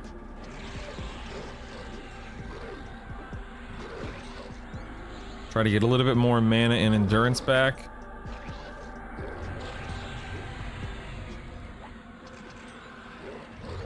Gotta overchannel them, and even then it's catching them. Dude, I'm pretty sure overchannel does not work on bard songs. I could be wrong, but we tested it yesterday and I saw no difference at all when it came to bard songs landing on them with the overchannel invocation.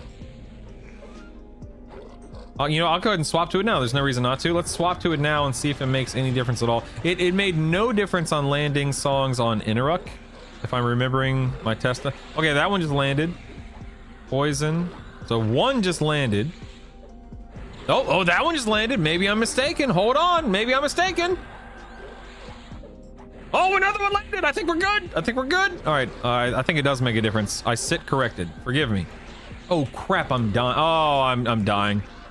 This isn't good. Oh boy. Oh boy. I was so excited about my dots. I was not paying attention. I've got 3 seconds, 2, 1. I'm okay. I'm okay. I'm okay. I'm okay.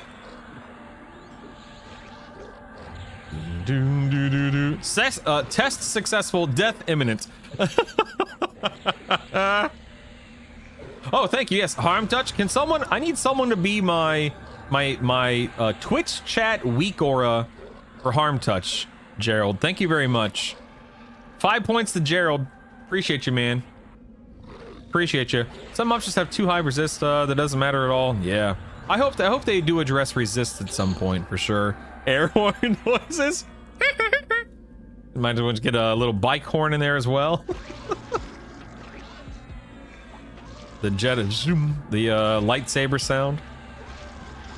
I feel like Warrior will pair well with either pure DPS. Thanks for the sub. Let's give Boodle's head. Did somebody say weak chorus? Did someone say weak chorus? Dang.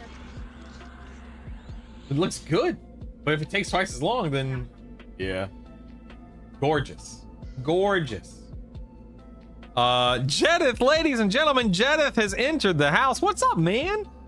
Let me catch up on chat, and then I'll explain to everyone who the heck you are, Jedith. Stand by, buddy. Not as much balance setups like Warrior Paladin Monk for peak mitigation and avoidance. Yeah, Benjamin, I'm really curious to see how well Warrior fits into things at the end of the day. Very curious. And yeah, Gugton, having a bard in your comp continues to be extremely beneficial for a bunch of different reasons. All right, Tears are two out of the 4 minis are dead. We're good. Here we go. I guess 2 out of the 3, and the other one's a Dracolich or whatever, but still.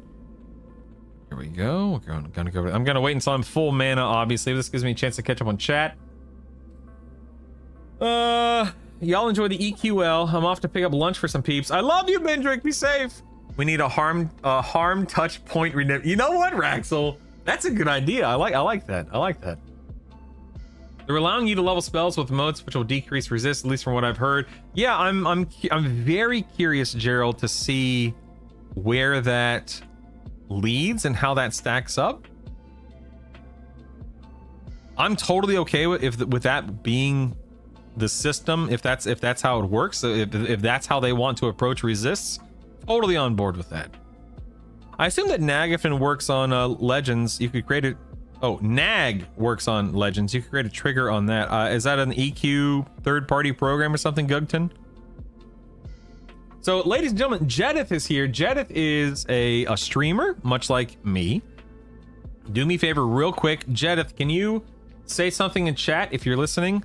And do me a favor, guys, click his name. Go follow his channel.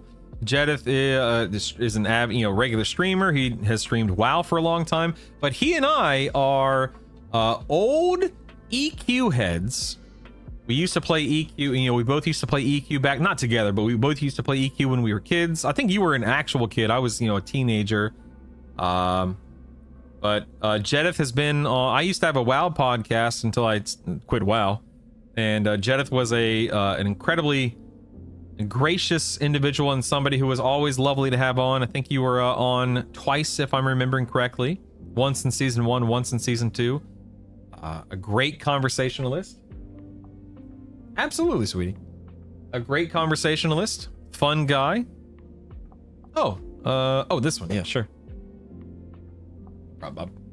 You're welcome, sweetie. It's EQ Weak Wars overlay. Oh, today I learned. Oh, the record for most appearances, let's not forget. Darn tootin'. Oh, yummy. Savannah had pancakes for breakfast. Ooh. Nag won't really pick up Harm Touch. It will, but the issue is you wouldn't be able to track the reductions in the timer. Ah, yes. Can you macro Harm Touch to cast every time you cast a heal or something? Sure. I don't like but I don't want to wait. For instance, if I did it that way, Hank, let's say I'm fighting, Dracolich is going to be the last target I kill here in a minute. Let's say I'm fighting Dracolich and I cast a Promise Renewal and it uses my Harm Touch, and then it's not up for the beginning of Kazakh Thul, that kind of a thing. Like I want to avoid that, All right, here we go. We got Dread and a pet. This guy's a warrior, shaman, berserker. We're gonna drop into over channel. Let's do this. Let's go. All right, let's see if I can charm this boogeyman here. Nice, I did. Nice. And we'll get this guy down. Down in the nan, down in the nan, down in the down in the down in the down. Down in the nan, down in the nan. Well, this guy can knock back, can't he? I guess I should be careful here. Do a little Promise Renewal just to be safe. I think you can macro harm touch to cast every. Oh, I already read it. True, can mess up your CD on it. Exactly. You gotta think about these things. You know, you gotta think about these things. So Jedith, let me ask you, buddy, if you're still out there. What do you know about EverQuest Legends? What have you learned about EverQuest Legends? What are you excited about when it comes to EverQuest Legends? What are you, when are you gonna start streaming EverQuest Legends? What's the plan, Stan? Fill us in, pal. Let us know what we can expect and when we can see you digging in. Oh crap, I'm going down. Look at this. I'm going down?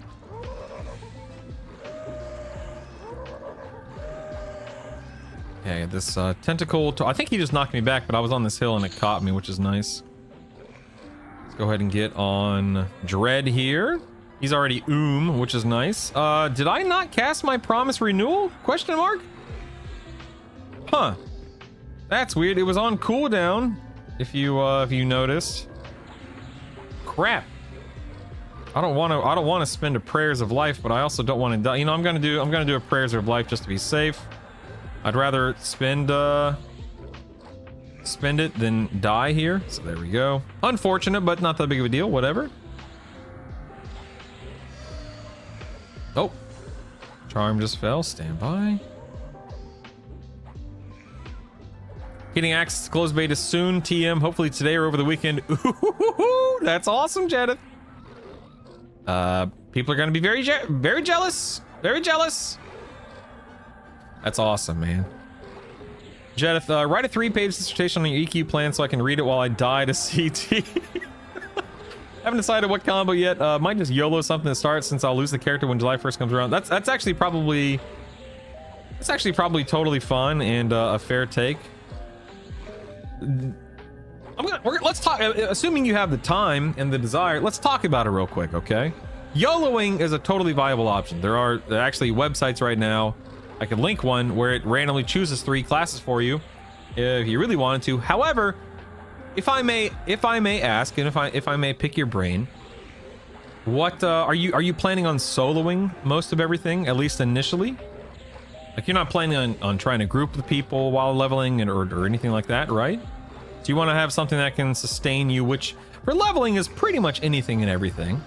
But do you care about buffs? Are there 1 or 2 classes that really, you know, stand out as fun experiences for you, whether from your past or whether from watching other people play them?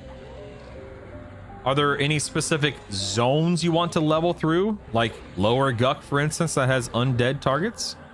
Do you want to have a tank in your build? Do you want a certain playstyle? You know, all these things. These are the kind of questions I typically ask people when they ask for it. Not that you're asking for help, but when they ask for help. Most likely soloing, trying to convince a few friends to play, but they're Zoomer gamers. I made Monk back in the day, but also really enjoyed solo kiting on Druid, Necromancer, Bard. Yeah, so kiting isn't really a thing here. You can, but you don't really need to or necessarily even want to. Monk. Okay, so I started as a monk on this character, and I love Monk. I love Monk. Monk is my jam, ma'am.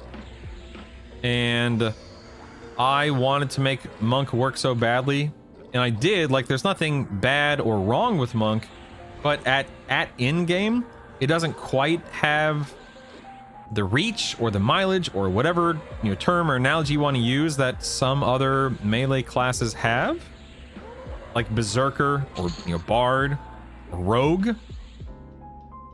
And so I found myself wanting with the Monk, and so I swapped from Monk to Bard at level 50.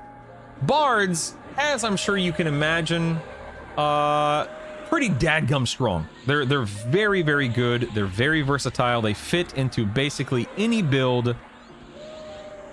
So it's one of those things to where if you want to level as Monk, do it.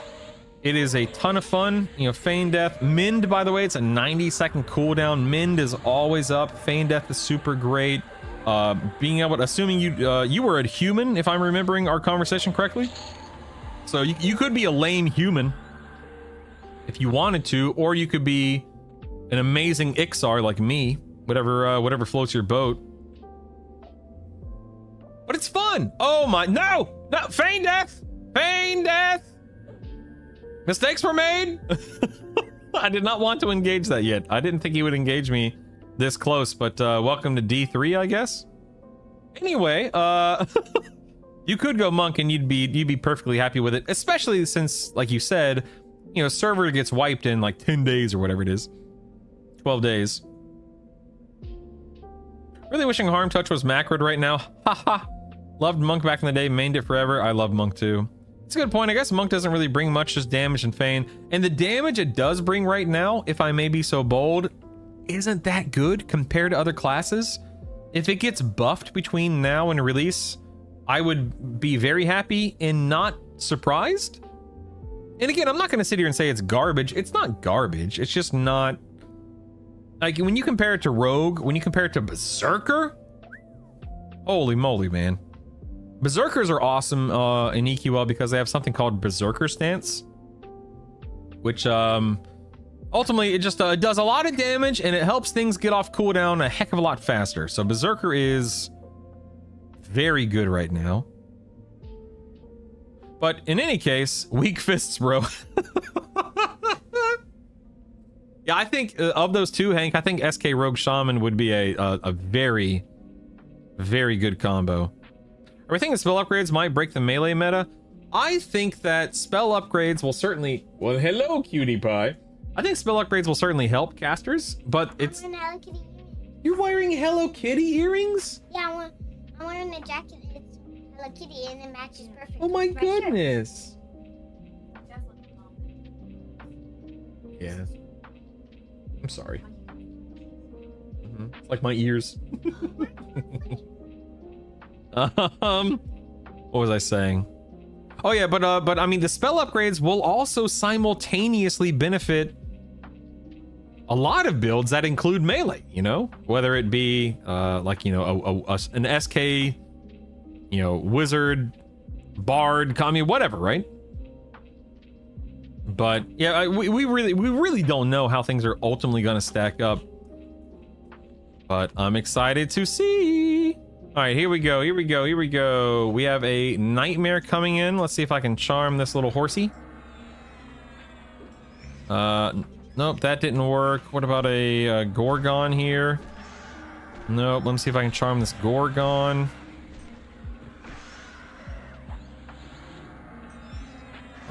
Let's see. Swap to Nightmare. Do I have a... Dude, I don't see my... Uh-oh, I don't see my promise. I might die here.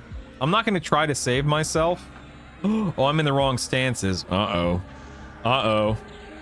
Uh-oh. I don't think Promise Renewal is landing. You see that?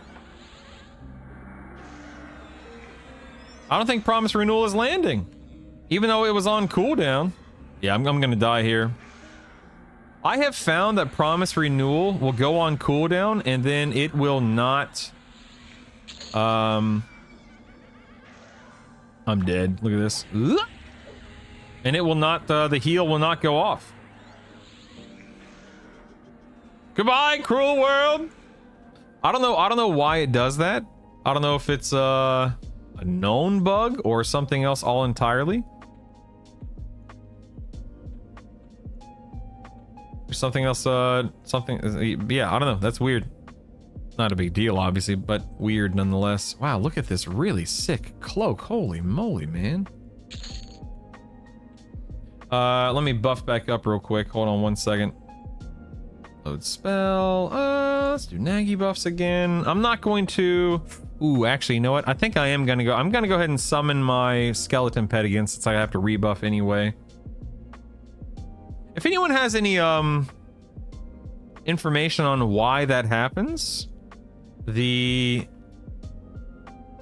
landing of Promise Renewal and it going on cooldown, but then it not going off, let me know, please. Renewal might be, yeah, that's kind of my suspicion, Soul Terrace, but I'm not sure, obviously. That's kind of where my head was thinking, or my head was going to. Look at me fizzling my summon dead. Ah, there we go. Monks. All right, love you guys. Be safe. They're going Father's Day shopping. They're going shopping. All right, let me get my Oh wait, actually, you know what? This, let me see what Khazak-Thul is. Khazak-Thul is a Shadow Knight, Necromancer, Berserker. So it looks like I should probably do what? All resists? I guess cold resist probably doesn't come into play too much with that combo. Somebody correct me if I'm wrong. But I'm just gonna go ahead and buff myself with everything. Do a quick buff here. And then let me get cold and poison as well.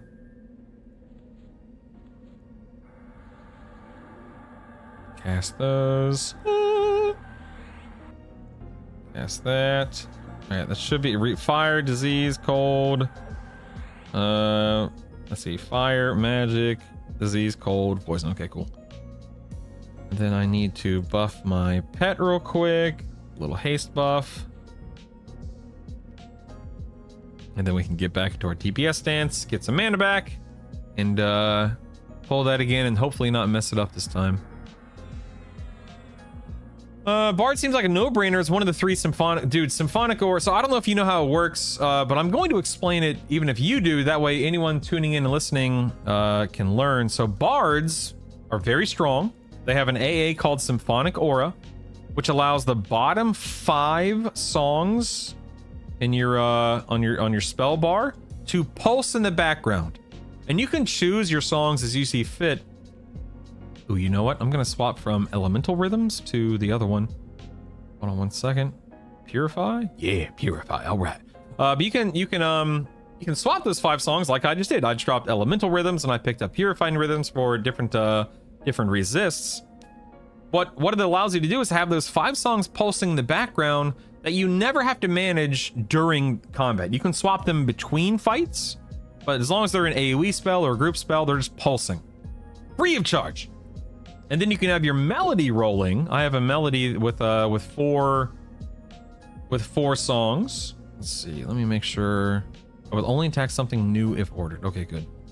And then I have melody rolling as well, which is nice. So 4 dot songs.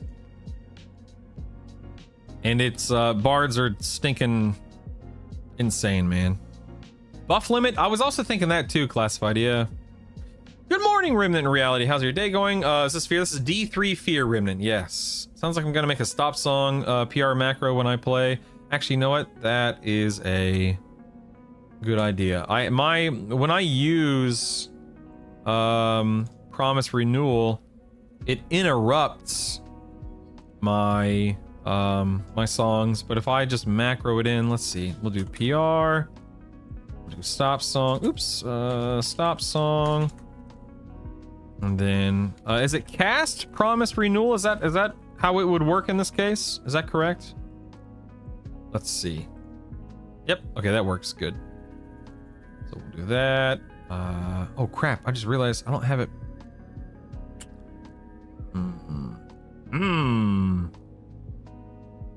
You know what? Whatever. That's fine. I'll save this for the raid boss. Okay, we're good. All right, let's go back into over channel. Here we go. Attacking a Dracolich, master. Please don't die, me. Get back her. Please don't die. Got my Father's Day stuff early since I'm off all weekend. It's gonna be a great weekend. Heck yeah, Ben Durden. Heck yeah, man. Khazak-Thul and SK, he can harm touch you into next Tuesday. The Khazak touch. My kids are in town, so Father's Day gift. Oh, that's beautiful, classified. That's beautiful. I love that. You lucky guy. You're at 15 buffs and songs at the moment. It looks like might need to drop weakest buff. Is there a limit? Like, is there a limit? I'm a monk primary and a warrior is a secondary, a tertiary. Can I still wear a plate? Yep, you absolutely can, Jedith. Although, my first combo, Jedith, was monk, warrior, cleric. Don't advise. Don't do it. Listen, they're all fine. They're great for various things. It's not like those classes are bad, but it's just not a strong combo. It doesn't bring a ton to the table, especially for leveling purposes. Don't do it, man. Don't do it. If you're gonna go monk, you could do like a monk paladin berserker. That'd be a strong combo. You could go monk SK berserker, but then you are missing some direct heals in that combo. Like, but monk pally berserker, you can make that work, right? That'd be fine. No big deal. 15 bucks is the limit on P99, so I would assume that's the limit back then. I mean, but they, I don't think that's the case here, right? I think they've probably removed or I'm going down. I'm not paying attention. Surely that's not the limit here, right? Surely there is no limit, right? Stupid buff limits. I don't know if PR is going into the song list or buff list with this UI. If it's song list, you're okay. If it's buff list, might be the issue. Yeah, I don't know. But I mean, see right here, look, you see things growing and shrinking based on debuffs and songs and all that stuff. Well beyond 15. Monks don't start to really pump in my experience on this server, Spoopy. Monks don't really start pumping until they get their sky weapons. Like monks on this server are pretty subpar for the most part. And that doesn't mean that they can't work, doesn't mean that they don't do any damage, it doesn't mean they're not going to be buffed, it doesn't mean they're not going to get better with time and gear. All of that is either true or potentially true. But if you're going to, you know, invest in a melee class for leveling and for early raiding, monk is not the best choice, but it's certainly a choice.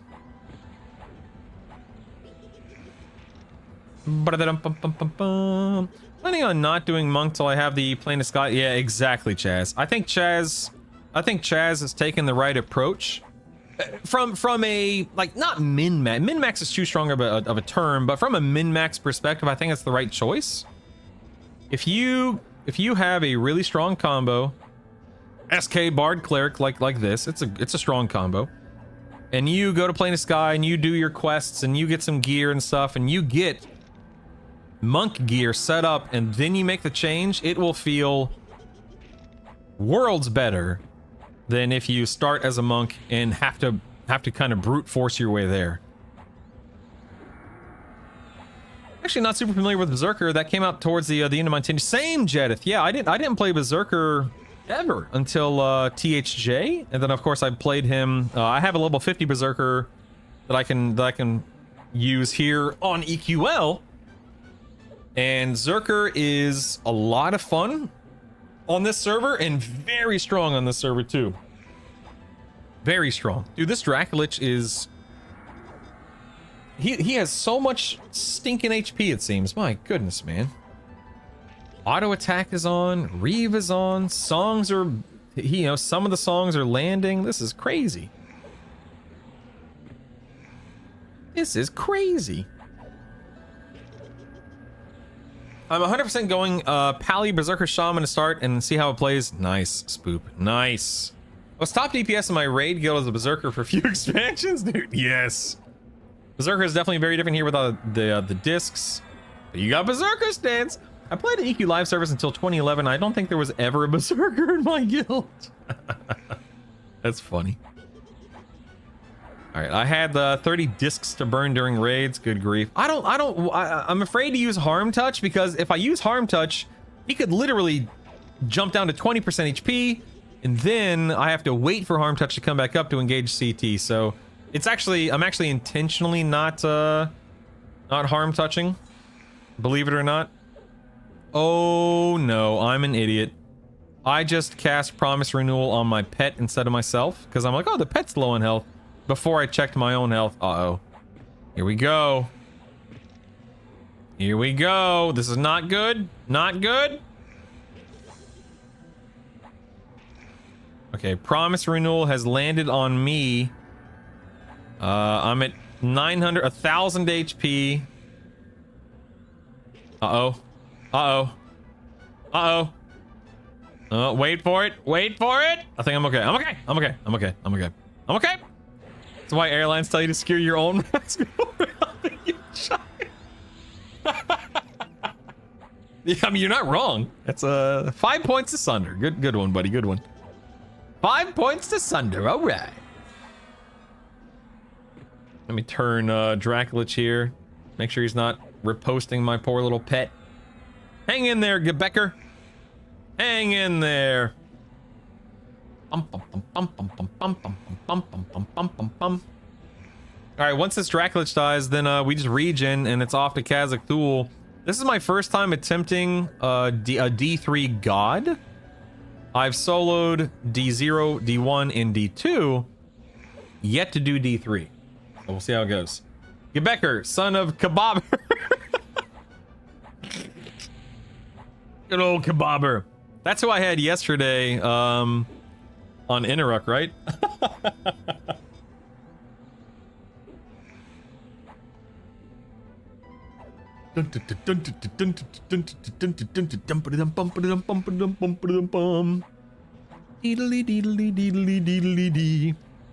Very surprised we still don't seem to have solo wins. Yeah, it broke is the problem. It was supposed to be out this week along with Hate and Fear, because they just introduced Hate and Fear solo instances, but it broke during development or launch or whatever you want to call it. Oh, it was La Bobber. Thank you, Shadow Wolf. Thank you. So Solo Sky is imminent. It is definitely on its way. It just hasn't it was pulled out of the oven a little too soon, so they had to put it back in there so it could firm up a bit more, you know? Always love these summon pet names. They're so goofy and perfect. Agreed. Agreed. Or you could do like me, you know, you could just steal somebody's name. That's what I did. It's all good. We had somebody swing by the stream the other. This is what's crazy about this game. Think about it. Think about this, okay? My you know, online name is Brutal Static. Brutal was the name of my prot warrior in World of Warcraft. Static was the name of the guild that I was the guild leader and main tank of. Hence Brutal Static. I got the name Brutal from a warrior on EQ who was the main tank of a guild called Phantom Raiders. I stole his name when I started playing EverQuest 2 and then WoW. Because to me, when I first started tanking, I thought to myself, who is the best tank, the most larger than life tank I've ever seen in an MMO, and Brutal sprang to mind. And so I yoinked the name. Mine now. But just the other day, like 2 days ago, somebody showed up. Do you pay him royalties? I do not. But somebody showed up just 2 days ago, okay? And they said, is this Brutal from Phantom Raiders? Like that's the impact of this game. Is somebody saw Brutal Static on Twitch and jumped in here and asked if I was the guy, and I'm not the guy, but I literally know who he is talking about, of course. Oh dang, a bone clasp girdle. 97 HP, 97 HP, 97 mana. Spring Stem Dex, Burning Affliction 3. Do you think does this affect Bard songs? I have no idea. Does that mean he's French? La Babere. My priest in WoW is Judas, and my hunter is Glock. I'm sure someone's gonna use La Bobber when they start up EQL, yeah.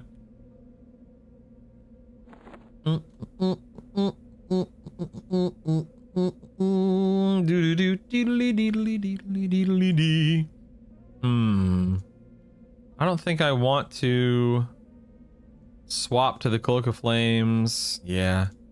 I will take this focus effect out to see if it makes a difference with my Bard songs. I have no idea. Oh, absolutely, Jedith. Here, I actually have a really good example. So here we go, okay? This is the Eye of Interruck. Drops off of, you know, Interruck and I guess some of his lieutenants or something like that. And it's a, you know, wizard, primary, secondary. It's got some int, AC mana, blah, blah, blah, right? Now, real quick, you just saw me take an exaltation out of an item. And you can move exaltations around as long as the items stay item slots stay the same and all that stuff. Like I just put the belt exaltation from Bone Clasp Girdle into my Ruined Bolster belt. That way I get the effect. I don't know if it affects Bard dot songs, but we'll find out. In terms of actually leveling and combining and merging and whatnot, this drops, this is a +2 version because I killed Interruck on a Looks like I guess I killed him on D1, right? And I happened to get lucky enough to get an item that was a little bit higher than D1. This is supposed to be a D2 drop, but I got lucky. Most things will be a +1 if you kill mobs on a +1, a +2 if you kill mobs on +2, so on and so forth. Now, when you go to merge items or when you go to use motes on items, if I combine this +1 Eye of Interact that I have in my bag into this +2, it'll bring it to halfway. As you can see here, 2 out of 4. However, if I go into my storage tab here and I pull out 2 of these motes of minor potential and I slap those bad boys into this +1, you can see that that levels it up to a +2 item. So let me go ahead and merge those. And now I have another +2 Eye of Interact. So I now have 2 of them. So if I combine 2 +2s, that gives me enough item experience to now become a +3. And similarly, if I combined 2 +3s, they become a +4. 2 +4s become a +5, and so on and so forth. But you have to either add in motes to level items or combine 2 of the same item to reach, you know, to merge them and then to eventually reach the next level. And when you do these combinations, of course, your stats go up and the weight goes down, which is nice. If something has haste built into it, like this RBB or FBSS, the haste does scale and level up as well. However, you'll notice that, like, you know, your exaltations, your song or your instrument modifiers, that stuff does not increase because those are separate, like, entities, separate, whatever you want to call them. If you have any questions or if anything was confusing or whatever, let me know. Ladies and gentlemen, it's time for D3 Kazakh Thul. Can I do this? I have no idea. We're going to run in here. We're going to harm touch. We're going to get inside the building, of course, so that way he doesn't throw me across the zone. And yeah, let's see how this goes. I'm in defense stance. I'm actually going to start an over-channel invocation. That way I can land some bard songs. Logs are running. Gebekka is ready. Buffs are good. All right, let's do this. Oh, wait, actually, hold on, wait. I'm going to run in with Salos. I made this mistake yesterday. Okay, there we go. All right, here we go. All right, we're inside. We are, we've harm touched. We are landing some songs. We've got knocked back. I'm actually going to go ahead and give myself a little promise renewal here. Just to be safe. Now, you're going to see me stance pretty early here. Promise renewal has, let's see, 5, 4, 3, 2. I'm going to jump into balance stance. I want to try to get my endurance back up to 95 or higher. Here we go. I'm going to go, okay, endurance is now at 95, and then I'm going to jump back into defense stance. Okay, endurance is now up to 99. And you may be asking yourself, well, I mean, yeah, it's important that, you know, you have endurance, you have mana, all that fun stuff, but what does it really matter? I have found, in my experience, that if I keep my endurance and if I keep my mana higher than the boss that if I keep it higher than the boss's HP, then I'm good. So right now you'll see Kazakh Thul's at 70% HP, which is nice. I'm at 85 mana, 90 endurance. So I'm sitting pretty. I'm feeling comfortable. I'm watching my health bar. I'm going to go ahead and cast another Promise Renewal. I'm still in over-channel invocation to try to land as many Bard dot songs as possible, just to chew through his health a little bit faster. My harm touch is already halfway off its cooldown, which is good. My Promise Renewal is about to go off. We're full health again. Now, I should stance right now, but I'm talking instead of paying attention. So I'm going to stance back into my regen stances during this next Promise Renewal. Right now, I'm about 75% across all 3 resources. Okay, there's the Promise Renewal. We're going to go back to dotting Kazakh Thul. He's at 35% mana, 63% HP. Promise Renewal goes off in 7 seconds. And we're going to go ahead and swap to our... Okay, now we're going to swap to our regen stances, both mana and endurance. We're going to try to get back to up to about 80. We'll see how it goes. I'm going to go ahead and precast another Promise Renewal since I'm not in defense stance. That does chew away at my mana, but it guarantees I'm not going to get slapped around here. Okay, promise renewal is going off. We're at 85%. Wait for one more tick, and okay, drop back into defense stance. I'm gonna stay in recovery invocation just to keep an eye on my mana here. I'm at 55 mana. Now Leech Touch sadly is still on cooldown, sadly. Harm Touch is off cooldown. Let's go ahead and Harm Touch again. Thank you, Chaz. I was watching. I got you. Okay, there's Promise Renewal. My mana's at 60. Endurance at 80. Khazak-Thul is now He's at about 40% HP. I'm feeling really good about this right now. This does not feel all that dangerous. This will be my first D3 kill of Khazak-Thul. The pet's dead! Ladies and gentlemen! What was his name? My pet's dead! Oh, you hate to see it. When I get knocked back like that, it looks like Khazak-Thul turned and nuked my pet. Or, no, I should say meleeed my pet. But, in any case, I have a Promise Renewal ticking here. I'm gonna jump back into my balance stance here in just a moment. Okay, balance stance. We're gonna get just a little bit of endurance back, just to be on the safe side. Okay. We're at 80%, 70. Okay, we're gonna jump back into defense. Gonna let mana tick up just a wee little bit here. All right, we're gonna do a Promise Renewal. We're at half mana, 70% endurance. Khazak-Thul's at 25%. He's obviously still My Harm Touch might come up in the last like 5-10% of his HP. Might come off cooldown. Okay, Promise Renewal has landed. I'm jumping back into balance stance, as you can see down there. I'm still singing my bard songs. My symphonic aura is still doing its thing, obviously. Again, I'm just trying to watch my mana, watch my endurance as much as possible. Okay, we're going to jump back into defense stance here. We're going to ride this out until about 50-55% HP. Then we'll do a Promise Renewal again. There it is. You'll see that my mana is still hovering right around 50%. So I'm not losing a ton of mana. Stancing between balance and defense. Harm Touch is probably coming off cooldown in about 2 minutes. Promise Renewal. Let's go ahead and balance stance again. Watching our... Or not watching, but using Melody. Waiting for defense stance here. Let's go and drop back into defense stance. I'm sitting at 65% HP, 60%. Let's go ahead and Promise Renewal. Again, still sitting right around 50% mana, which is where I'm comfortable with. Staying in Recovery Invocation. So I'm not Spellblade proccing, but I'm also not chewing through my mana too fast. I also am no longer in Overchannel stance. Or Overchannel Invocation, I should say. But I'm still landing some Bard dot songs, which is both surprising and nice. Harm Touch, he's at 10%. Harm Touch is about, 30 seconds or so away from coming off cooldown. So I'll probably wind up Harm Touching him to death.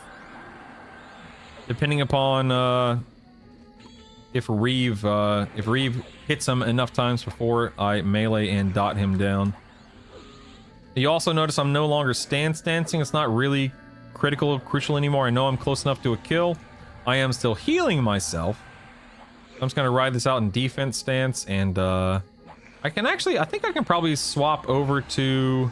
Okay, here's Harm Touch, and dead. And dead. I got Amulet of Necropotence, Shield of Rainbow Hues, the good old-fashioned Piccolo, emote, and... Ooh, blood? Ooh, blood fire, ooh. One hand, 12... That's not that good. That's not that good. It's got Boil Blood on it, though. That's cool. Puts a little dot up. That's probably better than my Yakesha proc that I have on my offhand right now.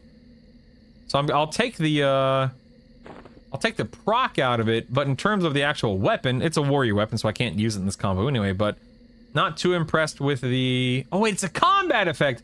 Oh wait, I need to... Okay, wait, let me clarify. It's a combat effect. I misread that. It needs to be a +4 for me to be able to remove it. So what I'm actually gonna do... Oh man, do I really want to... Yeah, screw it. I'm gonna go and take... I'm gonna take 2 of these motes of lesser potential out. Wrong mote, sorry. Wrong mote, wrong mote! I'm gonna take 2 of these motes of potential out. And I'm going to place it in here, I'm gonna merge it. And then I'm gonna grab the exaltation out of that weapon. Open up my Baron's Blade. Which, I probably have weapons, I should probably look at these barred weapons that I have. But I like having the stam and the dex from the Baron's Blade here initially. And which, by the way, I'm killing D3 gods with a Baron's Blade. Keep that in mind, okay? We're gonna look at the logs here in a second, but we also have a shield of rainbow hues you can see here, which I now am moving up from a +1 to a +3. So I get 3 more resists, 4 more AC. So we can merge that item. That's obviously good. So very happy with the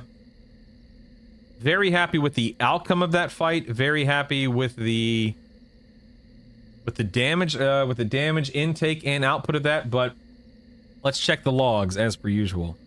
Now, you'll see here, actually, one of the things that I want to look at right now, check this out. The Dracolich, which you saw me fight prior to Kazakh Thul, has the same amount of HP, looks like about 71,000, that Kazakh Thul himself had. Now, Gebekar only did 1.5% of my damage because he died about halfway through the fight, sadly. It probably would have been closer to about 3% of my damage. Rest in power. If we go to the DPS breakdown, we can see, again, looks like I did not have Harm Touch proc? Harm Touch crit, I should say. But my Harm Touch still did, what is that, 26? Yeah, still did 26,000 damage. About 38% of my damage was Harm Touch, which is insane. Reaving Strike, 19% of the direct damage, plus about 1% of the initial application, or the Reave strikes themselves. And then we had Bard Dot Songs. Did, what was that? About 12,000 damage from Bard Dot Songs. Main hand did 8.3k, offhand did 2.8k. Kicks did 1.7k. The Ward of the Divine Parry, which is a Paladin spell, not Paladin, Cleric spell, did 1.8k. Scream of Death Strike, which is an SK buff that's up. My offhand proc, etc., etc. So, and that took me 392 seconds. That's a D3 God. Not bad, man. Not bad. Again, is Shadow Knight, Bard, Cleric the best combo in the game? No, I can't imagine that being the case. Am I personally happy to be killing these targets solo? Absolutely. Ooh, guys, look what MMO Pug just asked. MMO Pug asked, the combat exaltation wasn't a warrior only weapon. Does adding it to your weapon make it warrior only? I bet it does. Ooh. Oh, wait. That's weird. Did I not take it out? Wait, hold on a second. Let's look. I thought I already put it in the weapon. Yes, it does. You are, yes. So MMO Pug, well, that's a great point. Thank you, MMO Pug, for bringing that up. So MMO Pug is right. If I had put this in here, it would make it a warrior only weapon, which means I can equip it. You can see it's still equipped, but I do not actually swing it at that point in time. Oh, man. MMO Pug, 25 points to MMO Pug. You are now in the lead for my imaginary fictitious whose line is it anyway points. Well done, sir. Well done. Well done. I also wonder if my dots benefited from this bone clasped girdle exaltation. I personally don't know. I have half a mind to try to kill this guy on D4 real quick. I guess there's no, the only reason I can think of not to do it is just how long it'll take to clear the minis and then to actually engage him in combat. But I say let's do it, man. I say let's do it. Let's go. I was watching Broken Stoic yesterday. He made a good point that it's more efficient, especially with the drop rates of T1 modes, to use T1 modes to increase any item to +2 before combining the items themselves. Agreed, Sunder. I always try to do that, yes. Always try to upgrade your gear with any excessive motes that you might have. For that reason alone, Sunder. Sorry it took me so long to get to your message, but I totally agree with you, yeah. CT, show me the doll where Brutal Harm touched you. Congrats on the necklace. I got an... Oh, you mean Amulet of Necropotence, yeah. Thank you, man. Thank you. Bloodfire proc, probably the best proc you can get for Warrior and Classic, I'm guessing. I think that is the case, Chaz, yeah. Is there a benefit from trying to unlock race classes early sub level 11? Moose Bear Games, great question. I don't think there's a benefit, no. Unless there's some kind of interaction with being low level and, you know, grinding specific. Well, but no, that you can grind the same mobs at 50 that you could at, you know, 10. A benefit from trying to unlock races, classes.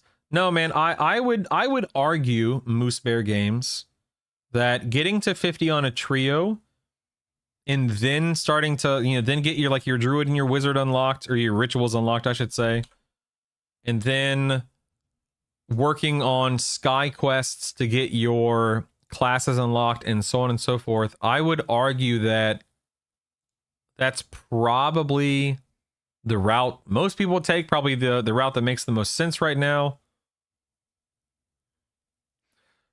Hello, what is this game, Actus? This game is... Leave me alone, I'm killing gods! I just killed Khazak-Thul on D3, Actus. So now, we're gonna try D4. I don't know if I can do it! D3 was not, like, hard. But I only have so much mana and endurance, so we'll see how it goes. Seems like some weapon upgrades would really do well for white damage. And isn't there some decent SK one-handers from Hate? Yes, D2, you are... Absolutely, yes, absolutely. In fact... I probably should have gone back to Hate, you're right, to try to get them, and then come back to Fear, but whatever. I can't Sky Spook. I mean, I guess I could probably go into Sky D0 and do that, even on like a multiplayer raid, but because it's not solo yet, I haven't bothered doing anything in Sky because it's not solo.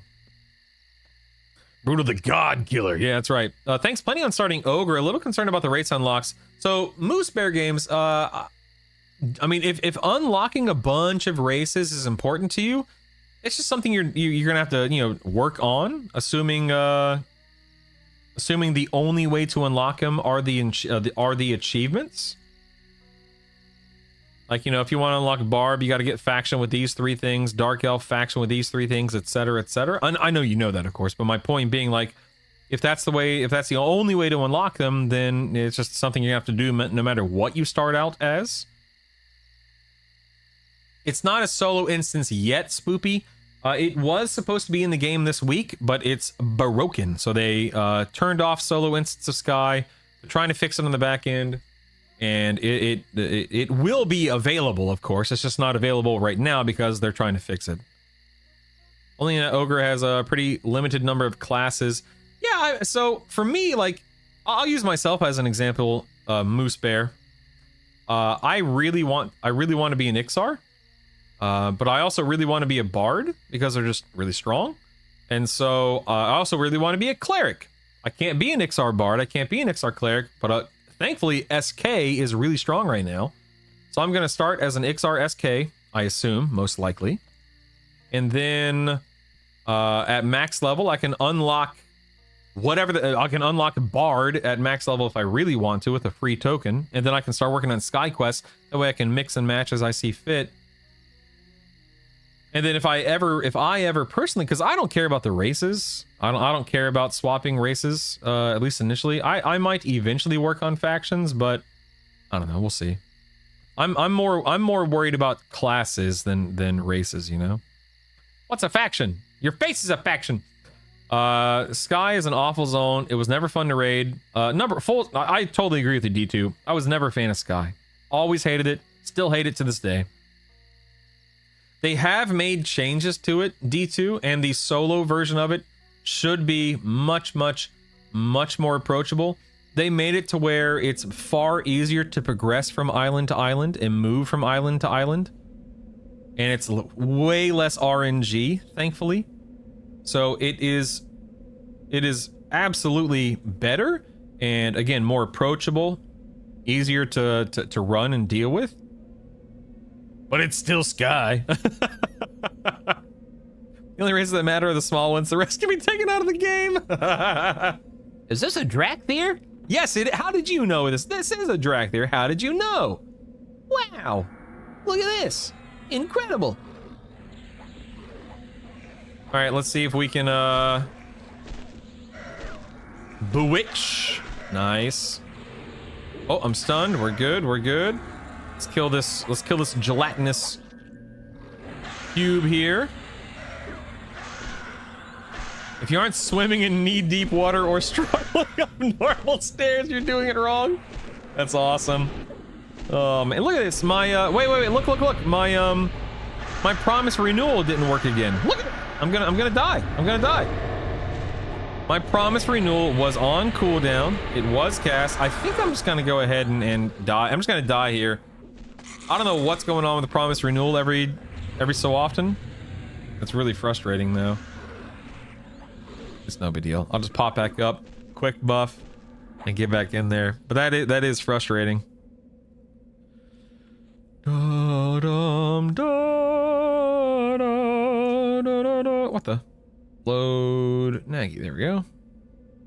Kale, Drakel. No! Oh, as a small race. I thought you were saying Kale sucked, Chaz. I was about to fight. I was gonna fight you.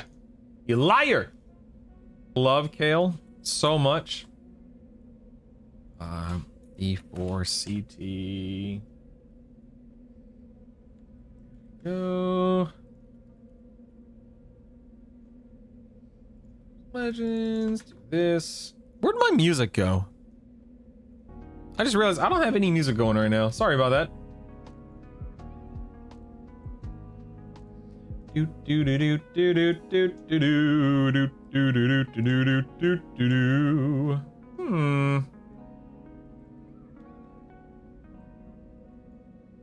Strange. I can't change the oh, there it is. Oh, there. Okay, hold on. Quest Legends, this. Oh, I see what's going on. Okay. All right. Sorry, I'm over here talking to myself. Forgive me.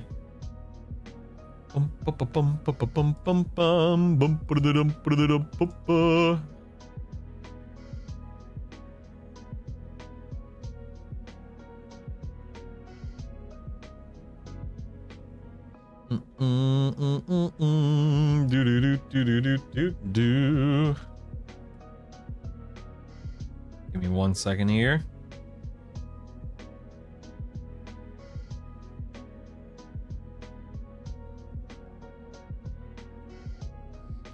Okay, I just gotta send a quick email from my phone while I. Oh man, I should have been regenning mana this entire time. Dag nabbit all. All right, let me drop into recovery. Let's do I don't want to summon my pet yet. Let's go to stat buffs. Let's do disease. Let's quick buff here. And then I will drop disease. I have disease. Let's see. Magic. Let's do cold question mark. And I need 2 more gem slots, dagnabbit. And poison maybe? Cold. And poison. There we are. The reason I didn't summon my pet there because I charm these guys that I fight. All right, hold on. I gotta send an email. Stand by. Please stand by. Thank you.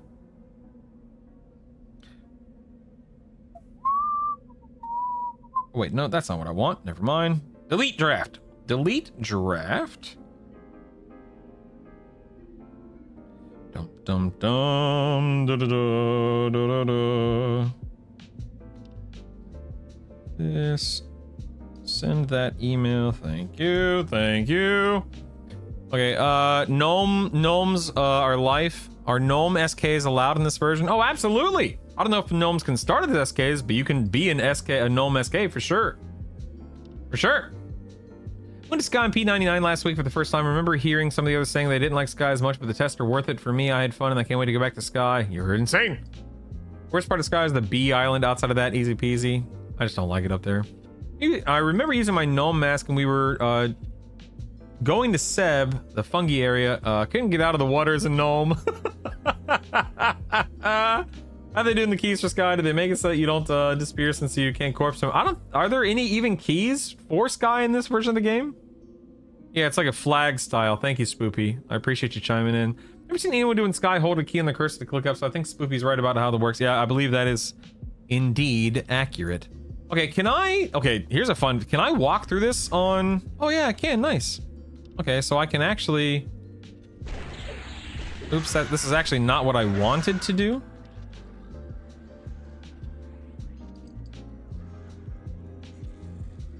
So what I'm doing is I charmed the Gorgon here to tank for me. I'm just trying to burn through these targets faster. And now I'm trying to charm the Phoboplasm, okay. And now you'll see the Phoboplasm, he's gonna get deleted by Terror. I can actually swing on Terror's pet. Well, I wonder if can I charm? Uh-oh. Uh-oh. Wait, why is Fright here? Wait, wow, whoa, whoa, whoa, whoa! What's going on? Oh, the phone partner. Why did Fright come out of nowhere? This actually is not very good. This is not good, folks. That's a big dude. Yeah, it's D4 aggro. Yeah. I'm a little worried, admittedly.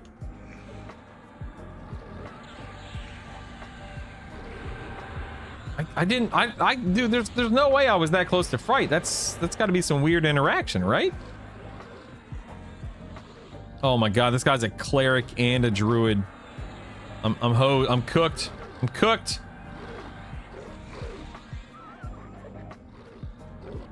I'm gonna try to charm this Phoboplasm again. This is not how I wanted this to go, but here we are. You know what? I might as well just harm touch. Oh, this is interesting. This is definitely very interesting. So here we go. I'm gonna stay in recovery mode. My you'll notice that my endurance is getting chewed up right now because I have 2 minis on me. If I can burn through, well, Fright's gonna stinking heal himself. I have no way to interrupt the whatchamacallit there. The heal. My mana is okay, thankfully, so I'm able to keep healing myself. It's just, how often will Fright, he's healing himself right now. Okay, his heals are not landing for that much. Uh-oh, it looks like my promise renewal did not land as, oh, this is not good. This is not good. Okay, promise renewal is now ticking.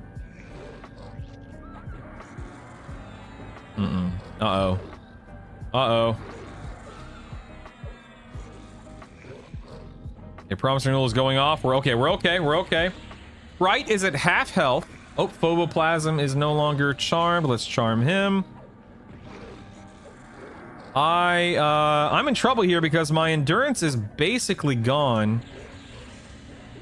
You can see my promise renewal here. Oh, the Phoboplasm got healed up to full. Interesting. Okay, I'm gonna drop into balance stance and pray.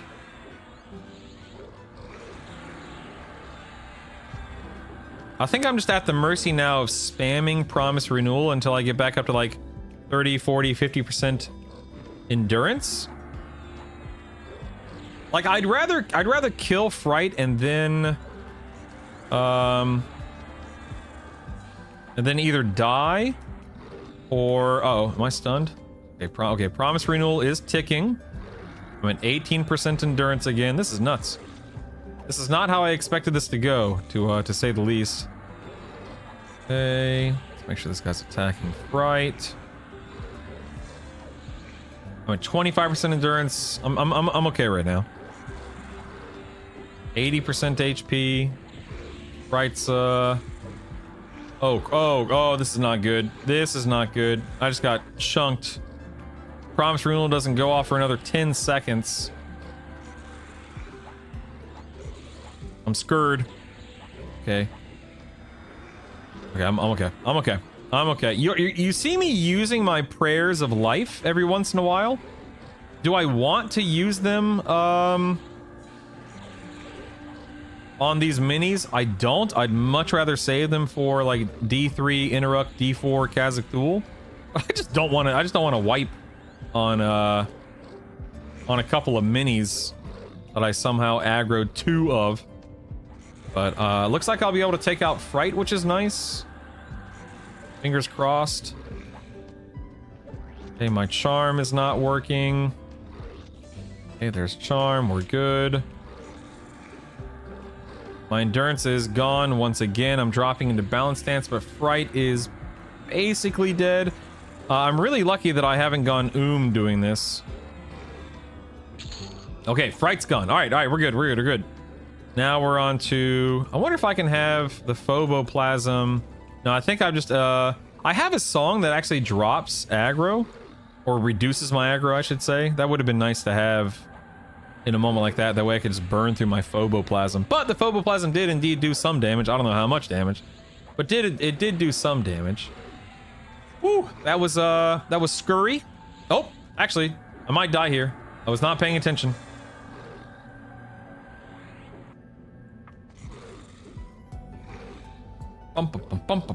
No, I think I'll be okay. I think I'm okay.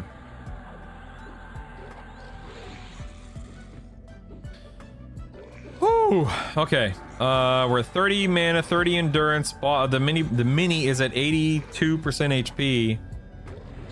This guy's just gonna do some melee damage to me, so nothing too horrible, but certainly not fun to deal with. You know what I could do is no, never mind. I was gonna say I could use this. I wonder. I pulled that extra mini without pulling his 2 trash NPCs, so I guess I'll bypass them. So that saves me. That does save me a little bit of time, but I don't care about the time factor. That was just a weird, frustrating occurrence, or whatever you want to call it. Lock in, baby. Oh, I locked in. Believe me, I locked in. I'm genuinely surprised. The only reason I didn't die there was because of my prayers of life. Those really do come into play. They are good to have in a pinch like that. You'll see this this terror mini has just a terrible amount of HP. Huh? Huh? Sack up and go get Dread as well.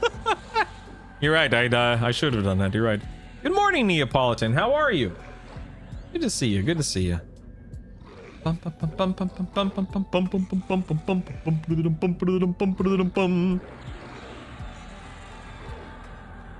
Okay, I'm getting a little low on endurance, so I'm gonna go ahead and drop back into balance stance here in a moment. Got 9, so okay, I think I'm just gonna drop into balance stance. Gonna go ahead and regen some endurance.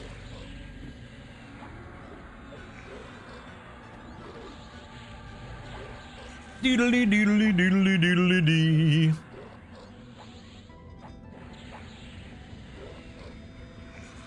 Dude, this guy, okay, harm touch is almost up. This guy is taking forever. This is insane.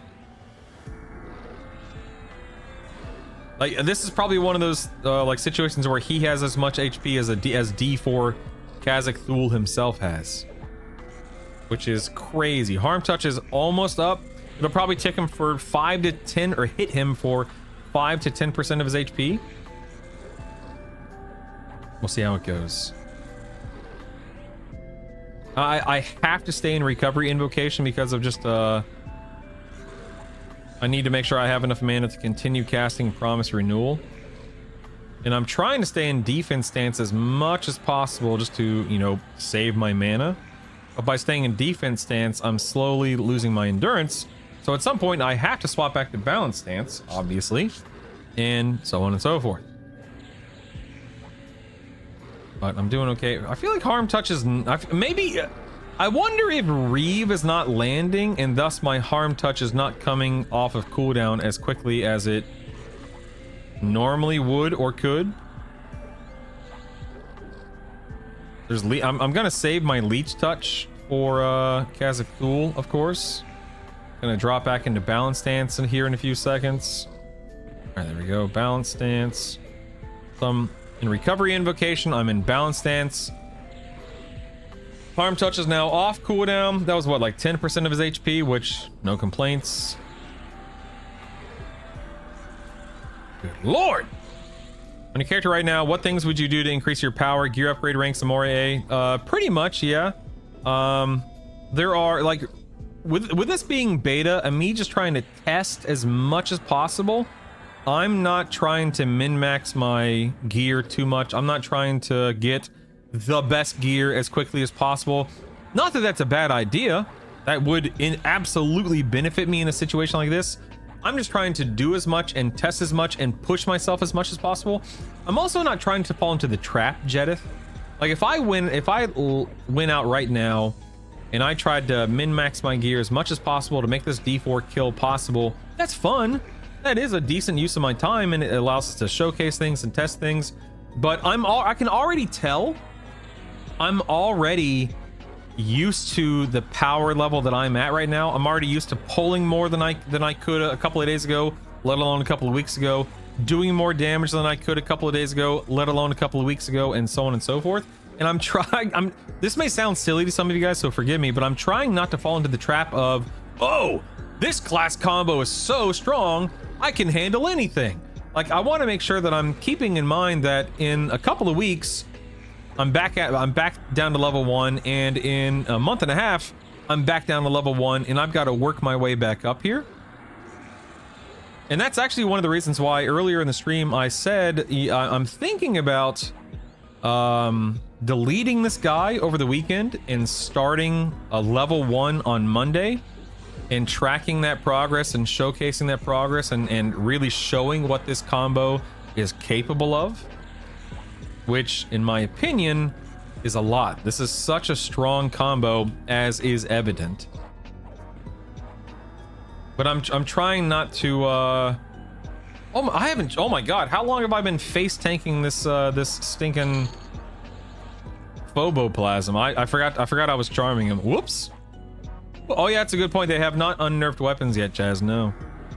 But anyway, yeah, Jedith, to get back to answering your question, that is correct. Yeah, you would I would target specific gear. I would try to farm gear that is like repeatable kills, like rares and trash, not gods and dragons, because you can only kill those once a week. And yeah, and then of course you got to keep in mind by the time the game launches, we will have bonus loot dungeons or whatever they are. We will have spells that are upgradable. We will have more class and role changes. I mean, there's a lot of things still to come, or things to be improved, and so on and so forth. So what is present? Actually, you know what? I should probably stop, regen, and then engage again. So what is currently in game isn't everything. Like we have more to look forward to and more things to help us scale our power. No, Hank, I do not personally spot heal with superior heal. That may be a really good idea and option, but I don't personally do it, no. Been lurking with my headset on while on lunch break. Oh, it's working. Oh, I'm done! How would a monk, berserker, cleric regen endurance? The fast attacking with berserker stance seems like it would shoot their endurance. I mean, you would probably just have to jump into balance stance at some point, Neapolitan. I'm not sure. I haven't tested that combo. But yeah, you'd probably just have to... Because that's what I do. I jump into balance stance to regenerate endurance. I also sing Jackson's Jig O Vigor and my Cantata of Soothing. Like, my endurance regen is 118 whenever I'm singing these songs and whatnot. So I have fairly high endurance regeneration. But even still, man, I run out at a certain point. That combo isn't just strong, it's brutal. Above the map on the right, you should put a zoomed in copy of your arm touch button. You know what? That's a good idea. Literal WeakAura, yeah. Cool, makes sense. Just trying to understand what the in-game gameplay loop looks like. Yeah, I mean nothing too weird, right? Once you hit 50, you're gonna go kill your Vox, Nagy, Yale. Those are gonna be your easier raid targets. You're gonna jump to Sky. And you're gonna start clearing Sky for weapons and gear and unlocking more classes. You're gonna be able to do Inaruk and Kazakh Thul up to a certain point. But these higher levels of these gods are not going to be possible for a lot of combinations early on. It's going to take group raids. It's going to take gear. It's going to take practice. It's going to take, etc, etc, etc. The fact that I was able to kill Kazakh Thul on D3 a few minutes ago is incredible to me. And if I'm able to kill him on D4, that'll be nuts. I'll be very happy if I can kill him on D4 this early. I don't know if you know this or not, Jedith, but I just hit 50 like 4 days ago. So I have not been 50 very long at all. All right, let me see here. Let me get in. Let me do over channel, yeah. We'll do the Gorgon here. Yeah, see, I'm pretty close to these guys and they're not aggroing me.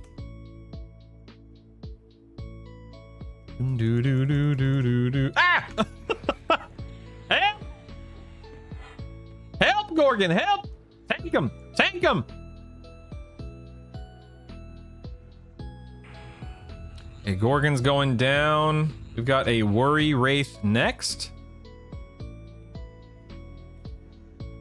Okay, Gorgon's dead. We're now doing the Worry Wraith. Okay, attack.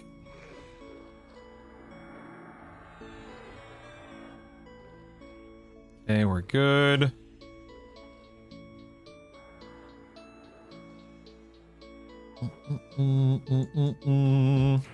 Worry Wraith is going down. All right, cool. There we go. We got rid of the two ads. Now we can just focus on Mr. Dread here, and he's a warrior, shaman, berserker.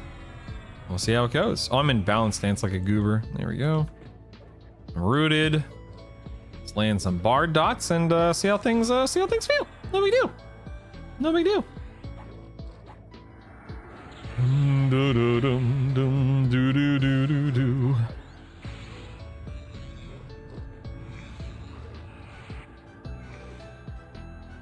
Yeah, my bard dot songs are landing sometimes, not landing all the time.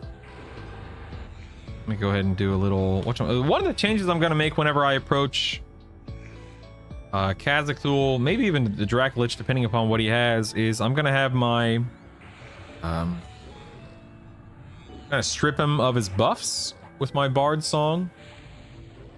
I haven't been doing that, so that'll save me a little bit of it'll lower his HP to some degree, I presume. I haven't even looked at Kazakh Thul. I don't know what classes he is.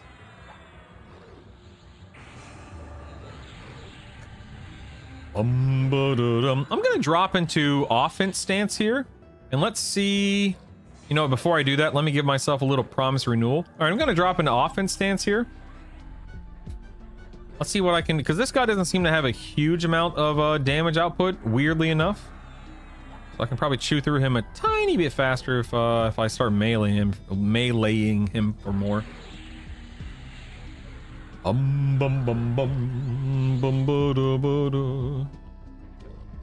harm touch is up. Let's go ahead and harm touch him. Yeah, this guy's a wimp. Want to chew through him as quickly as possible.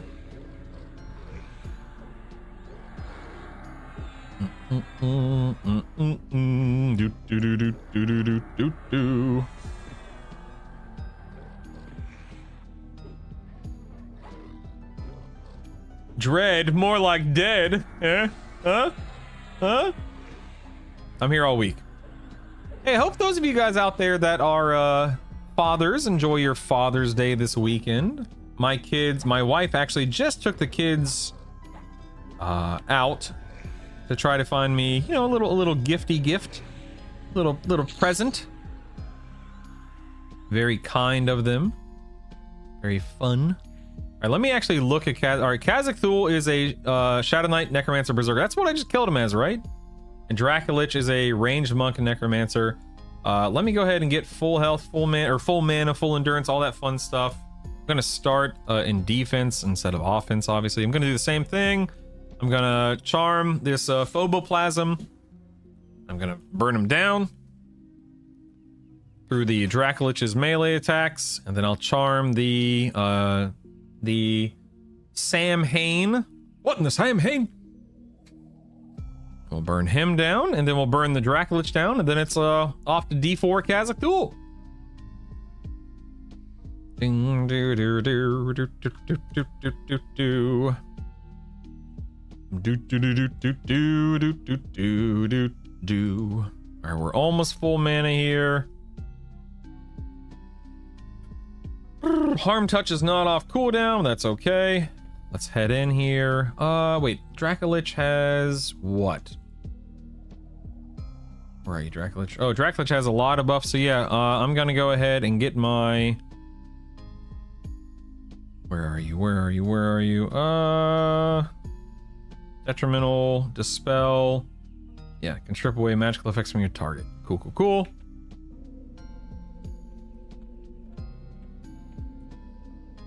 Here we are. Dracolich, attack. No, I don't. Kill him. There we go. Okay, he rooted me. He didn't like me running around. That's okay. Okay, Samhain is dead. Let's go ahead and charm the Phoboplasm here. Have him attack Mr. Dracolich. Leave me alone. Leave me alone. Oh. Come now. Don't you want to fight my Phoboplasm? There we go. Okay, Phoboplasm now has aggro. I've got a promise renewal ticking. Oh, okay. That Bard Charm Suicide is a nice trap for clearing this fast. Yeah, man. I came up with it all by myself because that's what I used to do back in the day. That's how I approached a lot of the game back in the day. And it worked then, and I'm happy to see it still work now, which is nice. All right, cool. We are in business. Let's get the old Dracolich here. Oh, let me go ahead and strip him of some of his buffs.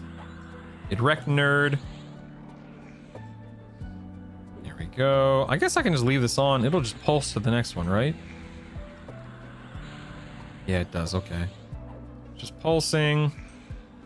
Get rid of his next one. And okay, cool. Now he no longer has any of his buffs, of course. I'm going to drop into Overchannel.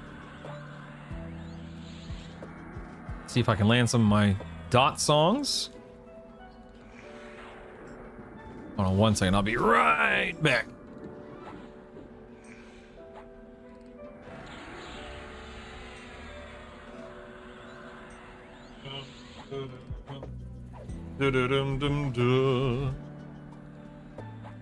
You'd like drop the charm when your mob was like 10% health and dot it to death, right? Back in the day for experience? I think so, but are you talking about in general, or what do you mean?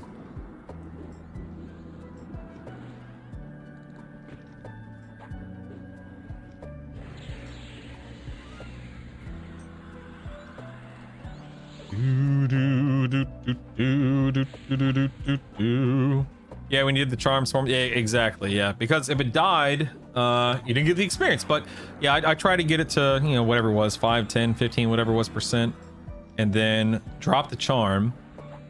Like you said, apply some dots to it, and you know, kill it for the experience. Otherwise, it was wasted. Okay, here comes Harm Touch. That was about 8%, give or take. That's nice. And that's nice. This guy has a ton of HP. It's crazy.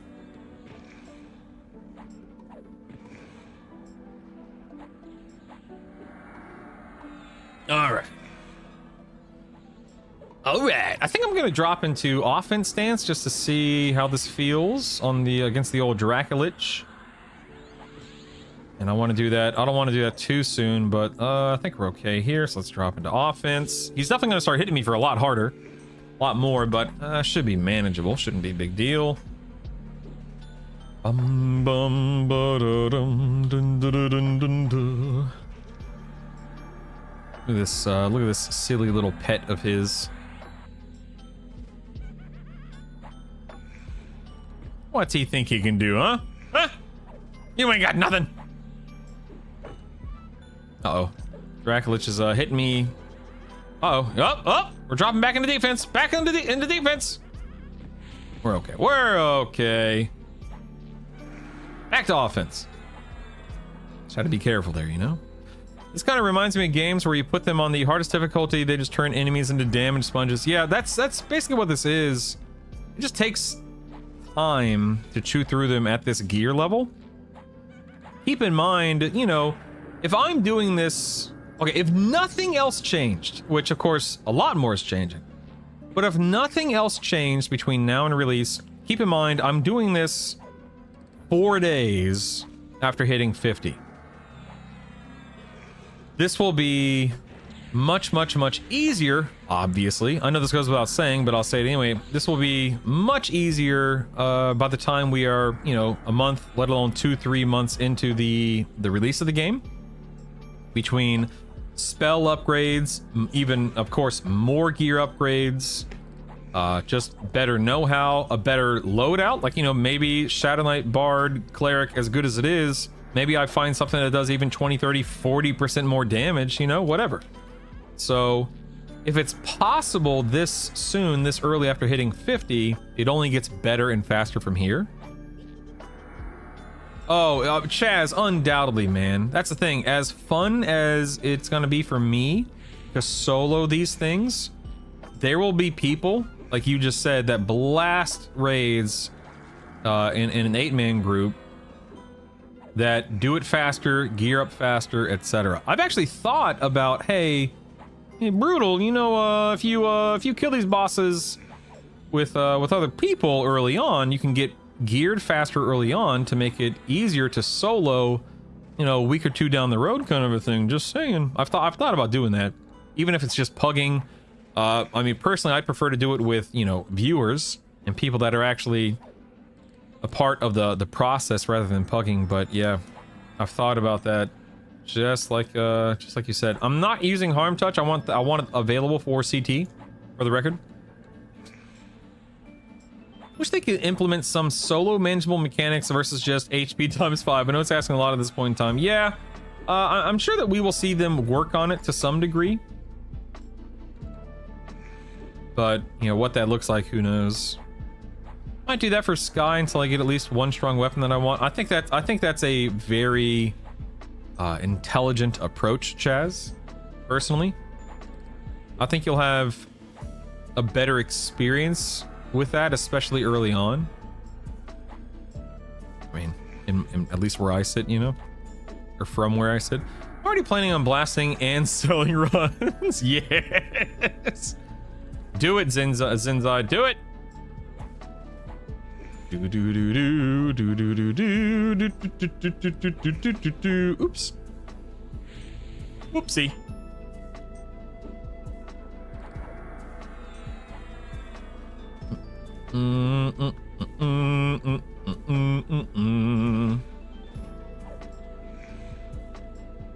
Don't kill me, bro.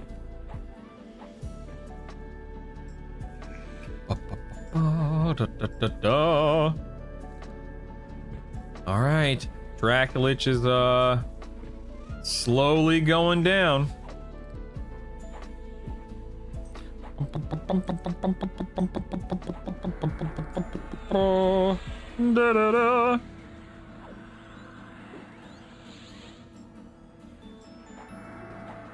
Keep her going.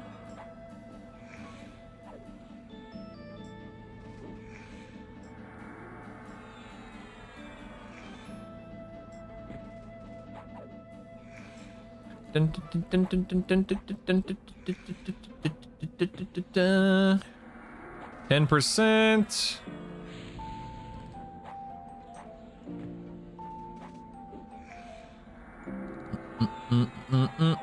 Seven, 6. I did a pretty decent portion of this in offense stance, and it didn't feel too bad. Just had to heal myself a little earlier / more often than I normally do. Hence why I'm at, 18% mana instead of 48% mana. But are you Brutal from Bird Talks? 8-ball! Oh my god, man. I know you were here the other day asking that question right up front. Short story, no. But hilariously enough, I know who you're talking about. That's who I named myself after. I'll give you the short and sweet version. I played on Bird Talks back in the day. I knew of Brutal from Phantom Raiders. I was a big fan. I was a kid. I didn't know him personally, but he was this larger than life character from Phantom Raiders back when I was, just a little guy. And so when I started playing EverQuest 2, I eventually found after a month or two after release. Yeah, I remember Prophecy. Yeah, the guild Prophecy. Yeah, but a month or two after EverQuest 2 came out, I rolled a tank on EverQuest 2, and I thought to myself, who was like the biggest and baddest tank I ever knew? And Brutal immediately popped in my mind, and so I stole his name. I stole his name. And then I started playing WoW, and I made a guild named Static, and I was a Tauren warrior, and I was the main tank for the guild and the guild leader of the guild. And eventually I found myself streaming on Twitch, and I named myself Brutal Static all those years ago, and now here we are talking about it. Q was your character name? I take it. I was a nobody on Bird Talks back in the day. I played a bard named Staccato Vibrato in a no-name guild. Didn't know what the heck I was doing. I was just a teenager, just doing my best. And look at me now. Bald, gray hair, and still I know very little, and I'm doing my best. I'm sorry that I didn't answer your question the other day, by the way. I think I was fighting a raid boss, and I didn't see it until after I killed the raid boss. I obviously wasn't attempting to ignore you, so forgive me. Are you gonna resurrect Static? No. Nah. Nah, I'm good, man. Thanks for asking, but nah, I'm good. Thanks, but no thanks. Yeah, I was in Prophecy. Eventually, I became the leader. I was a bard. You were. I'm impatient, no worries. Dude, yes! A fellow bard lover. I love to hear it. Love to hear it. You could probably sing songs around me back in the day, and probably still could this day and age, too. All right, here we go, team. Oh, wait, let me check my bow. Oh, wait. No, I'm so... Dagnabbit. I still have shield, resolution, blessing the Lord, symbol. You know what? I'm just gonna go ahead and I'm just gonna redo them all. Oh, and I need to get my pet out too. Dang, I'm sitting here regenning, and then I realized, oh, I need to get all my buffs back up, and I need to buff my pet too. I also need to summon my pet, so yay. There it is. 8-ball, appreciate you swinging by, man. Sorry that I'm not the OG Brutal. Just a bald fan. Can't verify it, but I think I was the first bard to swarm. I used to swarm plane of fire 60 plus mobs at a time. That's insane. Oh my goodness. You know, I too killed many mobs in plane of fire at the same time on THJ when, you know, that was possible. Not so much on live servers though. All right, let me load my buffs real quick. Much as I hate to delay pulling CT, it just doesn't make any sense to pull them unless I'm 100% ready, set up and ready to go. Okay, I don't need to recast Grim Aura or Yelp or Summon Dead. So I can get my resist buffs up. Disease. Poison. And cold, I think, right? Because I have fire. Yeah, fire. Magic. Okay, cool. Let's quick buff it. We can load CT stuff again. All right, it's so cool that that you know about Brutal. I wish I could meet the guy. Yeah, I mean, I literally was he a young adult? Was he a middle-aged dude? Was he an old dude? Was he man, woman? Was he, you know, did he live in the States? Did he live abroad? I know nothing about him. I have no idea who the guy is. Probably one of the first bards and wizards were doing fire soon as we were flagged. But yeah, man, I would love to I would love to talk to the guy and pick his brain about the old days.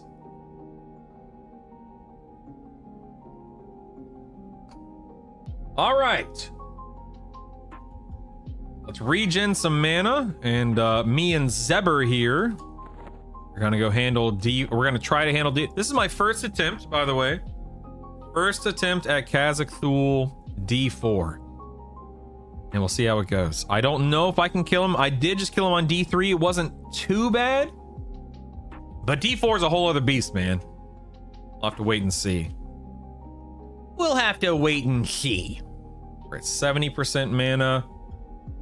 100% endurance, 100% HP, fully buffed. Let's go ahead and get my Salos up, and then we will get my my Dispel on. Kazakh Thul currently has no buffs, but just in case. So make sure my Pet Greater Hold is on. Yeah, Jedith, so unlike back in the day, because loot is random and personal here, just because you see a mob holding a weapon doesn't mean that they will drop that weapon. It is on the loot table, but it's a visual thing, not a guarantee of the loot. Okay, 8-ball. I will explain that during combat, so bear with me real quick. I gotta run in, I got a harm touch. I'll catch you up to speed, okay? I'm scared. I'm scared. Here we go. All right, we have harm touch. Oh man, he's already kicking my butt. Here we go. Here we go. Here we go. Look at that. Look at that HP missing. All right, we are in recovery stance. We are in defense stance. We've got a promise renewal going, etc., etc. Okay, so Symphonic Aura 8-ball is an AA that once you get it maxed out, the bottom 5. It looks like my dots are landing without overchannel. That's nice. But the bottom 5 spell gem slots on your spell bar are if you have bard song, group songs, AoE songs in those bottom 5 slots, they will pulse in the background. You don't have to manage them. You don't have to worry about them, etc., etc. They are just there doing their thing. And then you'll see me that I'm using melody to sing 4 single target dot songs at Kazakh Thul. Wow, this guy is... I'm actually really surprised at how fast he's dying, but I gotta be really careful about my endurance here, so I can't monologue too much, forgive me. So you can actually have 9 bard songs going between melody and Symphonic Aura. I will catch up on chat here in just a few minutes, guys. Let me work on this. I don't want to make mistakes just because I'm running my mouth, so bear with me. I'm gonna drop into balance stance here in a minute and get some endurance back. Okay, balance stance. I got knocked back. Zebra's doing his thing. Go ahead and do another promise renewal just to be safe. A little earlier than usual because I'm not in defense stance. Ooh, I might have to drop into defense stance, so look at this. Ouch, yeah, I'm gonna drop in defense stance. Oh, crap. Oh, crap. Leech touch, leech touch, leech touch, leech touch, leech touch. Oh, I wasted it. Dagnabbit. That's okay. You know what? It's okay. It happens, it happens, it happens. Let me go ahead and do another promise renewal here, and then we're gonna drop back into balance stance. I think we're okay. I think we're okay. Okay, promise renewal goes off in 3 seconds. Yeah, we're okay. Again, I'm just trying to manage my man and endurance here. Trying to be real careful about stuff. Harm touch will be up relatively soon. And if I can get my... Oh, you know what? I'm just going to go and drop back into defense stance here. We're already at 80. Endurance, 40% HP. This is D4, man. I want to be super careful. trying not to make any silly mistakes just because I'm talking about it, you know? Arm touch will be up relatively soon. Ooh. Balance stance for a tick or two. We're at 66% mana and endurance. Kazakh, okay, harm touch. Woo! That had to have been a crit. That was like 14, 15%. Harm touch, oh my god. 15% or so of Kazakh Thul's life taken off by harm touch. That was insane, man. Holy cow. He's at 33% now. We're at 60 mana, 70 endurance. I'm feeling good. We're just gonna play it safe here. I'm gonna stay in defense stance until I'm at about 50% endurance. Boss is at 25% HP now. My dot songs are landing. No, Zebber! My dot songs are landing. Zebber almost died there. Probably not gonna get another harm touch, obviously. Uh-oh. My promise renewal. Okay, there we go. Woo. I messed up there. I thought I cast a promise renewal. You know what? I'm gonna go ahead and use a prayers of life just to be safe. That's what they're there for, right? No reason not to use them. Oh, no, you know, I'm gonna use another one. Oh wait, they're on cooldown. Never mind, I can't. All right, here's hoping I don't need them again. Don't kill Zebber. Don't kill Zebber. Boss is at 17. My endurance is at 45. My mana is at 63. I'm actually gonna start casting Promise Renewal a little bit earlier than I normally do. I do not want to run into, because my mana's looking really good. I do not want to run into an issue to where I somehow just flop over because of a mismanagement of my my spells and my mana. I don't see a world where I go before I whittle down Kazakh Thul. Everything's looking good. My pet's still alive. Again, still landing some Bard dot songs. Promise renewal's about to go off. My endurance is getting lower, obviously. In fact, I think I might jump into balance stance here in just a moment, just to be absolutely safe. Just to be sure I don't run out of endurance. Let's go ahead and drop into balance stance. We're going to immediately cast another promise renewal here as soon as I can. Okay, there we go. Nope, that didn't land. There we go, okay. And now we're gonna drop back into defense stance. Kazakh Thul's at 5%. Promise renewal goes off in 5 seconds. We're good. I'm actually going to drop into Spellblade now, just to see if I can get a proc or two before he dies. My mana's good. Dude, D4 Kazakh Thul. Thank you, Harm Touch. Holy moly, man. Absolutely insane. Look at that. Look at that, baby. We got a shield, we got a barbarian spiritist's hammer for the shaman, we got another shaman, and a darkwood trunk, which is a 100% weight reduction, 10 capacity. There it is. D4 CT down. Holy cow. I genuinely can't believe that's possible. That is insane. Wow, wow, wow. Hey, Color Toad, let me catch up on chat, guys. Stand by. Let's see here. Doodly-doo, doodly-doo, doodly-doo, doodly-doo. Okay. I'm super interested in the pet class. Not really seeing anyone showcase one. Kind of assuming they aren't holding their own. Yeah, right now, Plump, they're not THJ. It's not THJ, that's for sure. How would SK Necromancer Cleric be? Good. I can't say it's any better or worse than what I'm playing, but certainly good enough, Rage, for plenty of content. Zinsai says, I'll carry you, Brutal. Yeah, I'll give you a discount. Thanks, man. Hey, Sir Beowulf, welcome back. Dude, Harm Touch is cheating. They have not fixed it. No, Harm Touch... We'll look at my damage breakdown here in a minute. Harm Touch is absolutely cheating. Yes. Can you melody your point-blank AoEs and sing your group stuff? No, you cannot melody any group songs or AoE songs when Symphonic Aura is pulsing. You can only do single-target songs. Do Bard songs interfere with stances? No, Pack Tactics. Invocations, yes.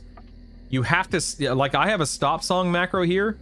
I'll use my stop song macro before I can, before I jump into a different invocation. And you can build a macro where, like, it's, you know, the first line is stop song, second line is, you know, jump into your invocation. You can macro it. Dun, dun, dun, dun, dun, dun. Giga Harm Touch doing so much work here. Yep. What are your take on guilds? Is there any reason other than having a static pool of folks to group with? Is there any game mechanic that makes it preferable to be in a guild? I mean, the benefit of being in a guild, other than hanging out with your friends, etc., is that you're likely to get geared up faster, just based on how gearing works in this game, and you're likely to have an easier time killing raid targets, if I had to guess. That may not be true for all people, all cases, all bosses, but that's likely generally true. Really hope for multiple tests to be allowed. I mean, I don't know, Chiquito. Right now it's not. I don't know if that's going to change.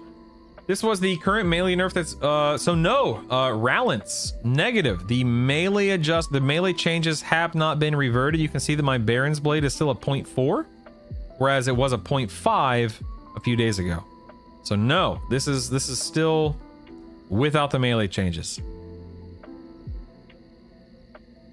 Oh, then yeah, I misunderstood. Yes. Da, da, da, da, da. That was awesome. That was stinking awesome, man. A D4 Kaz. I wonder if that means I can do a D3 Interrupt now. What time is it? It's 11:45. We have about an hour 15 before the broadcast from the developers. So right now seems like a great time to go and check out D3 Interrupt to see what's possible. Also gives me a shot at the SK one-hander in a +3. So let's go, shall we? Auto loot that. Oops. Let's put my trunk on here. Oh yeah. Oh yeah, baby. I hate the sound that trunks make when they open, but whatever, man. Whatever. All right. Oh, wait.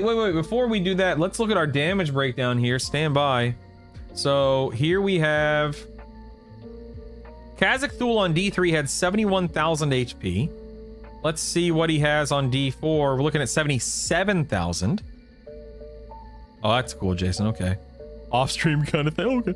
Okay. So, Zebra did 3% of my damage. Way to go, Zeb. Let's look at my damage breakdown here. We have...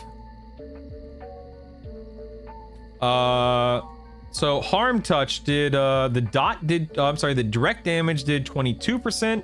The dot did 18%. We're looking at 40% of my damage came from Harm Touch, man. I love that. And it's going to be a sad day if and when they nerf it from its current state.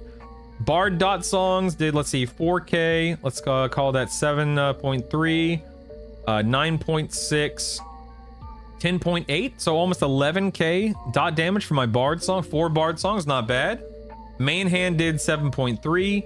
Offhand did 3.2. Cleric Ward of the Divine Parry did 6.6. My Reeves did 700, and then the Reeve DD did 11.4. Scream and Leech Touch and Yakesha did a combined 2.4, whatever it is. Good stuff, man. That Harm Touch is carrying so hard. Is 2-hander good? Oh, absolutely, Moose. You're right now. I'm just using like the best combo that I have. I can't sit here and say which one is necessarily like better, like which one is really, really good by comparison. I'm just using the one that yields the best ratio and stats. But ultimately, like, you know, once we're really testing things and checking things out and theory crafting and so on and so forth, we might find that this combo, even if your one-hander ratios are higher, two-handers better because of interactions and procs and this, that, and the other, or vice versa. So right now I'm just using the best combo I have. No, Jason, I'm not going to Sky because it's not solo. I'm gonna go do D3 Inaruk. And we'll see how that goes.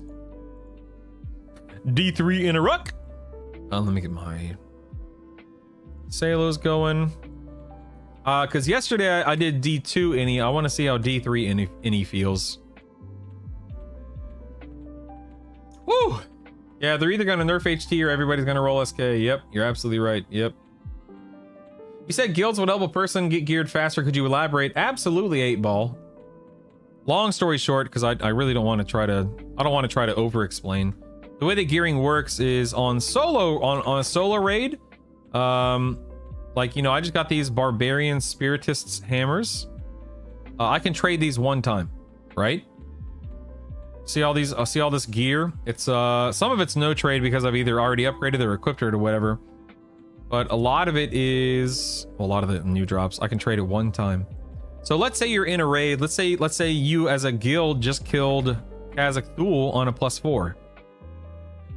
If you're with 7 other people and maybe only 1 or 2 of you need the Barbarian, the Spiritist Hammer, whatever it's called, right? The Barbarian Spirit, maybe only 1 or 2 of you need this, and 6 of them dropped.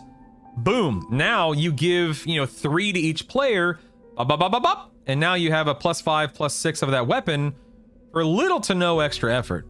Similarly, let's say that the Bone Razor dropped. I don't know where it drops. Let's say Bone Razor dropped, and you only have 1 rogue among your 8 players, and 4, 5, 6, 8 Bone Razors dropped.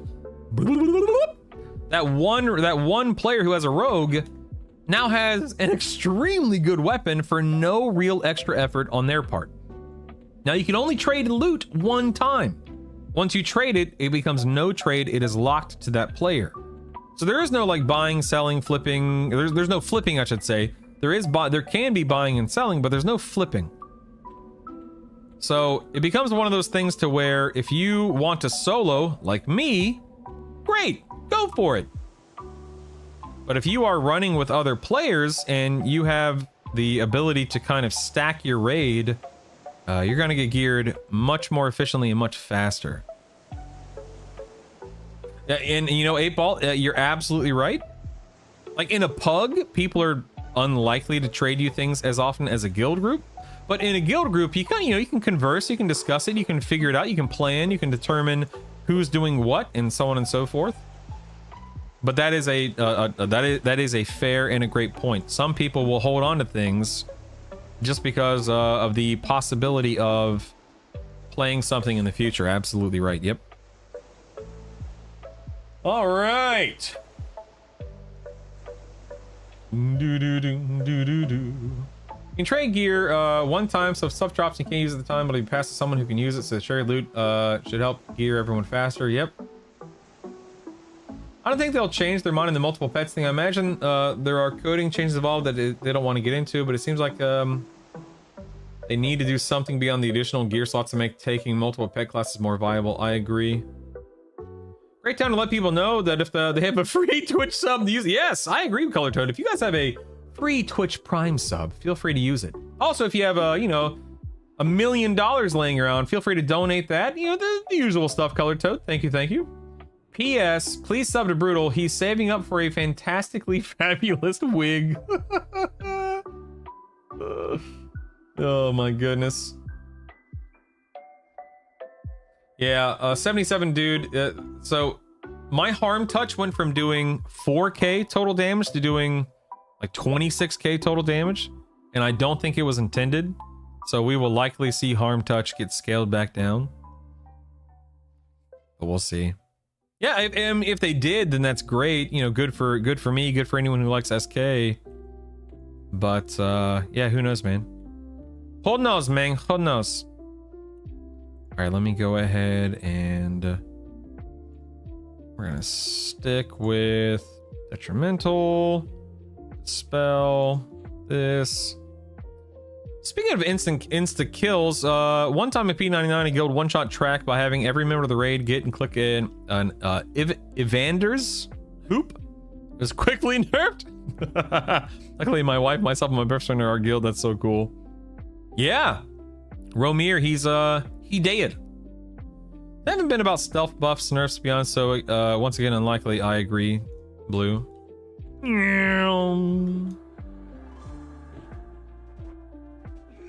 Okay, let's see how this goes. Get him, Zebber. Get him. Brutal's still very much alive. Let's go ahead and harm touch this guy. Very nice.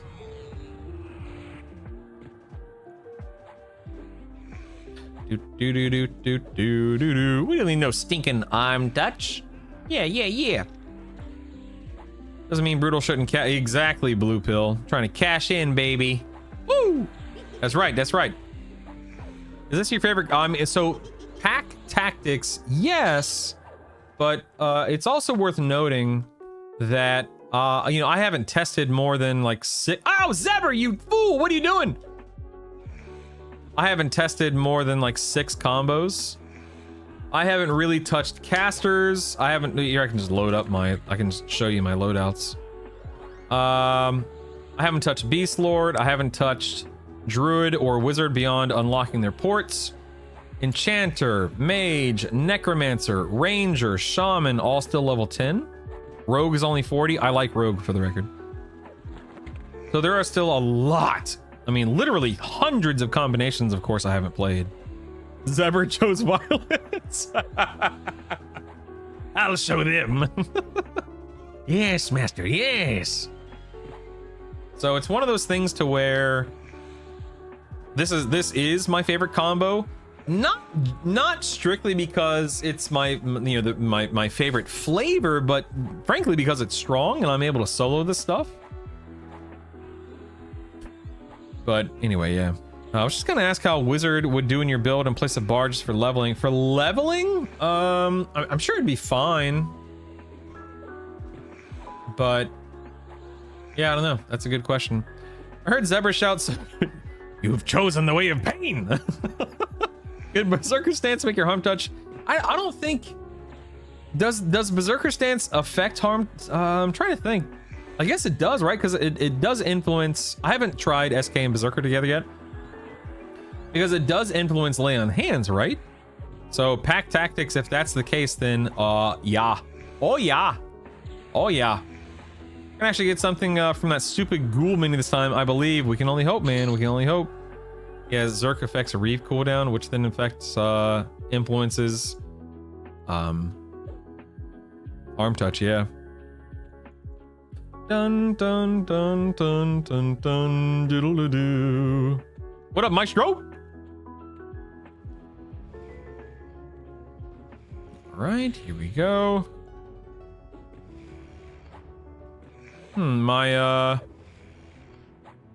There we go. Now I have stripped his buffs.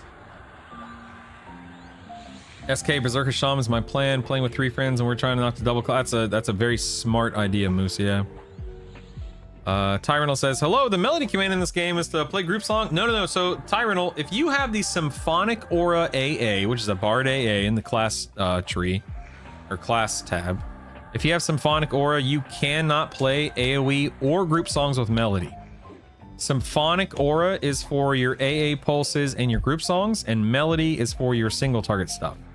So you'll see with me, I have AoE slow, I have AoE dots, I have endurance regen, HP regen, mana regen, more endurance regen, I have resists, I have haste, I have attack. All that stuff is being handled by Symphonic Aura, and my single target dot songs are being handled by my melody.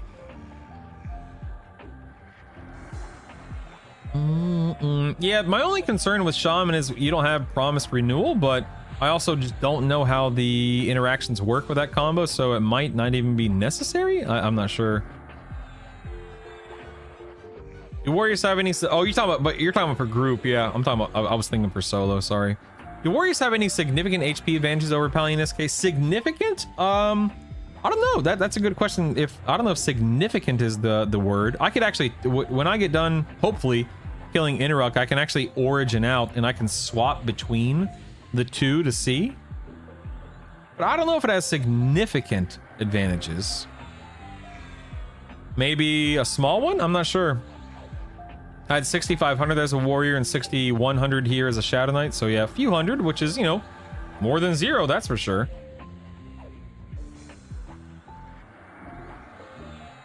Don't die on me, Zebber. Don't die on... No, Zebber! Save yourself! I do need a little off heal. That way I can save my pet. That's I'm not gonna be able to land a heal, I bet. Watch. Or mim a heal. Oh, I mimmed a heal! Come on, come on, huh? Come on. Come on, superior healing. Yay! Let me drop into inversion real quick and that'll make it even better. I got you, Zebber. I got you, buddy. Alright. Alright. No prob, Bob. And you play both at the same time. So yeah, Tyrant, if I'm understanding your question, like right now I am a Bard, Cleric, Shadow Knight. I am playing all 3 classes in one character at the same time. Oh no, you're talking about Melody? Oh no, you're talking about Melody. Yeah, so Melody and Symphonic Aura. I apologize. Yes, so Symphonic Aura is pulsing in the background. It's the game is taking care of it, and I'm hard casting my melody songs. Well, when I say hard casting, I mean I'm pressing my melody macro in the game, then cycles through my 4 songs. Dum dum. AC's gonna be keying in for night classes. Maybe. I don't know. Oh crap! Zebbra's going down. I got you, Zebra. I got you, Zebra. Yeah, I'm not sure what stat ultimately. I mean, AC, of course, you can never go wrong with AC. But how much of your damage intake through a defense stance is going to be melee damage versus magic damage? Like, should you be stacking AC and sitting in Mage Hunter? Should you be stacking AC and sitting in defense? Should you be stacking, oops, that was the wrong stance. Dagnabbit. Should you be stacking resists and sitting in one over the... I mean, I personally don't know. I have no idea what the damage intake looks, all things considered, on different levels, with different size, different whether you're soloing versus group. I'm not sure. Good lord, he's taking forever to die. Oh wait, I can harm touch him. What am I doing? Harm touch him.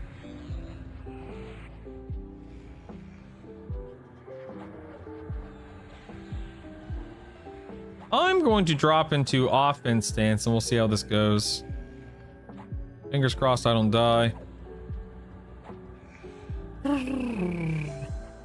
Oh, dude, yeah, a slow more than... Yeah, a better slow than Bard song? Yes, please. Maestro's jealous of my drip. Yep, doesn't surprise me. What a jerk. Yeah, Bard is very strong, Tyrannal. Very strong.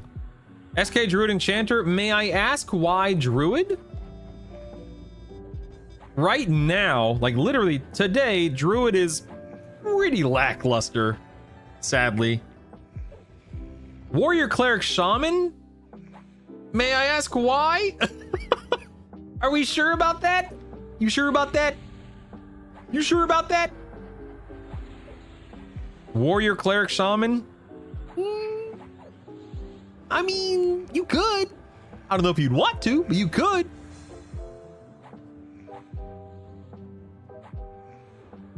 Yeah, switch to Cleric after that level 25. Sure. If you swap to SK Cleric Enchanter, that's a much stronger combo than SK Druid Enchanter, without a doubt, yeah.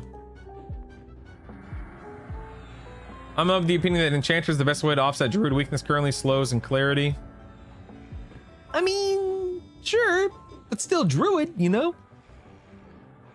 Oops, I'm not singing my songs like a goober. Want to level a wizard for the ports? What would you put with Cleric and Wizard? A knight. Like SK. I would do SK, that way you can use Spellblade to proc the wizard nukes while you're leveling. He's a maestro and you're a bard, singing to each other while fighting.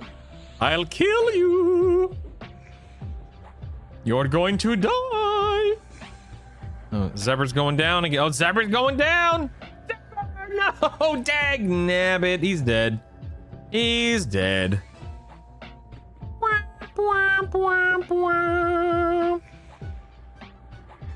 Monk, Shaman, SK. Nice. You always like druids? That's fair. Imagine for the giggles you pair SK and Paladin. Think of the Slay Undead powered harm touches, and then, you know, throw in Berserker for good measure. SK Pally Berserker. A lot of people are playing that right now, and for good. Oh, I'm dying. Oh, that's not good. Oh crap! I'm in offense. Ah, defense, brutal. Defense. Oh man, how much would it suck if I die here when he's at 10% HP? Please don't kill me, Mr. Maestro. Please don't kill me. Okay, we're good. We're good. Warrior, Cleric, Shaman as a D4 boss turtle build might work. It might, or it might not. I don't know. I don't know, but it may be. Good question. My main tree is going to be Warrior, Bard, Cleric. Yeah, I'll tell you this, 8-Ball. Right now, literally as of, let me check my imaginary watch. About 3 hours ago, I was a Warrior, Bard, Cleric on Inaruk, D1 Inaruk, and it sucked. Now, to be fair, it might be gear related, it might be AA related. You know, these things, of course, do come into play. But, yeah, it might be harm touch related. Exactly. You're absolutely right. It was not nearly as engaging or fun. The damage wasn't, anywhere near... Oh, my loot! I finally got my loot. Huzzah! The damage wasn't anywhere near what, of course, my SK can do, like you said, because of harm touch. Sweet. I now have a much stronger loot. Very happy about that. Also got Evensong +3. So my Evensong is now I wonder if I should drop my... Uh-oh. Kids are home. Kids are home. What up, Goobs? What? Oh, thanks. Savannah got me a dandelion. How nice is... Thanks, sweetie. That's very nice of her. That's so nice of her. All right, let's go see if we can get the... Oh, it's Lord of Loathing. Does Lord of Loathing drop it instead of Lord of Ire? Bum bum bum bum bum bum bum bum bum bum bum bum bum bum bum. Let's see what his loot table is. A diamond rod for wizards, a wand for wizards, an eye for wizards.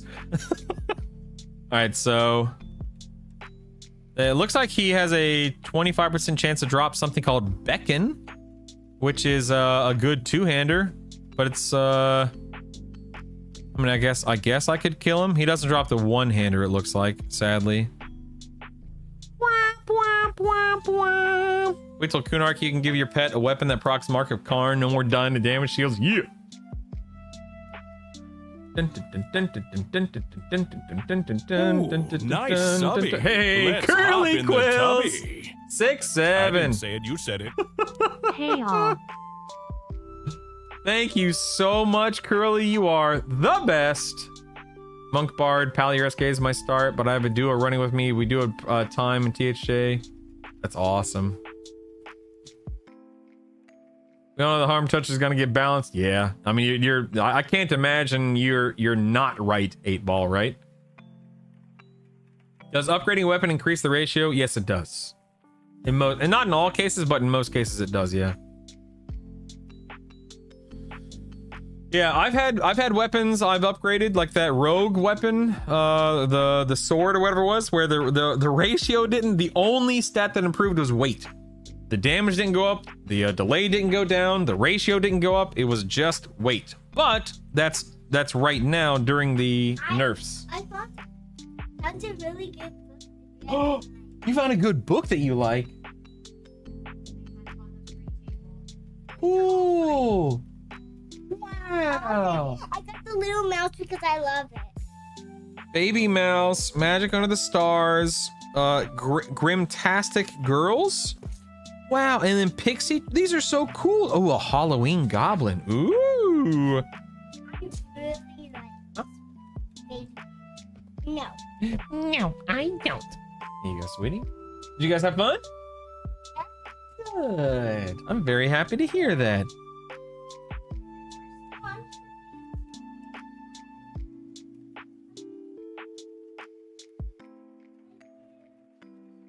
I hope they were well behaved for you, sweetie. She gives me a grin. Curly Quills, thank you again. I appreciate you. Would you suggest Paladin over Warrior with the Bard Cleric? There is a lot of there is overlap with the okay, 8 Ball to I guess to try to be as direct as possible. I have tested Bard Cleric SK, Bard Cleric Pally, Bard Cleric Warrior. Right now, even before the harm touch changes, I feel like I feel, emphasis keyword feel that SK synergizes better, provides more. Ooh, what are those? They're huge. $6. So $1 more dollar, but look at the flavors. English top. Oh my goodness. Oh. Oh. White. Oh my god. My wife found some zero sugar like flavor enhancers that we use for our coffee. Oh my god. That really does sound delicious. Jeez Louise. But anyway, did someone merge quested weapons from Sky? I'm sure plenty of people have at this point in time. But in any case, yeah, it's I feel and I enjoy SK more than Warrior or Paladin over I prefer SK over Paladin or Warrior with the Bard Cleric combo. If Cleric and Paladin didn't have so much overlap, I feel like Paladin would be worth a little bit more, but you know, is what it is. All right, I'm gonna kill this guy and we'll just see what happens. Hope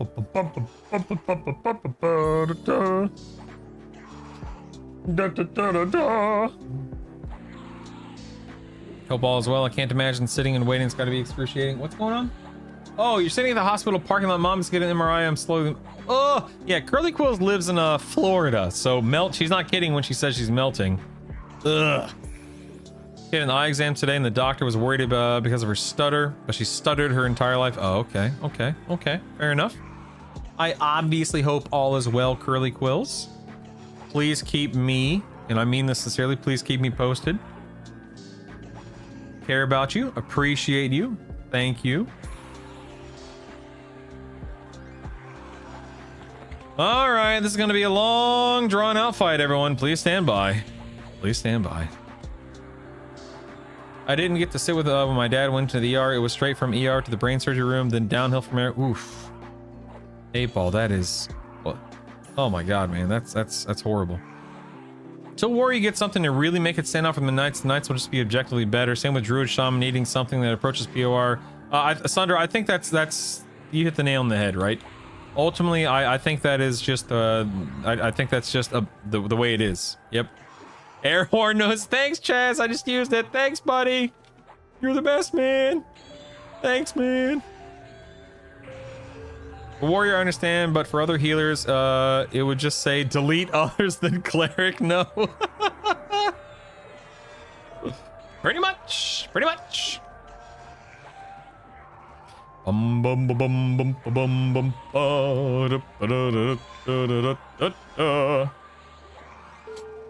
The Lord of Loathing. Back to the game. The SK versus Pally synergy. Was there any difficulty obtaining SK skills past 20? Obtaining SK skills? What do you mean exactly? I just want to make sure I understand the question. Like, are you talking about like skills like these?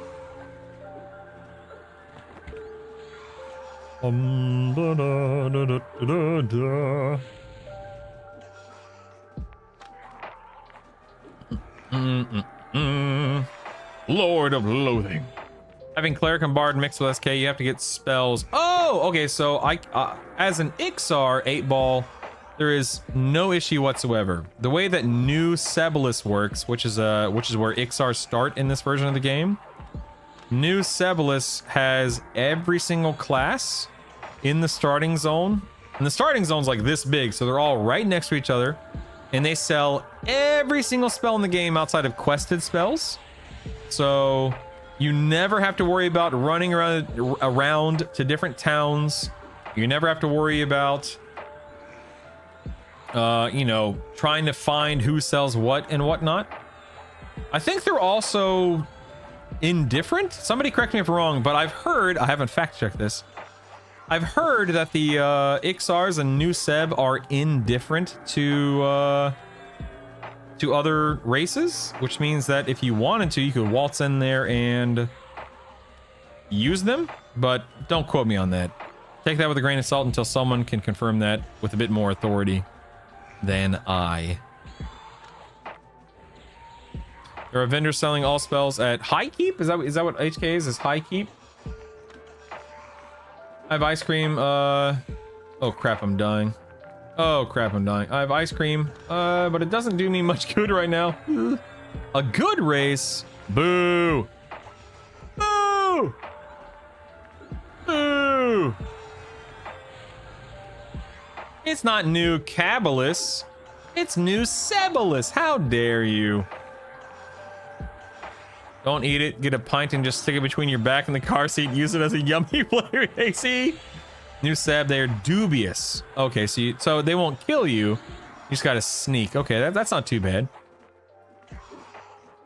The come on, the objective is to unlock them all, right? Yeah. So I know for me, I will absolutely be unlocking all the classes. I want to make sure that before Kunark launches, I want to have every class available to me as a primary class. That way I can move around and mix and match freely. In terms of races, I don't really care about the other races. I'm perfectly happy being an XR. So, unless I really have like nothing else to do in game, I probably won't worry about unlocking the other races. All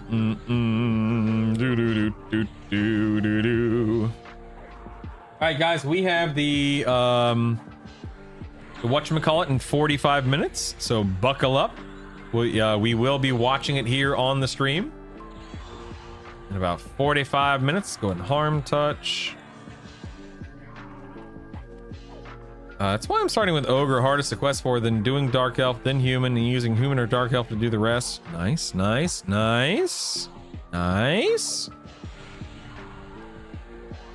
Die. Look at this goober. Look at this goober. Bum bum bum ba. Do do do do do do.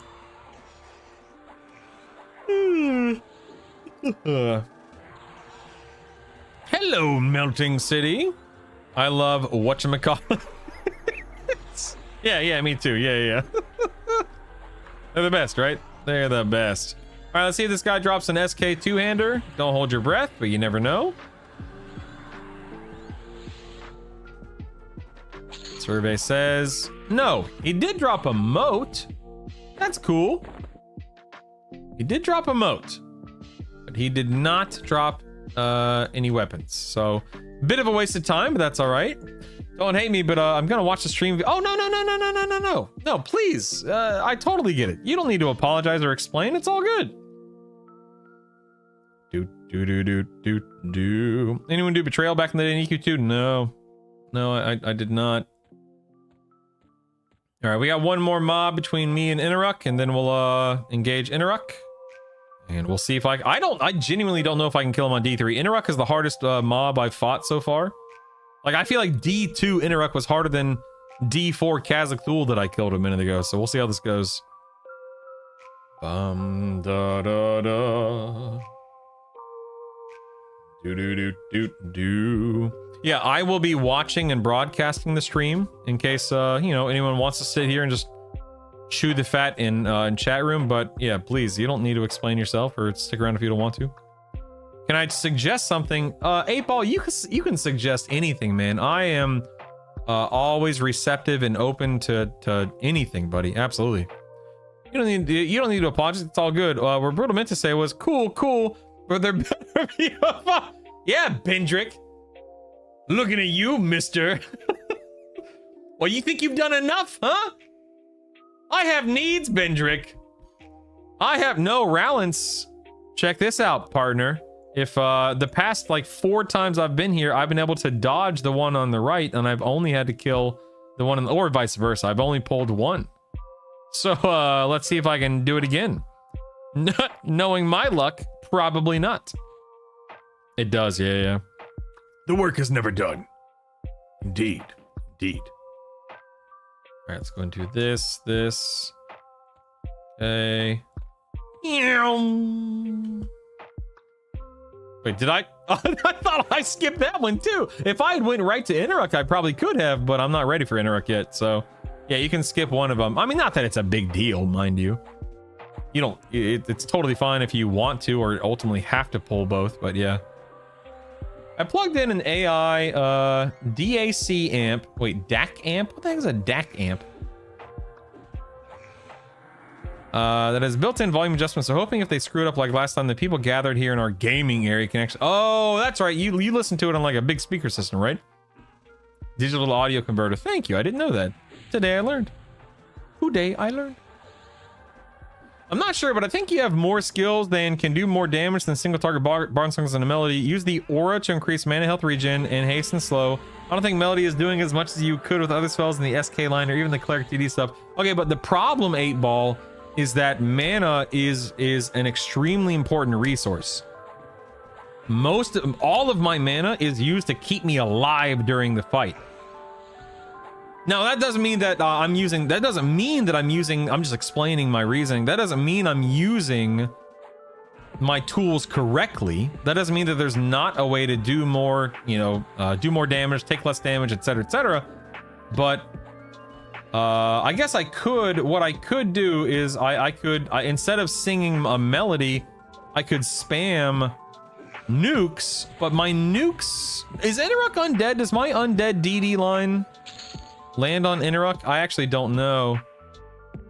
You know what I could do? Hold on one second. I have not cast Quick Buff. Let me see. He is not undead. Okay.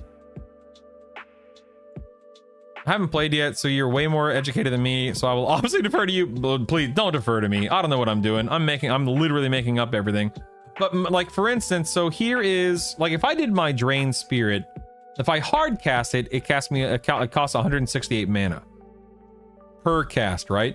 If I hard cast direct damage, what's the recast? Okay, reuse on that is 45 seconds, so meh. 40, so I can't do any disease. Magic, don't want to do point blank.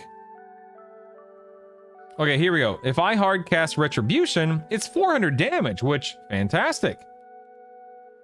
And it only costs 119 mana. That's not bad. But is that ultimately going to lead to a faster kill and do more damage than multiple Bard songs? I don't know. Interrupt is nefarious. He typically resists my Bard songs. So at the end of the day, 8-Ball, it is absolutely worth testing. It is absolutely something that I would look into, and something that I look forward to learning more about. By no means do I think that what I'm doing right now is the only way to do it or the best way to do it. That is extremely unlikely. I'm just one dude who's just doing his best, you know? So I sincerely doubt that what I've come up with is the latest and the greatest, or whatever you want to call it. Look at the bright side of this game. Had a hunter class. We'd never even get to talk about bards, clerics, multi-classing. Ooh, that's some serious hunter blinders. 20 people playing various games, PC, consoles, VR set up so we can stream games too. Sometimes make contracts with certain companies. Stream from a game. What the heck do you do, Cars? That's so cool. So only because all loot is hunter loot. Assuming it lands, what's this resist versus your songs for your spells? Yeah.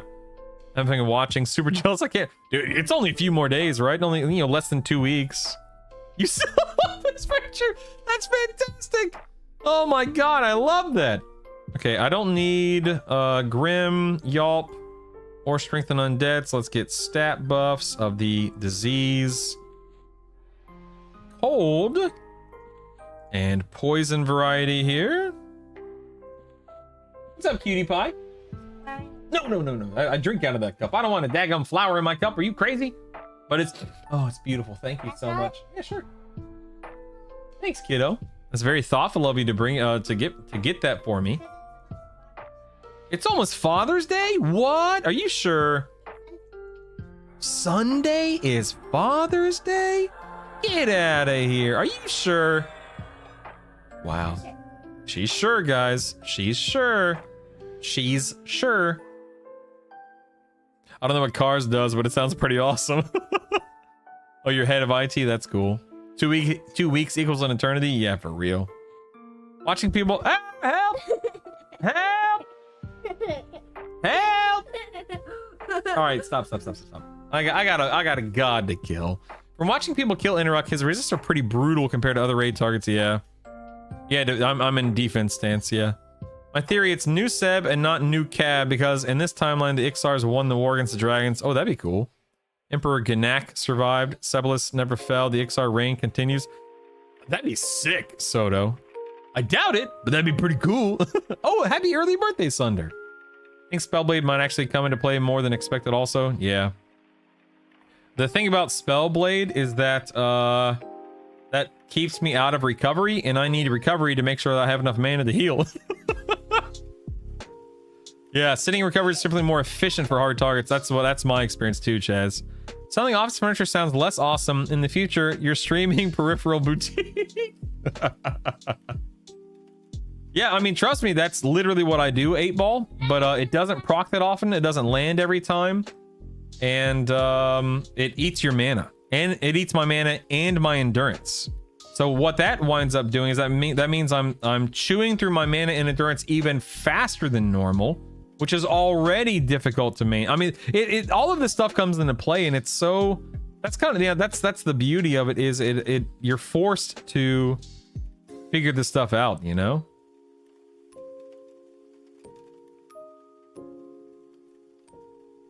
Let's see, heals. Let's go healing light here, just in case. Dot.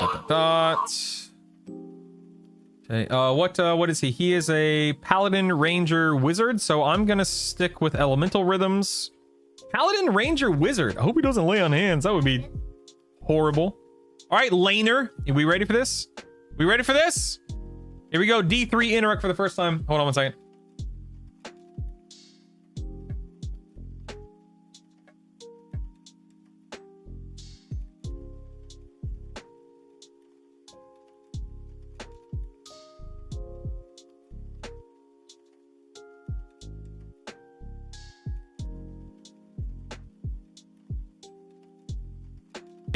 Savannah's playing this game on her tablet where she has to tap the screen on beat to move a ball around and stuff like that. And it's just loud and distracting. So I kicked her out. All right, here we go. I think Spellblade is mostly good for level. I agree. It shines in leveling. It's good, it's fun, it's helpful. But for raid bosses, especially higher raid bosses, I find it to be not nearly as useful. I watched a guy playing SK Wizard Shaman using Spellblade. He was burning stuff down in D2 before he ran out of stamina. Yeah. I'm backseat playing here. Give me a break. I just want to click stuff. The kid's plotting on it. To be honest, she really was, man. My day, we called that ping pong. All right, here we go. I got Laner. I'm scared. We got to run in. We got a harm touch. I'm in defense stance. I'm actually going to start in over channel. Here we go. Oh my god, I'm already at 80% HP. Holy, I'm just gonna go ahead and cast a daggum, oh my god, he's chewing me. He's eating me alive. Look at my damage intake. It's probably from spells. Holy crap, he really is destroying me. Look at this. Is my promise renewal gonna go off? Holy moly, man. I'm gonna go ahead and pre-cat. Look at my endurance. My endurance is already at 68%. All right, I gotta focus up here, people. Bear with me. All right, I'm in balance stance. Okay, I'm gonna drop into recovery stance, actually. Recovery invocation, I should say. Oh, I don't have leech touch. I don't have leech touch. 4, 3, 2, 1. Ugh! That was tough. Oh my god, look at me. I'm dead. Like, I'm dead. Holy moly. 7, 6, 5, 4, 3, 2, 1. Okay, balance stance.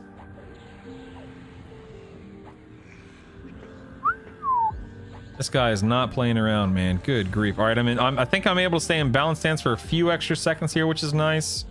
4, 3, 2, 1. Heal. Okay.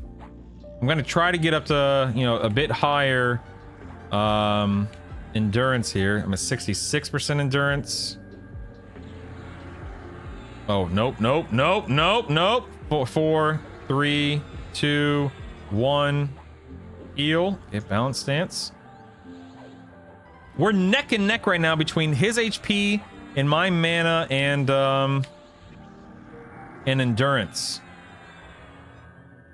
Now, my harm touch will be up here in a moment, which is obviously a good thing. Look at his mana, though. His mana is still surprisingly high. Okay, here comes Promise Renewal. There we go. Golly, dude, I just keep my stance dancing. I'm having to stance dance so fast here.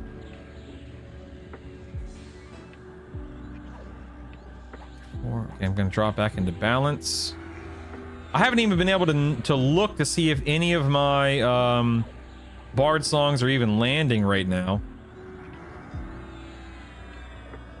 I'm losing mana pretty quickly here, which is crazy. Harm touches up. Okay, he's now down to 42, which is nice. Gonna jump into defense just to try to get mana, just a little bit more mana back.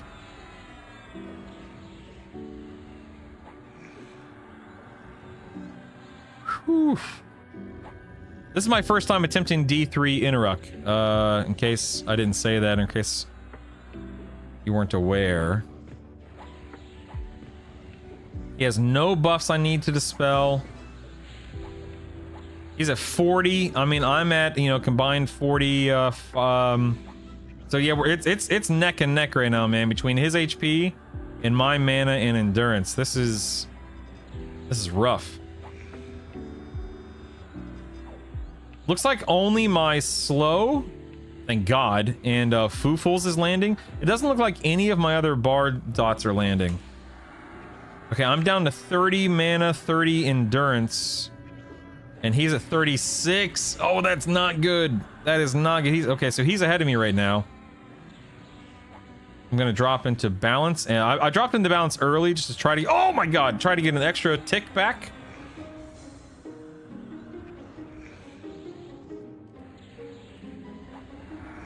Oh my goodness gracious. Look at that. Dude, I wish I had Leech Touch right now. Holy crap. Okay, I had to use a few prayers of life there. Just to be on the safe side. Alright, balance stance. Harm touch. Harm touch might be up toward the end of the fight. Harm touch. I don't know. I don't think I got this. I really don't. I have 9 seconds until my my whatchamacallit goes off. Oh my god. Oh my god. I'm out of prayers of life. Oh, dag nabbit. Nope. He got me there with a Promise Renewal having 1 second on it. I mean, this is edge of your seat stuff, Bendrick. This is, oh my god, man. Oh man. That's just that's tough. That is super tough. Rip indeed. Let's look at damage breakdown real quick. I had 200 DPS. Let me look at my damage breakdown.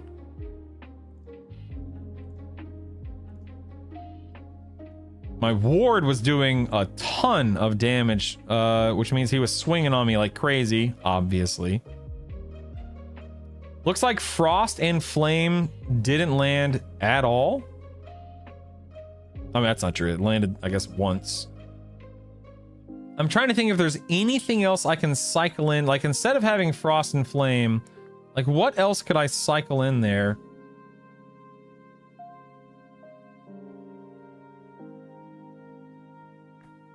That's Bard related. Mana Drain.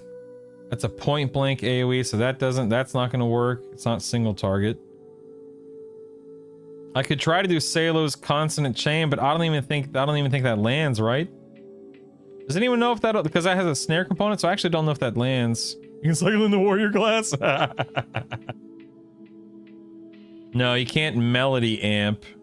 Amp, correct me if I'm wrong, amp only increases singing. It doesn't increase instrument stuff, right? It doesn't hit because of snare, yeah. I don't know if there's anything else that I can even fold in, because everything else is either AoE, group oriented, whatever the case.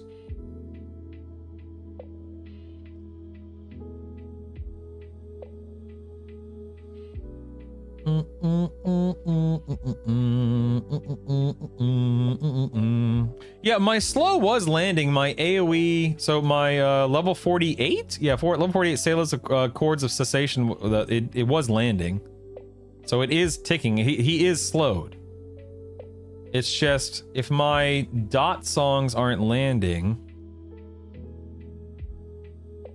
I could try. So fire and frost weren't landing, but I could always try my poison one. It's level 50. That might have a better shot at landing. According to the wiki, Largo's AoE slows a higher percent than cessation, but it's lacking the dot component. Okay. Well, let's look at the. So chords of cessation was doing 6% of my damage. Let's swap it out. Let's swap it out and see. Oh, that's Jackson's. Let's put that back in. There's no reason not to try it, right? Let's go back to slow. Largo's melodic. Let's do that. Ooh, a bit of rain. Ooh. So we can cycle out Salos for Largos. We're gonna cycle out one of the dots for poison. It looks like magic has a lot easier time landing. So even though it is basically completely useless, I'm gonna put Brusco's on again. And I would put Dinan's Desperate Dirge on, but it costs 800 mana, and I need my mana, as you saw. So weirdly enough, I'm gonna put Brusco's on, even though it is useless.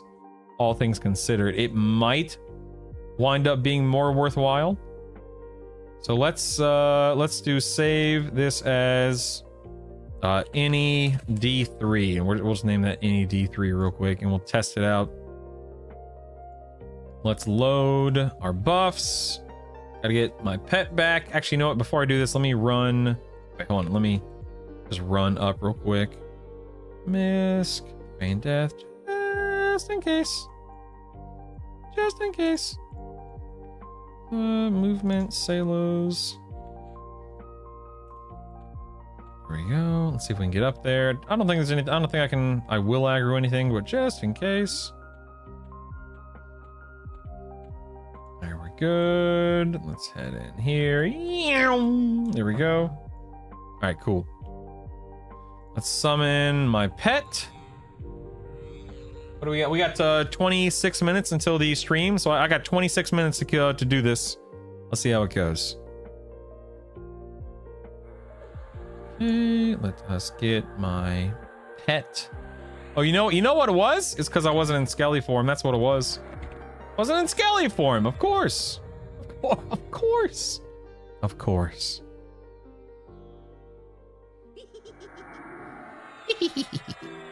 All right, let's load buffs. We found the problem. Ixar Skelly Man Biss. Here we go. Here we go. Get plenty of rain. It's just after it stops at the air, it turns into pea soup. Oh my god. Yep, sounds about right. I'm gonna do Grim Aura. Okay. Let's do resists of disease and poison. And what's the other one? Cold. I need cold. There we go. There we go. All right, little quick buff here. Then we'll get our mana back. Oh no, it's because I was showing. Thank you. It's because I was showing off my EQ log parser. It's not a you thing. It's a me thing. Sorry. I was showing off my Pasha, boys. My Pasha. All right, load. We'll do any D3. Again, he has no buffs, weirdly enough, so I don't need the buff. The buff stripper. Oh man. Oh. This is it, baby. This is why we play the game. To figure these things out, man. This is fun. I'm curious how the bellow thing works on him. Again, my magic damage lands on him. It's not a lot of damage. It's 26 before modifiers, so not much at all. If bellow works, a tall and poison doesn't. You could double up bellow for melody. Double up bellow? What do you mean double up bellow? What does that mean?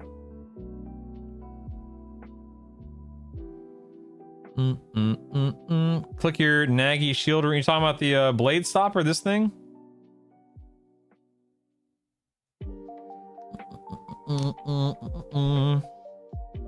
1, 2, 4, 4 instead of 1, 2, 3, 4. Well, the thing about Brusco's is it's got a 30-second reuse. If that's it's not something I can use over and over again. Keep trying. Keep your health bar up. Thanks, buddy. Thanks, buddy. Is any a vampire? No. No, it's all good, Chaz. No worries. Okay. We are full health, full mana, full endurance, and we'll see how it goes. Here we go, people. We're gonna run in. We're gonna harm touch. We're going to start. I'm gonna stay in recovery invocation, just that way I am good to go. Also, you know what else I'm gonna do? I'm gonna go ahead and ooh, actually, you know what I could do? Since I don't need to strip anything off of him, let me do some duration heals. Let's do this. We're gonna run in with a hot ticking. I don't want to run in with promise renewal because it takes a while to get that 488 mana back, so I'm gonna run in with a hot. All of my stuff is on. Yep, okay, all of my stuff's on, so let's run in with a hot here.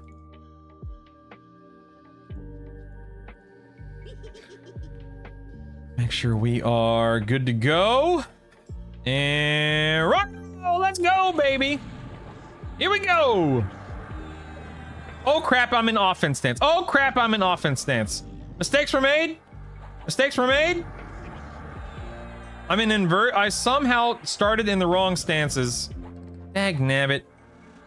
I must have fat fingered something. It's okay. We can. It's okay. We can make up for this. It's okay, everyone. Don't worry. I'm gonna drop into balance stance now.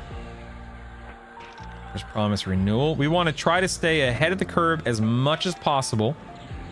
He is okay. I'm gonna go ahead and do a promise renewal sooner rather than later. Endurance is at 94. Okay, I'm going to drop back into defense. We're going to drop back into balance here in just a moment. Okay, back into balance. We're at 89. Okay. Going to drop back into defense. We're not going to cast promise renewal yet. We're at 75. Let's cast it now, just to be on the safe side. My endurance is looking good, but I am going to drop back into balance here soon. Not too early. Not too early. Not too early. 5, 4, 3. Oh, God. Oh, God. That was close. That was close. My endurance took a huge hit there, in case you weren't watching. Gonna try to get back up to 80. Oh, nope. I'm gonna drop back into endurance. I still have 8 seconds until my whatchamacallit goes off. We'll drop back into drop back into balance now. Okay, we're at 80 mana, 80 endurance. Oh, dadgum. He's swinging on Gavin. He's swinging on Gavin. Oh, no. My health, what happened? I have no idea what just happened. I'm in defense stance. Uh-oh. Dude, he threw me in something. I don't know what happened there, but whoo, that was terrifying. I have no idea why that happened, so that was strange. We're gonna drop back into balance stance here because I lost a lot of endurance there. Okay. Balance stance. I'm trying not to enter it too soon, but I need to enter it early and soon enough to where I am, you know, benefiting from multiple ticks of regen.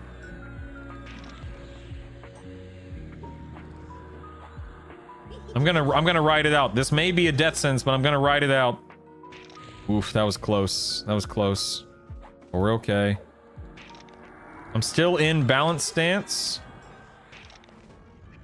Harm touch is not off cooldown yet. Oh wow! Oh boy, this might be bad. I have 8 seconds on promise renewal. This may not be good.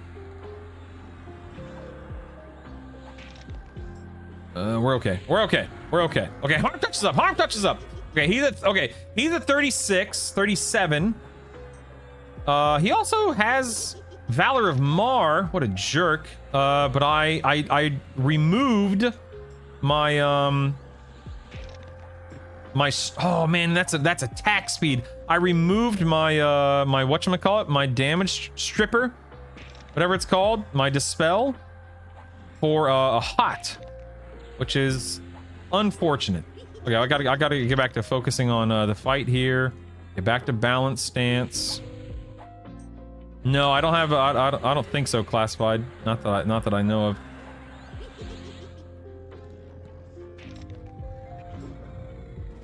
Okay, drop back into D. I'm at 47 mana, 47 endurance.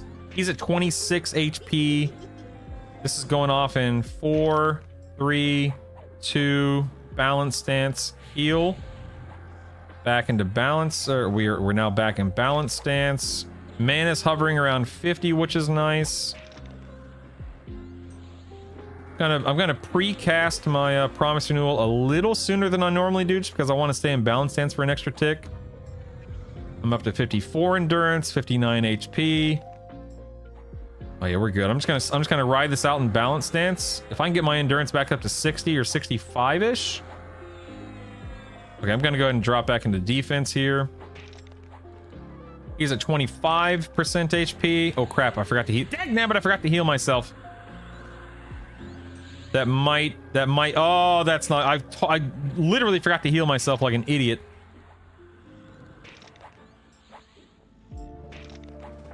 Oh, I'm dead. I'm dead. I was more worried about dictating what I was doing instead of actually performing what I was supposed to do there. That was so silly. And look, I think I'm completely out. Look, yep, I'm out of prayers. I'm out. I have no more prayers of life. It is now just a matter of I have no safety net, is what it boils down to. Oh boy, that was going so well too. It was going so well. Yeah, time for a dragon run, exactly.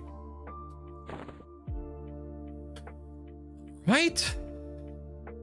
Yeah, exactly, Leyland. It really, really, really is. Oh, that's so aggravating. I'm so mad at myself. I'm so mad at myself. All right, let me get my stuff back up here. Salos.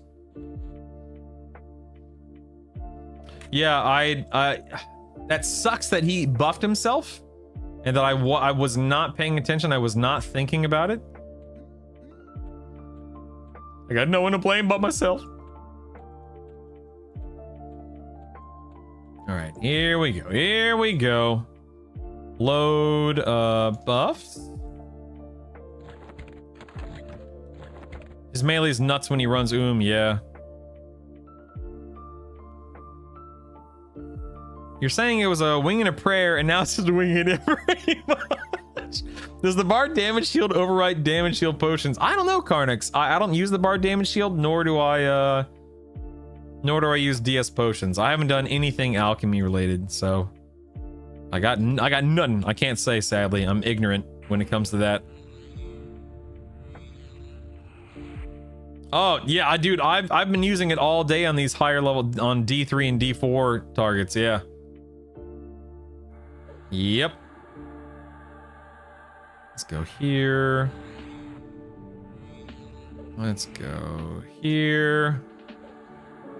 Get rid of that. Get rid of that. Let's do my pet. Paste. Stat buffs. Poison. Cast that. Stat buffs. Cold. I don't need all these resists just because I know that he's not. I don't think he's casting anything. I don't think he's casting all 5 schools, but there's literally no reason not to cover your bases. No big deal. All right, let's quick buff.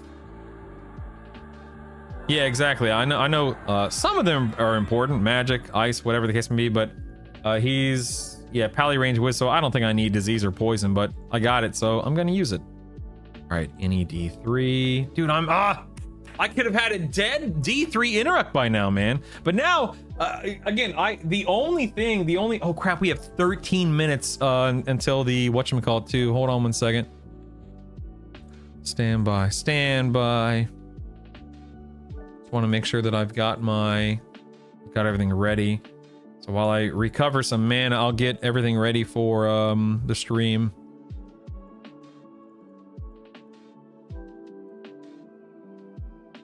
Doom doom. All right, they're not live yet. Okay. Woo-wee! Do do do do doom doom doom doom doom doom do do do do do do do do do do do do do. All right, let me make sure I'm capturing this properly. Hold on, this is not what I wanted. Yeah, give me one second. While I'm regening, man, I'm gonna make sure that I can capture the. Actually, wait, I can probably just do this. Give me.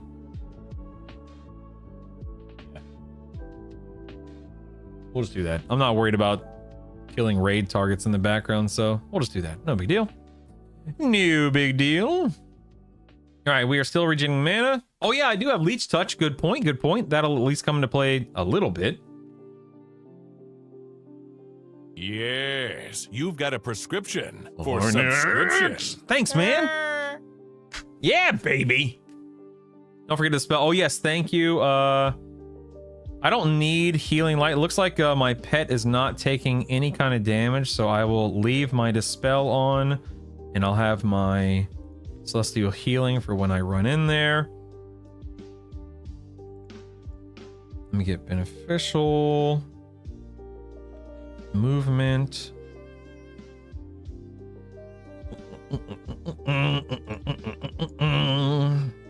We'll get Feign Death up. There we go. Bye, Curly. Be safe. I love you. Thank you so much for the resub earlier and hanging out. You're amazing. Okay.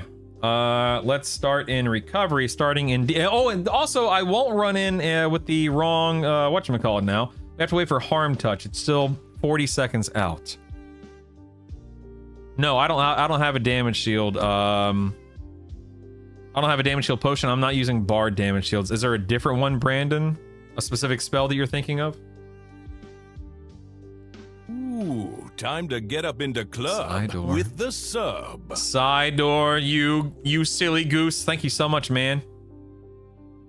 Oh yeah, that's actually a good point. How many times did he hit me? And that could actually make a more informed decision. Good point. Let me look at that right now. All right, so tanking. Let me look at the summary. 299 hits. Which obviously equates to quite a bit of damage, but what would I drop? I need my endurance song. I want the resist song. I want the haste song. I need the slow. Maybe drop the Largo slow for a single target slow? But will that land, you know? No, Chaz says no. Don't do it, Brutal. No. Oh, that's right, because of the snare. Yeah. And by the way, real quick, we can look. My Bruscos did the same amount of damage that my other dot song did because it looks like it landed every time. So he's susceptible to magic damage, but not like not elemental damage. So I don't think I have.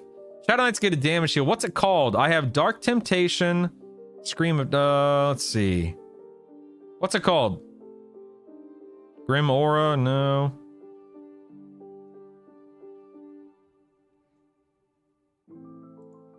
let's go. Beneficial, damage shield. I mean, the only damage shields I have listed in the spell list are the 4 Bard songs. I don't see anything related to a damage shield strictly from SK underneath the damage shield classification.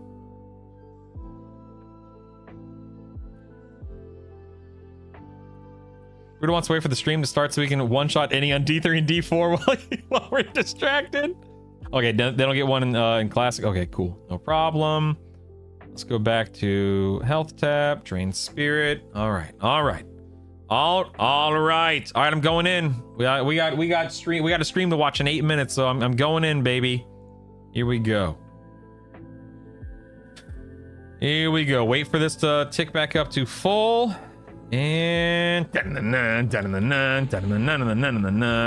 we are singing. Oh my god, I'm in the wrong stance again. Damn it. Dude, if I die here because I was in offense stance, I don't know how I keep fat fingering that. I think I'm okay. That just means I got free damage. Oh god, please don't kill me. Please don't kill me. Please don't kill me. I'm good. Okay, we're gonna go back into balance stance. The reason why you see me clicking these, by the way, is because I have my invo. Oh, I'm dying. I'm dying.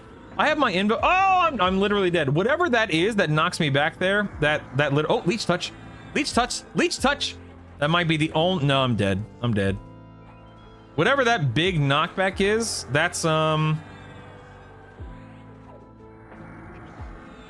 it. Yeah, whatever that huge knockback is, yeah, it chunks me for an enormous amount of damage, and then it ruins everything. Ruins everything.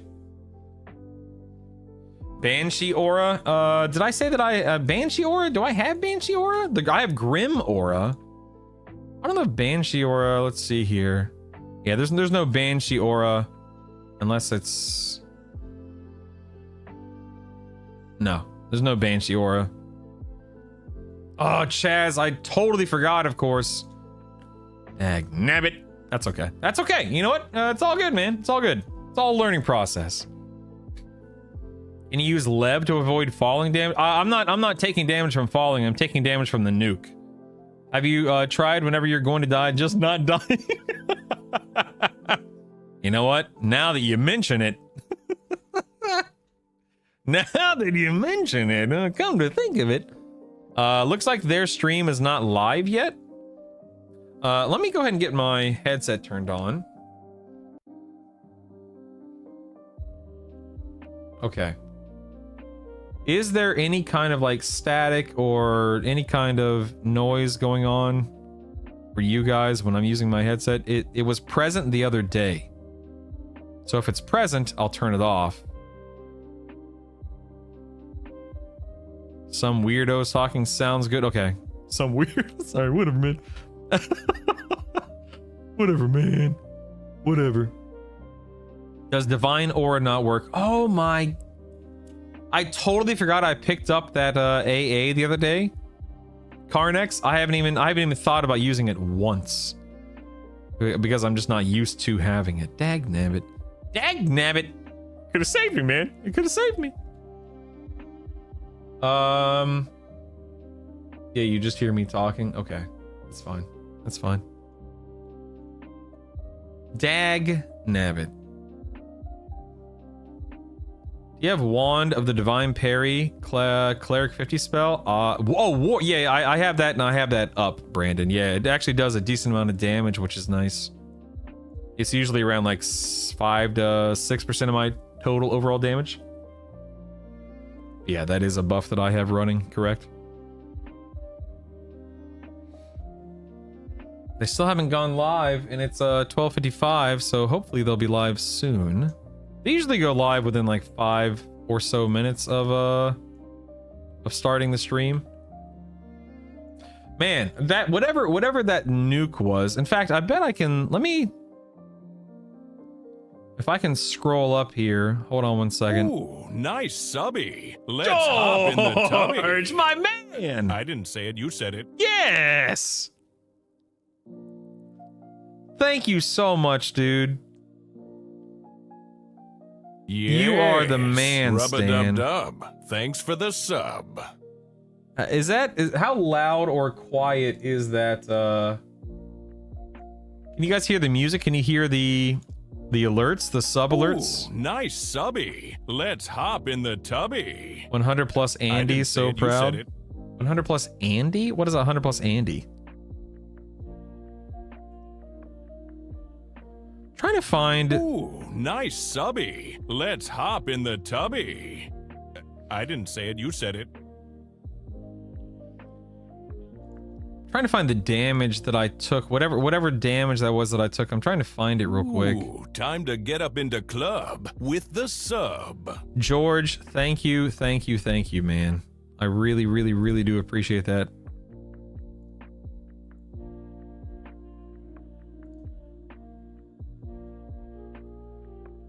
So I'm looking at my damage intake during that encounter.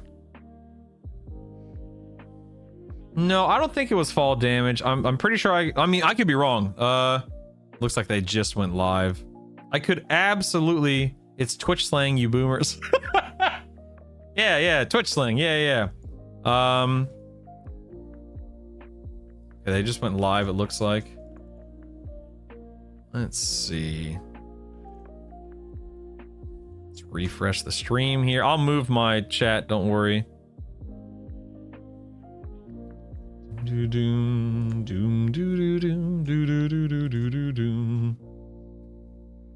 that. Let's do that. Let's move Twitch chat here. A 5K Andy, some of the 5K viewers. Oh, dude, yeah. How cool is that, George? George has been watching me a very long time. So he's used to me having like 10 viewers, you know? Okay, can you guys hear the stream audio? Right now it's an electric guitar. Yeah, ratio of boomers to viewers. Watching him since the Stone Age, for real, man. For real. George, sincerely, thank you so much for the subs. I really appreciate it, man.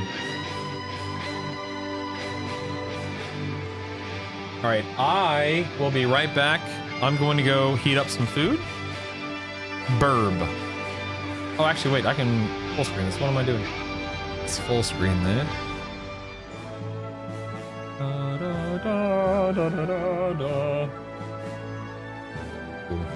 Dude, EverQuest theme with the electric guitar. I mean, the music in this game is goated, as they say. All right, I'll be right back. I have my headset on so I can hear everything, but I'm actually going to turn the volume up all the way. I'll be right back.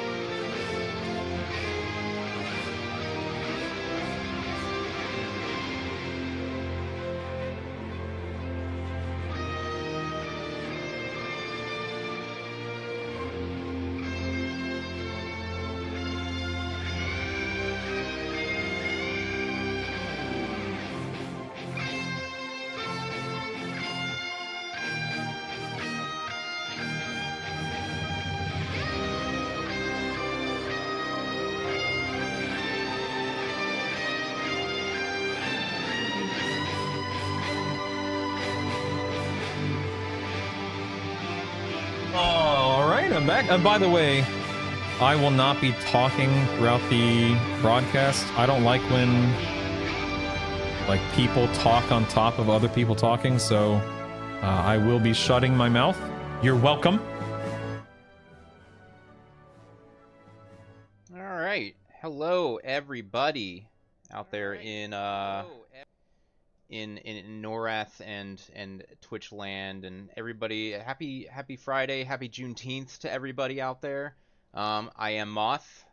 I am lead QA and junior engineer on the EverQuest Legends team. I'm joined here with both Secrets and Mithril, and we're gonna talk a little bit about some interesting things that we're doing in the game. That's I don't know. You would just not really call that like a what would you call that? Like lore stuff? Yeah, It would be a lore thing. By the way, I'm Secrets. I'm the CEO and founder of Game John, the development studio for the game. I'm also joined by Mithril, who is going to introduce himself. Hey everybody, I'm excited to be here filling in for Brass today and looking forward to today's stream. Yeah. So we can just kind of roll into it. I'm down here in Lower Guck, just doing a personal instance. So this will be just kind of like some background shenanigans while we talk about some of the interesting things we're doing. Do you wanna Right. do you wanna kind of start this off, Secrets, and just we'll just kind of roll into it? Absolutely. Very kind of excited to get into the new kind of mini area that we're going to be having, which, as you might be aware, is Nectropa's castle and kind of the surrounding area. This has been a region that I've really loved in the EverQuest universe, first found in EQ2. And it's currently in EQ2. You can actually play EQ2 and go run through Nectropa's castle 500 years in the future. However, we're going to be 500 years in the past as part of our time. So that means that there's going to be a little bit of changes compared to what you're normally used to. Mainly, the whole place is not destroyed. It is still structurally pretty much the same. It's going to be in a remote part of uh, Nectalis Forest, Lava Storm Mountains sort of area, but obviously the shattering did not happen in our timeline. So before we show anything about the zone, I want to preface with two different things. There's been a couple questions from the community about is this going to impact development time for features or content, or is this going to delay launch? No. Our current plan is to aim for an October release for this content. This is pretty much a post-launch content preview. There's also been some concerns about, oh, well, Classic really doesn't have much content. And, well, we kind of know that. That's why we're adding more content. The best cure to no content, or little content, is adding more content. So please expect content outside of normal expansion cycles in the same vein. There are many different purposes to doing this way. One, it keeps a pipeline established for making new content and for making new zone geometry. Historically, while we have some experience limited in this realm, we've never really made a full-on zone in this capacity with our team. So this is going to give the baseline for which all other zones we make will kind of feel, appear, and, just kind of exist as. And that's pretty exciting. With the older style of EverQuest, we're also able to kind of, just preview this kind of thing in a way that resembles that classic authentic experience while still letting people experience the content their own way through group or raid or solo experiences. In this case, Nectropa's Castle, however, is going to be a level 35 to 50 group area, similar to Guck or similar to what we're planning for Permafrost. We feel like there's very limited options for this range outside of Guck and Nagafin's Lair, and the whole. There still needs to be more things to do for group players. There needs to be more things to explore, more things to find. For those of you who aren't familiar with EQ lore, let's go over that quick. Nectropa's castle is situated between the Lava Storm Mountains and between the barrier of where Neriak is located, meaning that there will be a passageway that will lead into the Lake Nereus region, which we're also adding to the game. If you remember, back in the day, there was a map of the world as it was known by Norathians. You might even have a copy of this map if you've ever had a cloth map before from the original version of the game. In that area, there's an area called Lake Nereus, and within Lake Nereus is Nectropa's Castle. So our plan is to introduce Nectropa's Castle in its prime, a bustling merchant area for both the Thexians and the Dark Elves, and all of their business clientele and customers to kind of coalesce to and start, merchanting with each other. It's a very high-class, noble-esque area. Surprisingly not haunted yet, because those of you who might know 500 years in the future, the experience that players had there was that there was a cursed artifact that had kind of corrupted the Everlings. The Everlings, of course, being a family that dates back to our period of time. The Lord Everling, and there was always a Lord Everling, is no longer the same Everling that we have 500 years in the future. In fact, we're not even going to have either Rectanus or Vuldranus Everling as our Lord Everling. There's actually a Everling before that during the period of time where Nectropo's castle was in its prime. The staircases aren't going to be destroyed. It is still going to be a labyrinth and a maze, but the Thexian architecture that you know and love will still be there.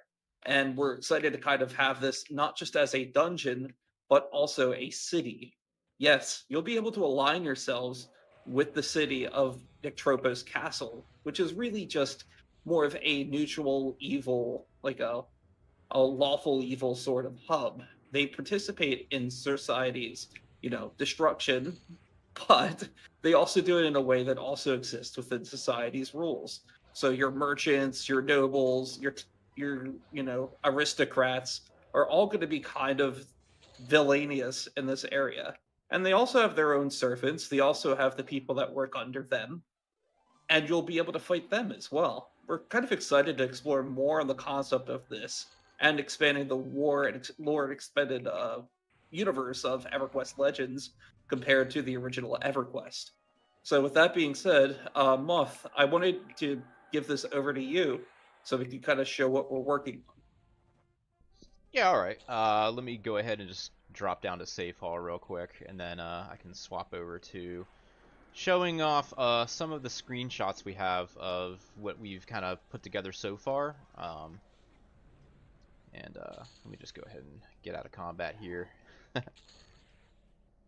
Gotta love killing frogs. Never a dull day in Lower Guck, right? Yeah, let me go ahead and swap over here. All right, so what we got going on is so far, I guess we've been building up Lake Nereus a little bit. So here's kind of a shot of an overhead shot of what we've been working on.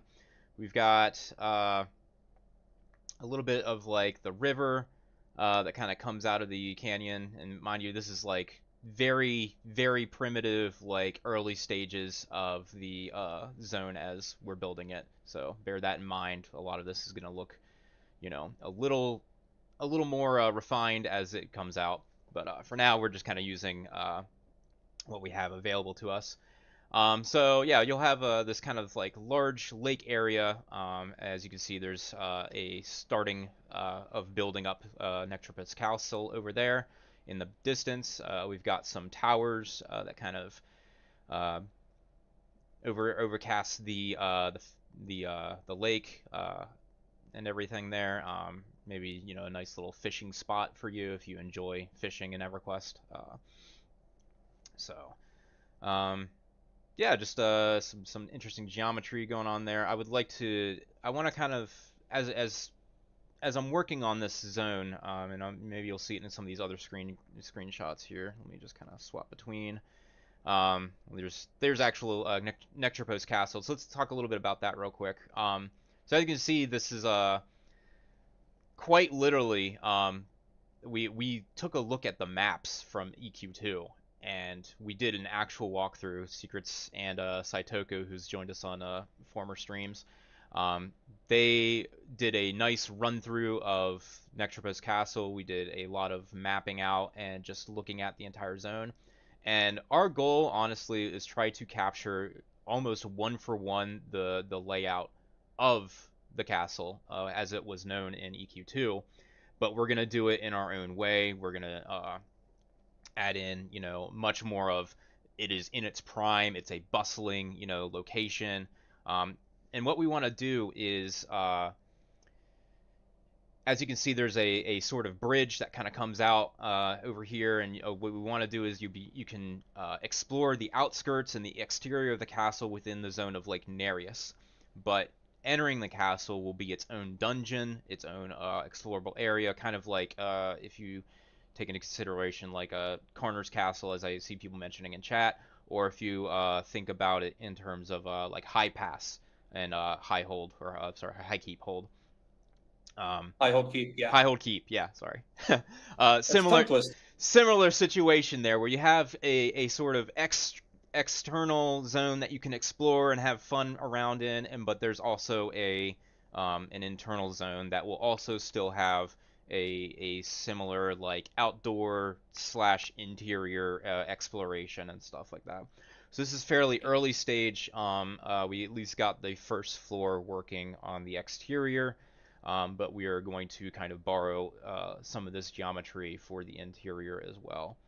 This is kind of more for scaling purposes right now, and we're going to definitely go in a lot more detail. As you can see, kind of towards the lower end, or sorry, to the left end of the image here, this is actually resting on quite literally a large platform, and there is a massive canyon underneath of Nectropos Castle here, and we're anticipating that to be a more high level area for Lake Nereus as well. So we want to be able to kind of have a lot more of a mixed content, if you will.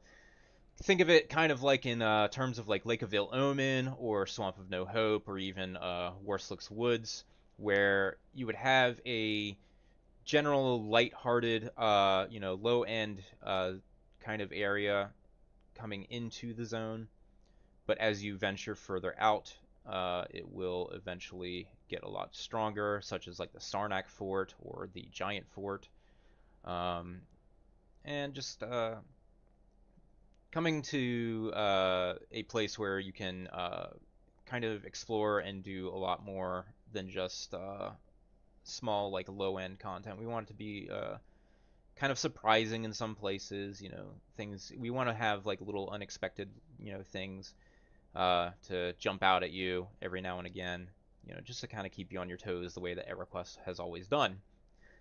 Let's see. Let's kind of swap in between some of these images again real quick.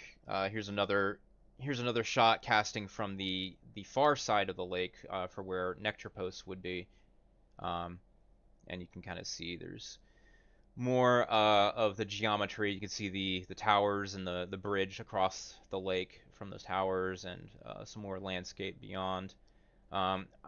My kind of like artistic approach here, as you can see, there's a lot of rocky terrain here, and I kind of wanted to bridge a lot between some of the look and feel of Nectalos Forest nearby, bringing some of that look and feel in, also kind of grabbing stuff from Lava Storm, and just kind of grabbing stuff from like Neriac architecture, and some of the look and feel of some of the buildings that you would see in Neriac.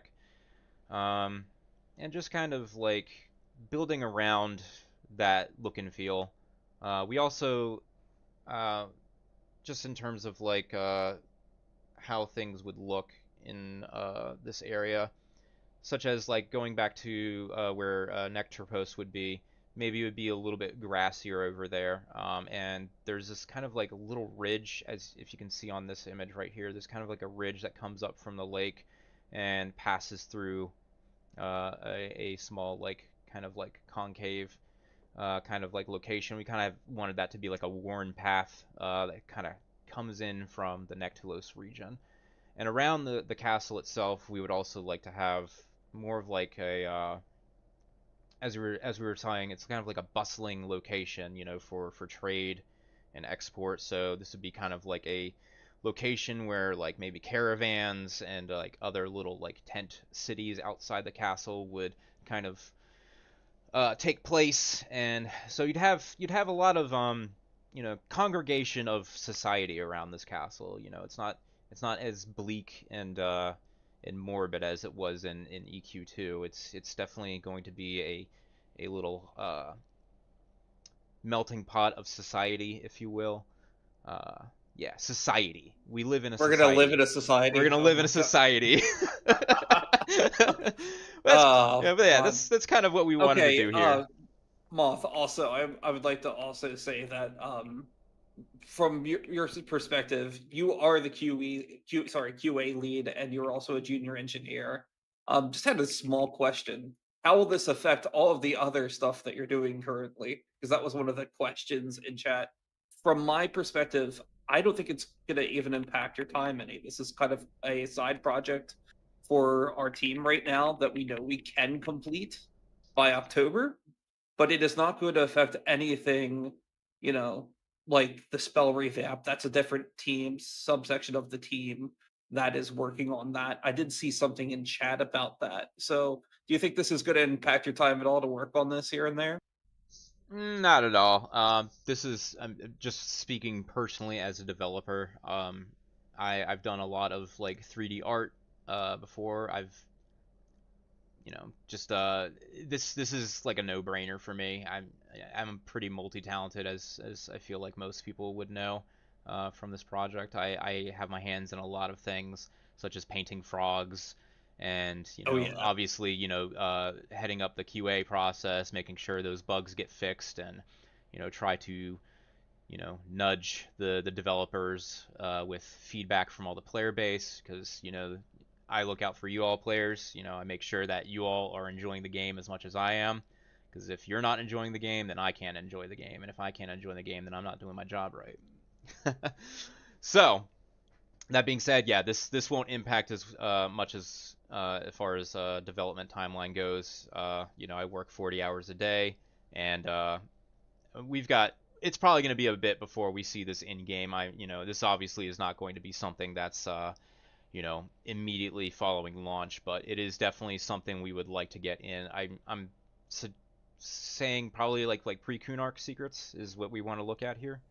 Yeah, I'd say pre-Kunark October would be ideal because it is kind of spooky, and October seems to be the spooky month, so that would be really cool to have in for spooky month, I'd say. Here's actually Um, a good question I wanted to call out. How do modern software tools speed up the process of creating new content compared to back when EQ first launched? That's funny without you giving. just said 40 hours a Yeah, day, but 40 hours a day. Yeah. you mean 40 hours a week? No, 40 hours a day. I'm actually a time traveler. I come from the future, and Oh, geez. I travel also through Miracle's Highway, and so I get a lot done fairly quickly. But to answer that question about modern tools and stuff, we actually our modern methods are bashing your head against the wall until we get things working, and it's actually quite effective.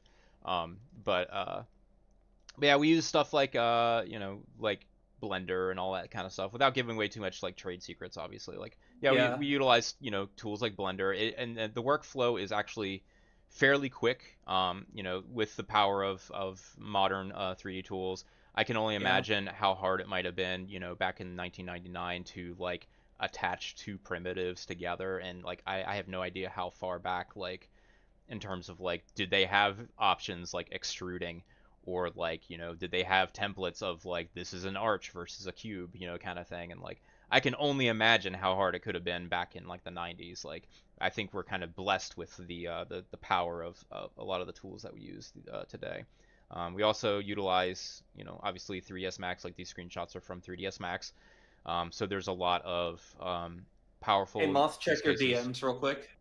powerful use cases there. Yeah, let me just check that real quick. And yeah, we're just overall we're making good use of things, and yeah, Fair.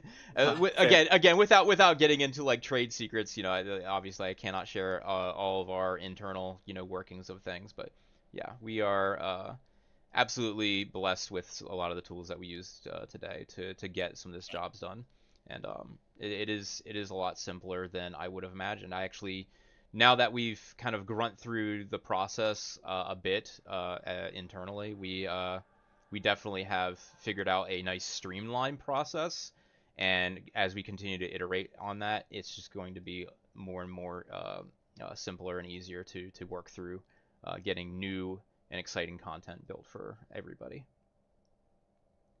Awesome. Thanks for sharing. Yep. We can go back to the game now. By the way, yeah, I did see some questions in chat, some relating to Nick Tropos, some relating to other things that can come from Nick Tropos. So I'm just going to go over those with you and the team. So one thing I've noticed is someone was asking, will there be classic music tracks in the original style for Lake Nereus, Nick Tropos Castle, etc.? And what do you think? Moth. Oh, I mean, yeah, going back into things that how we work, 40 hours a week or 40 hours a day, you know, whatever time zone and time, Time scale. time Yeah. scale and dimension that you live in on this plane of existence. Yes, music actually is absolutely available for us to work on. Actually, that's really exciting that that was brought up because of some of the things that we recently added that you've been working on, Secrets, Yep. regarding the old school, XMI like MIDI format. And Yeah. maybe you want to talk about that real quick before we go further? Yeah, I'll go in a little bit of detail there. We've been kind of digging through the 2001 version of the game, which we had found in an archive and backup. That's allowing us to see some of the original design intent just by reading some of the code. We're able to dig up some things which players have seen in beta recently, like the original character select track. That's not 100% working yet. We're hoping to get the bugs out of that. I think it's working at character select, but it's bugged some other tracks. But the fact that we even got it working and that it's possible has kind of like been a dream of mine for quite some time. So that we were able to, restore that and actually get that in the game. We've been able to expand it. We've also gotten back to, making that work not just on creation, but on character select. Back in the day, it only worked on character creation based on whatever character you were creating. And now you'll be able to hear the race specific character selection music, not just when you're creating a character, which is truly pretty cool. And very fortunate that we were able to do this. Yeah, absolutely. One thing I would like to comment on as well is that because um, the old MIDI format of this game is actually fairly accessible if you are a let's just face it, a nerd and a geek for audio, such as myself. I've been doing like audio and music stuff, music related stuff for probably over 20 years, pretty much since I got out of high school. Pretty much since as long as I've played EQ, I've been into like music and audio development type stuff. And so the ability to recreate sounds even in modern software, like for myself, for example, I'm an Ableton head, and we have actual access to the Miles sound system and some of the sound fonts that are used in EverQuest directly, and we can actually use that to compose brand new music and do it in the style and format of how EQ originally sounds. So that is always an exciting thing to do, because when you can stay in theme and on like on brand, so to speak, with the game that you've known and loved for 27 years, then it becomes not just nostalgic, but I feel like there is a level of preservation in what it is that we're doing, in terms of not only just what we're doing with our game, but also the preservation of like the sense of retroness that kind of comes along with a game like EverQuest. And not to get into like the weeds of like the topic, but preservation of games right now is a pretty much a hot topic in its own. So on that note, one second, Moth. I need a PM something to. Yeah, of Sorry. course.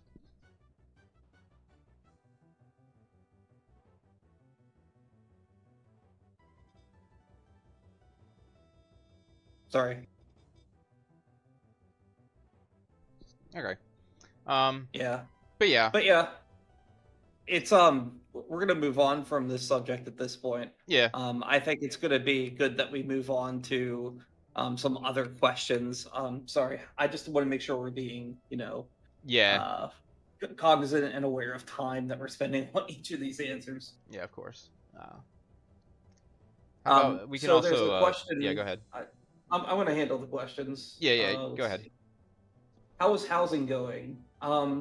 So the work we're doing on the Nectropos will actually be doubly purposed for housing, and it will also be able to reuse, because a lot of the ways that we're having to make these new zones is by making individual objects to place in the zones, whether this be existing or repurposed objects. So that's one thing that we're looking into doing. So that will actually make housing a little bit easier to do. At this point, I don't think we've really said anything on if housing will be in for launch or not, but it is still something we want to strive to do.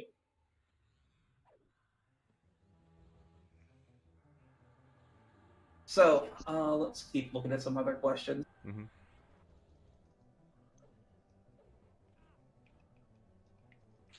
Let's see.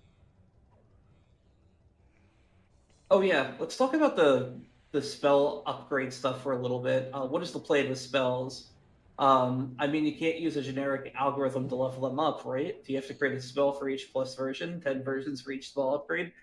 Well, thankfully, what we're able to do is we already have a system in place that allows us to modify things on runtime programmatically. This is already done for items, for example.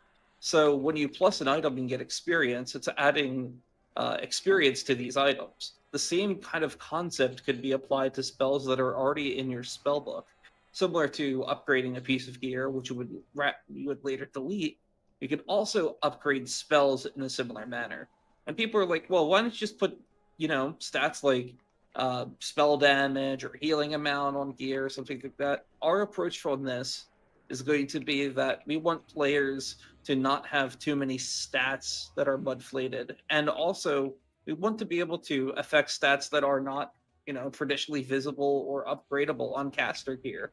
Things like cast time, things like mana cost, things like pet level, things like pet damage. These are things that will become easier based on a scaling formula similar to that of what we already do for items, but instead for spells.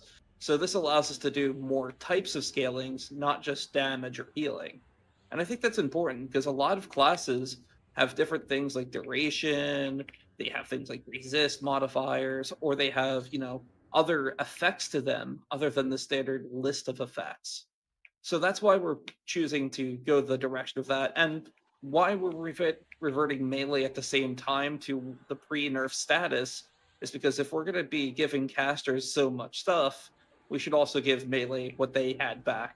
If players are having fun at that intended difficulty level, it would be much better to give players that kind of thing.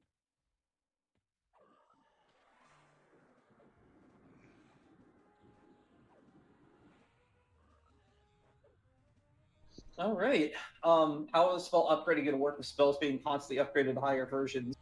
Well, you can hang on to your upgrade. It's the same way gear works right now. You could either upgrade your gear while you're low level and save all your motes for the higher level gear that you get multiple copies of, or you can save all your spell upgrades until you're at a level where you want to upgrade your spells. Even in games like EverQuest 2 or other games that contain item upgrades, you're still wanting to always target the best spells for your level. It doesn't mean you're going to upgrade every single spell to maximum right off the bat. It might take some time and effort to be able to get the full list of your spells upgraded. And we want to make sure that players are also able to upgrade their spells at a rate that is not impossibly hard, which is why motes for spells will be considered equal to a piece of gear. Also, you can turn on the game screen, by the way, off. We can go back to that now. Oh yeah. You had the wrong screen on. Oh no, I wanted to cycle those images just a little bit more, just so everybody can continue looking at them and kind of just like look at them. But yeah, we can swap back to the actual game now. And someone asked, will spell upgrades also improve pet levels for pet spells? The answer is yes. We want to make sure that pets get increased level or power or abilities or even spell level based on their ability to have themselves upgraded. A lot of spells and abilities that pets have will be dependent on their level, so we want people to have that power that they can just upgrade their pet spells. Or maybe they want to get their summoned Sword of Runes to 2+10. Well, you'll be able to do that, but you're going to have to, get that whole spell all the way to +10. pet class in the spell description. I think that's a good idea. And Moth, can you log that one? What is it? Just write that one down. That's such a good idea. Letting players know what classes their pets are in the spell description. Oh yeah, that's probably definitely in our backlog of the polish for like spell descriptions and all kinds of stuff that we want to definitely get done before launch. Yeah. Also, could you turn on game audio just at a lower amount? Yep, it should be turned on. I just Yeah. I didn't Oh, want to is it? I didn't want to like be You want blasting to blasting blast the everyone? stream. I'll turn it up just a slight bit. Just Yeah. slightly. That'll Yeah. be good. Well, upgraded version of low-level spells still land on their intended level target. If you buff low-level Druid Thorns, will it still hit newbies? I believe that's going to be the case. So if you want to get a really strong upgraded spell that you can cast on a lower target, you'll still be able to target those kinds of things. Of course, they're only going to be so powerful, but yes, it will be possible to upgrade any spell you want to target. And as for the details beyond that, like the how much of an increase roughly is it for each spell upgrade? While that formula is created, it's not something we're ready to share at this time. I'm gonna keep looking here. Will we get a reuse time reduction with spell levels? I mean, the sky's the limit, but I'd have to ask Alia for the exact details on that. And I think that, I think players will be pleasantly surprised by their ability to upgrade spells in different ways. Generally, there might be spells that might be useless at first while upgraded, but we're hoping that across the board, even the spells that sound useless while upgraded will still have some sort of benefit, like being able to be casted at a higher mana efficiency or a quicker cast time. So, question regarding primary class unlocks. Are players able to choose a particular class and pursue a quest series to unlock that class? Or will questing in Sky just result in random drops with the ability to unlock classes being random? Our intended behavior for this right now is that you will be able to go into Sky on basically a personal instance as opposed to a raid solo or a raid multiplayer instance timer. Meaning there are no loot lockouts for Sky and you can run it as many times as you want to your heart's content. We've already made a number of changes to make turning those Sky quests in easier, ranging from, getting more focused trash drops, removing the method in which the keys drop. They don't drop from trash anymore. They drop from the main creatures. We've been shifting things around so that you're less punished for having random number generated. Bad luck streaks. It shouldn't be as bad as people are, thinking it out on napkin math. It will be possible to unlock all classes with a reasonable amount of gameplay. I implore people to also try and spend more time on that in the pre-order beta, which, by the way, if you wanted to get into the pre-order beta, the pre-order beta is now going to be launching on July 1st. And if you are interested in pre-ordering ahead of time, you can go to everquestlegends.com/shop and you can actually pre-order the game right now. It is $20 and includes the first month of gameplay, plus some other bonuses like the title of the legend for pre-ordering and a name reservation. By the way, the response to all the pre-ordering has been insane. I am blessed to have this community with us, and we are just absolutely in love with the fact that people are enjoying what we've created, and we hope to continue to deliver to that quality and expectations that you are anticipating.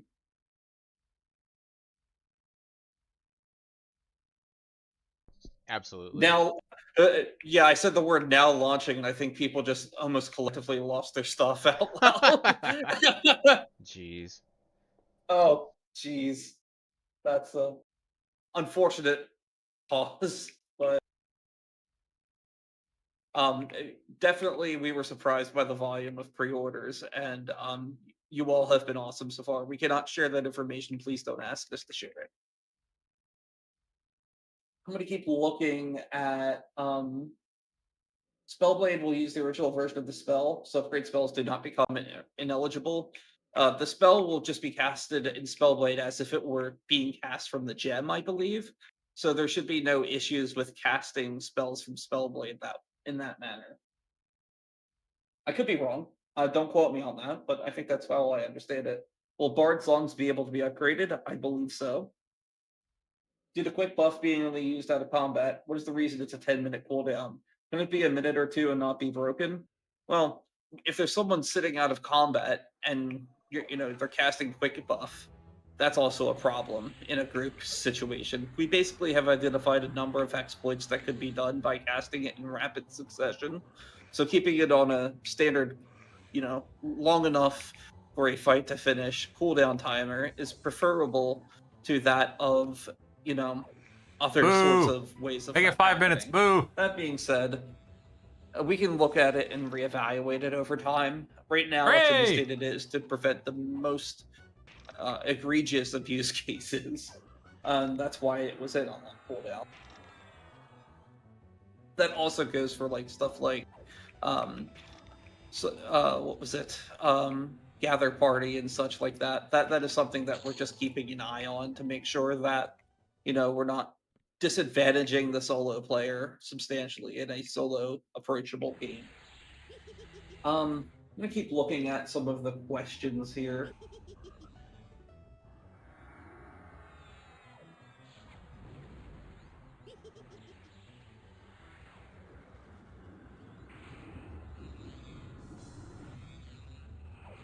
Still looking. Any sort updates on what sort of criteria will be used for deity unlocks? We've talked about it internally, but nothing to share that's concrete yet. I can't really go into detail beyond that right now, so I apologize. But we want to at least have something in. We will see. If it goes past launch, I think that's okay. But I know that there's definitely going to be a desire to have at least agnostic in for launch, and that's because agnostic is just that. We've joked about some ideas for that internally, but there are a few ideas floating around. How are you approaching new gear and loot from the Tropos? Similarly to how we're going to be approaching to minor revamps for, say, like Permafrost or something like that. We want to make sure that the gear that we're going to be adding is not going to substantially imbalance the game, but still be worth visiting and going no matter what class, combination you are. Also, the inhabitants of Nectropos Castle are very special, and also some of their servants are in particular. I won't be able to go into detail on what those look like right now, but it is something we're working on, and something that, may lead to more in the future than what you just see on the surface. That's only really the half of it. Look at that! I got a short sword of Yakesha. Nice. Might give that out later. Items can be upgraded and spells can be upgraded. What about skills? Frenzy, kick, bash, etc. I think they already scale on weapon damage and weapon skills as it is for a lot of that. So melee already has gear upgrades that also help increase that kind of thing, like extra strength, whereas spellcasters don't really get that.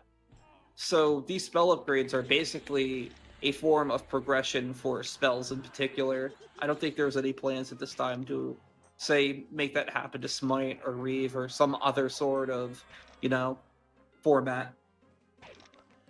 Being mezzed in a party sitting there for 1.5 minutes is pretty awful. Can we get a tool to help break party members out from being mezzed? I believe that Dispel should still work for that. There's something we can look into in the future. But yeah, we know it's a problem. Players hate loss of control effects, as it turns out, being cast on them. To some extent, that's just higher difficulty. What about EQ2, like player-made dungeons? I think they could be done the way that'd be amazing. Any comments on that? I played EQ2, and I played the player-made dungeons. While I think these would be very cool, I feel like whatever we would be able to put out would be too limited in scope. And at the end of the day, if you give players the utilities to basically make a dungeon, they are going to shove somewhere like 100 weak enemies in a quarter. They're going to hit all of their AoEs across all of their friends, and they're going to murder them. all at once. And that is exactly what happened in EQ2. People would just, power level themselves 1 to, I think the cap was 80 or 90 at that point in time. And they would just sit at a corner. They'd pull the entire personal dungeon and they would AoE it. And that kind of ruins the point of being creative with the system. If there was a way to prevent abuse with a system like that, I think it would be fine. However, that also means it's probably going to see little engagement, and maybe that's not the best way to go about things. So, no plans on that at this time for those reasons. Any resources to learn about updates to trade skills? At this time, our current plan is to allow trade skills to have a running tally of recipes you've completed at least once. So if you've completed a trade skill recipe at least once, you get an invisible tally on the achievements window. It will be displayed. The higher you get closer to completing every single trade skill recipe in the game, the more power your base items will have. That is our intended design. Is that in right now? No. But we are at least tracking the tallies behind the scenes so that when it is actually ready and preferable to implement this, we'll just be able to turn that on and the items will just start working that way. So, yeah, that's what our plan is for trade skill materials. There still are plans to beyond that, and obviously there's expansion content coming, so beyond that, I don't think there's really too much more, but let's see how it goes over the next couple of months. Any updates on aliases? Yeah, someone said to me, or said in the chat, so secrets, what about multiple characters on the same account? Aliases are effectively going to look like that to the end user right now. So eagle-eyed people had seen on the last stream that I had 3 different character names on character select. Those are going to be tied to individual characters with individual loadouts you possess on your single character. So while you have 3 aliases, you might, in fact, be able to select any of those characters, log them in, but still have the same inventory across all of them. The only 2 things that will change are your name and the current loadout you're using. This allows streamers to have the privacy they deserve, while also having players have a consistent level of progression across all their characters, while also allowing them to build their own identities and gain races, classes, and deities to make this game and the story within this game the way that they're having, the way that they want to play. So that's going to be our plan with aliases. So you'll be able to log into them from character select, and they'll be tied to whatever current loadout you have. So for that specific alias, that's how aliases will work. It's a very simple concept and kind of simplifies having all characters on the same account. So that's our plan for aliases going into launch.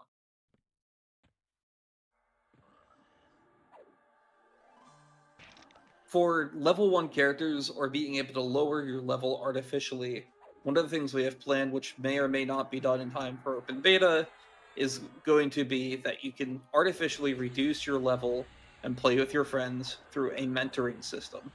Similar to how you already can select a different class and it will artificially lower your level, you'll be able to mentor other players that you're grouped with that you are not getting experience with by selecting them as the leader in the group and clicking the mentor button, which will make it so you can play with the highest levels players in the group as a lower But what level about player. solo players? And the leader will always go down to the player that is the leader of the group.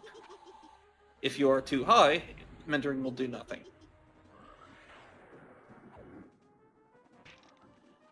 Our Mana Stone's back. Plan is still to get them in for launch. They probably won't be the same functionality-wise. We will see. It'll be similar to EQ2's mentoring system, but we're going to put our own twist on it, of course. Will AAs carry over from one alias to the next, or will each have separate AAs? They're all going to be the same characters, so the same AAs. The only difference will be that you will have a different name. Your login location will be different because it will be saved per alias. and your appearance will be saved per alias as well.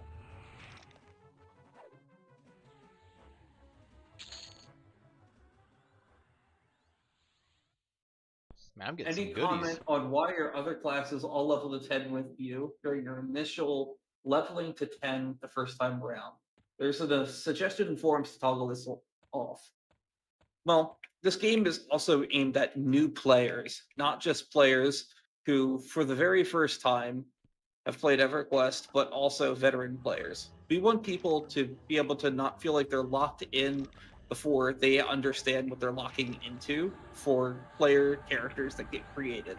So if you don't like your initial duo and want to try out different triple classes until you hit level 11, you can do that. That was the whole premise behind that. Early in testing, we had some feedback that players didn't quite understand their choices. So we added things like auto scribing with spells up to level 20. We added the ability for players to level all classes simultaneously. And that way, if you did make a choice when you created your character, you didn't feel like you were married to that choice and could instead pick different primary classes with different secondary class combinations until you're satisfied, in which at that point you could lock in. We didn't want players to feel like they didn't have any idea what they're consenting to, and that would be a very bad thing for players to feel. So we wanted to make sure that that was possible.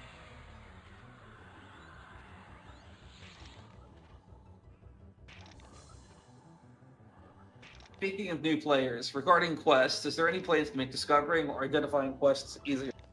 For the time being, we would like to do that, but it is a huge lift. We're cognizant and aware that that is a pain point. It's just a matter of solving it in a reasonable amount of time while also not having to push anything out for the launch. So, yes, it's on our radar. And yes, there are plans to actually make quests more engaging in the same capacity that we are going to make trade skills more engaging with base levels. It will be possible to track how many base quests you've completed, which means that we'll be able to increase rewards for, say, first time quest completion, not just, subsequent repeatable quests. Which means that doing some quests might actually feel better once that system is in and implemented, as well as subsequent quest rewards will also feel better. This will also give you a pseudo metric of which quests you've actually completed and what quest you want to complete. Again, this is probably not going to be in for launch. We have pretty much locked down what features we want in for launch and what we are required to launch with. That is not on the list currently, but a scope and design has been created for it. So when it gets in, it's just going to be in a patch. As we talked before with patch cadence, it's just going to appear one day and it's just going to be there and it's going to feel great. And that's pretty much it. So I hope that answers your question.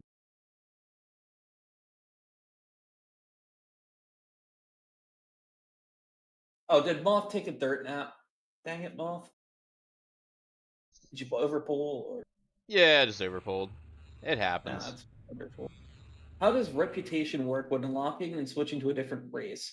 It uses the best of your modifiers. If you start as XR and then unlock High Elf and switch, your good faction reputations you've leveled will be affected by the race change.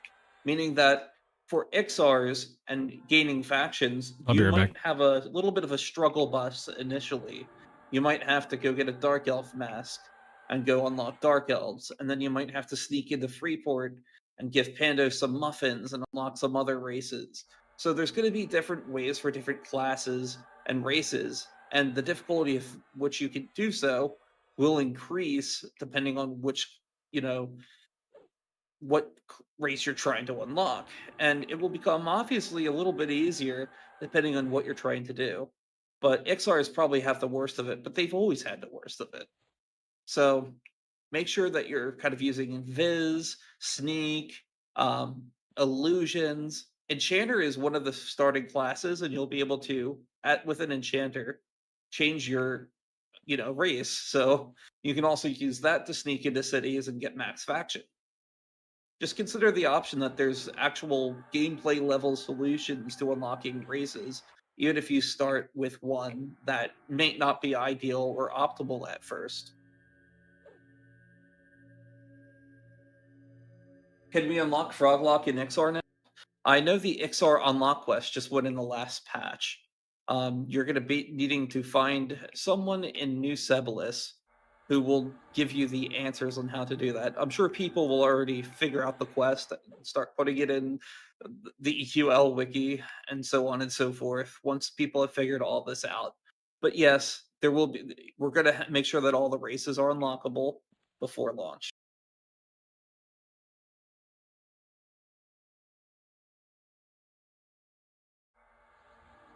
All right. Necro Lich Line and Clarity Line stack. Moth is about to cast them both. I don't think they do. Do they, Moth? I don't think they do. They do not, but I definitely nudged Alia about that, so we'll leave that up to him to make that decision. Yeah, it's a little bit of a balance consideration because mana regen is obviously very powerful. Less powerful because we have had a combat regen, but while you're in combat, especially, it can quickly imbalance the game. So that's something we have to give our design team time to think about and actually make a decision on. It is something we can do, it just should be. Just because you can doesn't mean you should.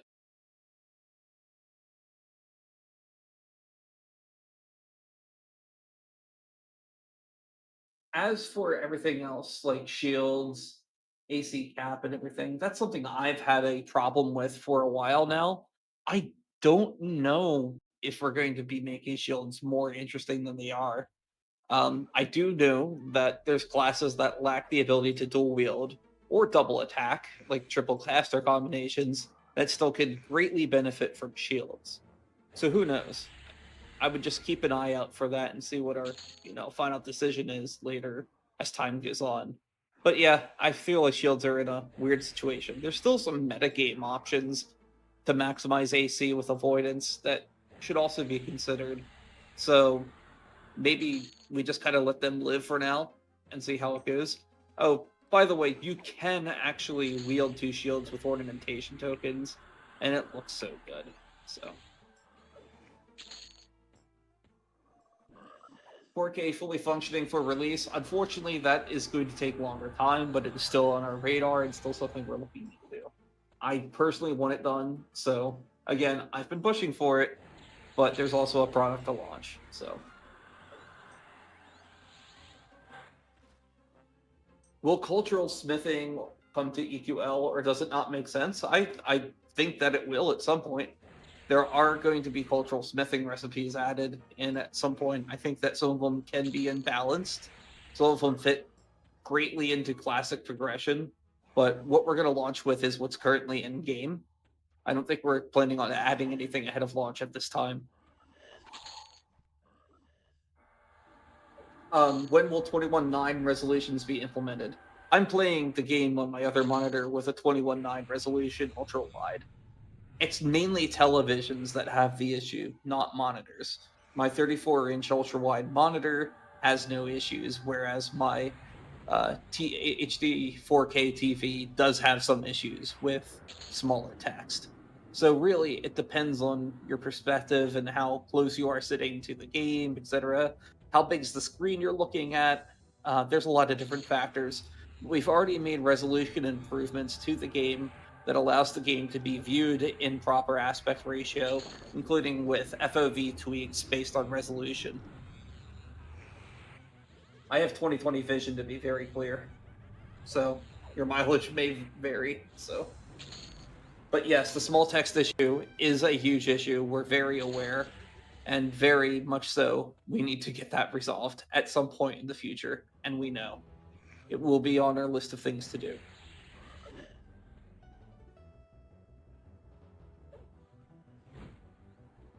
Still looking at other questions. I know there were some from the Discord thread. I'm going to go through that real quick, and maybe we can wrap up here right after that. That sounds good.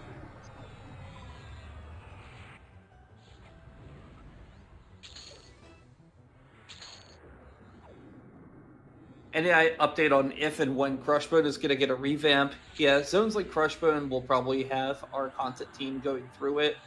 We had to distract our content team a little bit more to get some of the instance zones cleared up. That will be something we look into. On the same note of instances and rating instances in particular, With regards to the lockout bugs we've been having on the test server, those are getting addressed very soon. There's going to be a revamp coming very soon for the instance system in general, complete with a new personal instance UI that's separate from the pick zone UI. And there's also going to be a reimagining of how lockouts work. If you haven't seen that already, there is something in dev comments on Discord about that. The system is too complex really to explain all at once, but needless to say, it will allow you to run content more often and should be a more pleasurable experience for players than the current 7-day lockout. Not only that, but we're also going to reintroduce a form of HP scaling for creatures. Currently, we're working on this on the dev side of things. The design's already written for that. It is already implemented locally. We just have to test it and get it out to the test server probably in next Tuesday's patch. The reason why we wanted to do this in general is so that players have a consistent experience no matter what level they are. We're doing it in a pretty interesting way too. It won't be a flat hit point amount, and I'm not going to really spoil what it looks like, but it will be done hopefully for open beta and probably as soon as early as next week. So please note that that's something we're looking into to make sure that dependent on how many players are in the zone, you'll have kind of like a floating amount of damage for NPC difficulty. And it will actually be transparent to the user. It'll just feel kind of right. Still looking through the Discord question list. Let's see.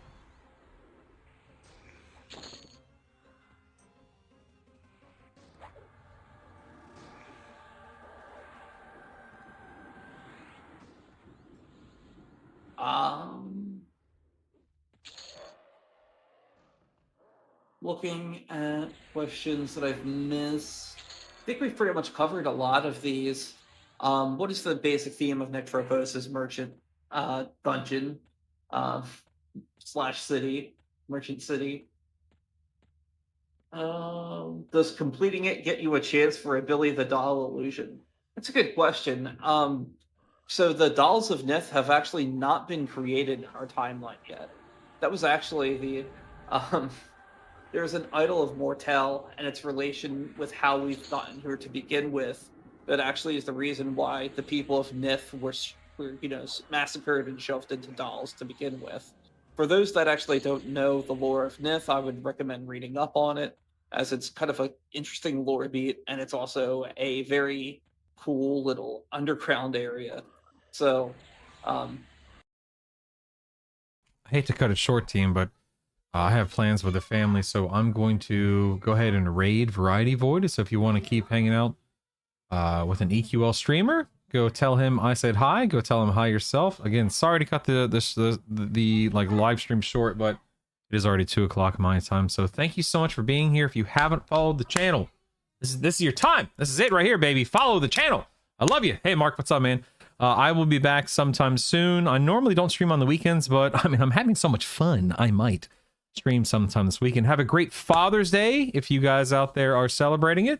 Be safe, be well, and thank you so much for hanging out today while I killed and got killed by some gods. So my name's Brutal.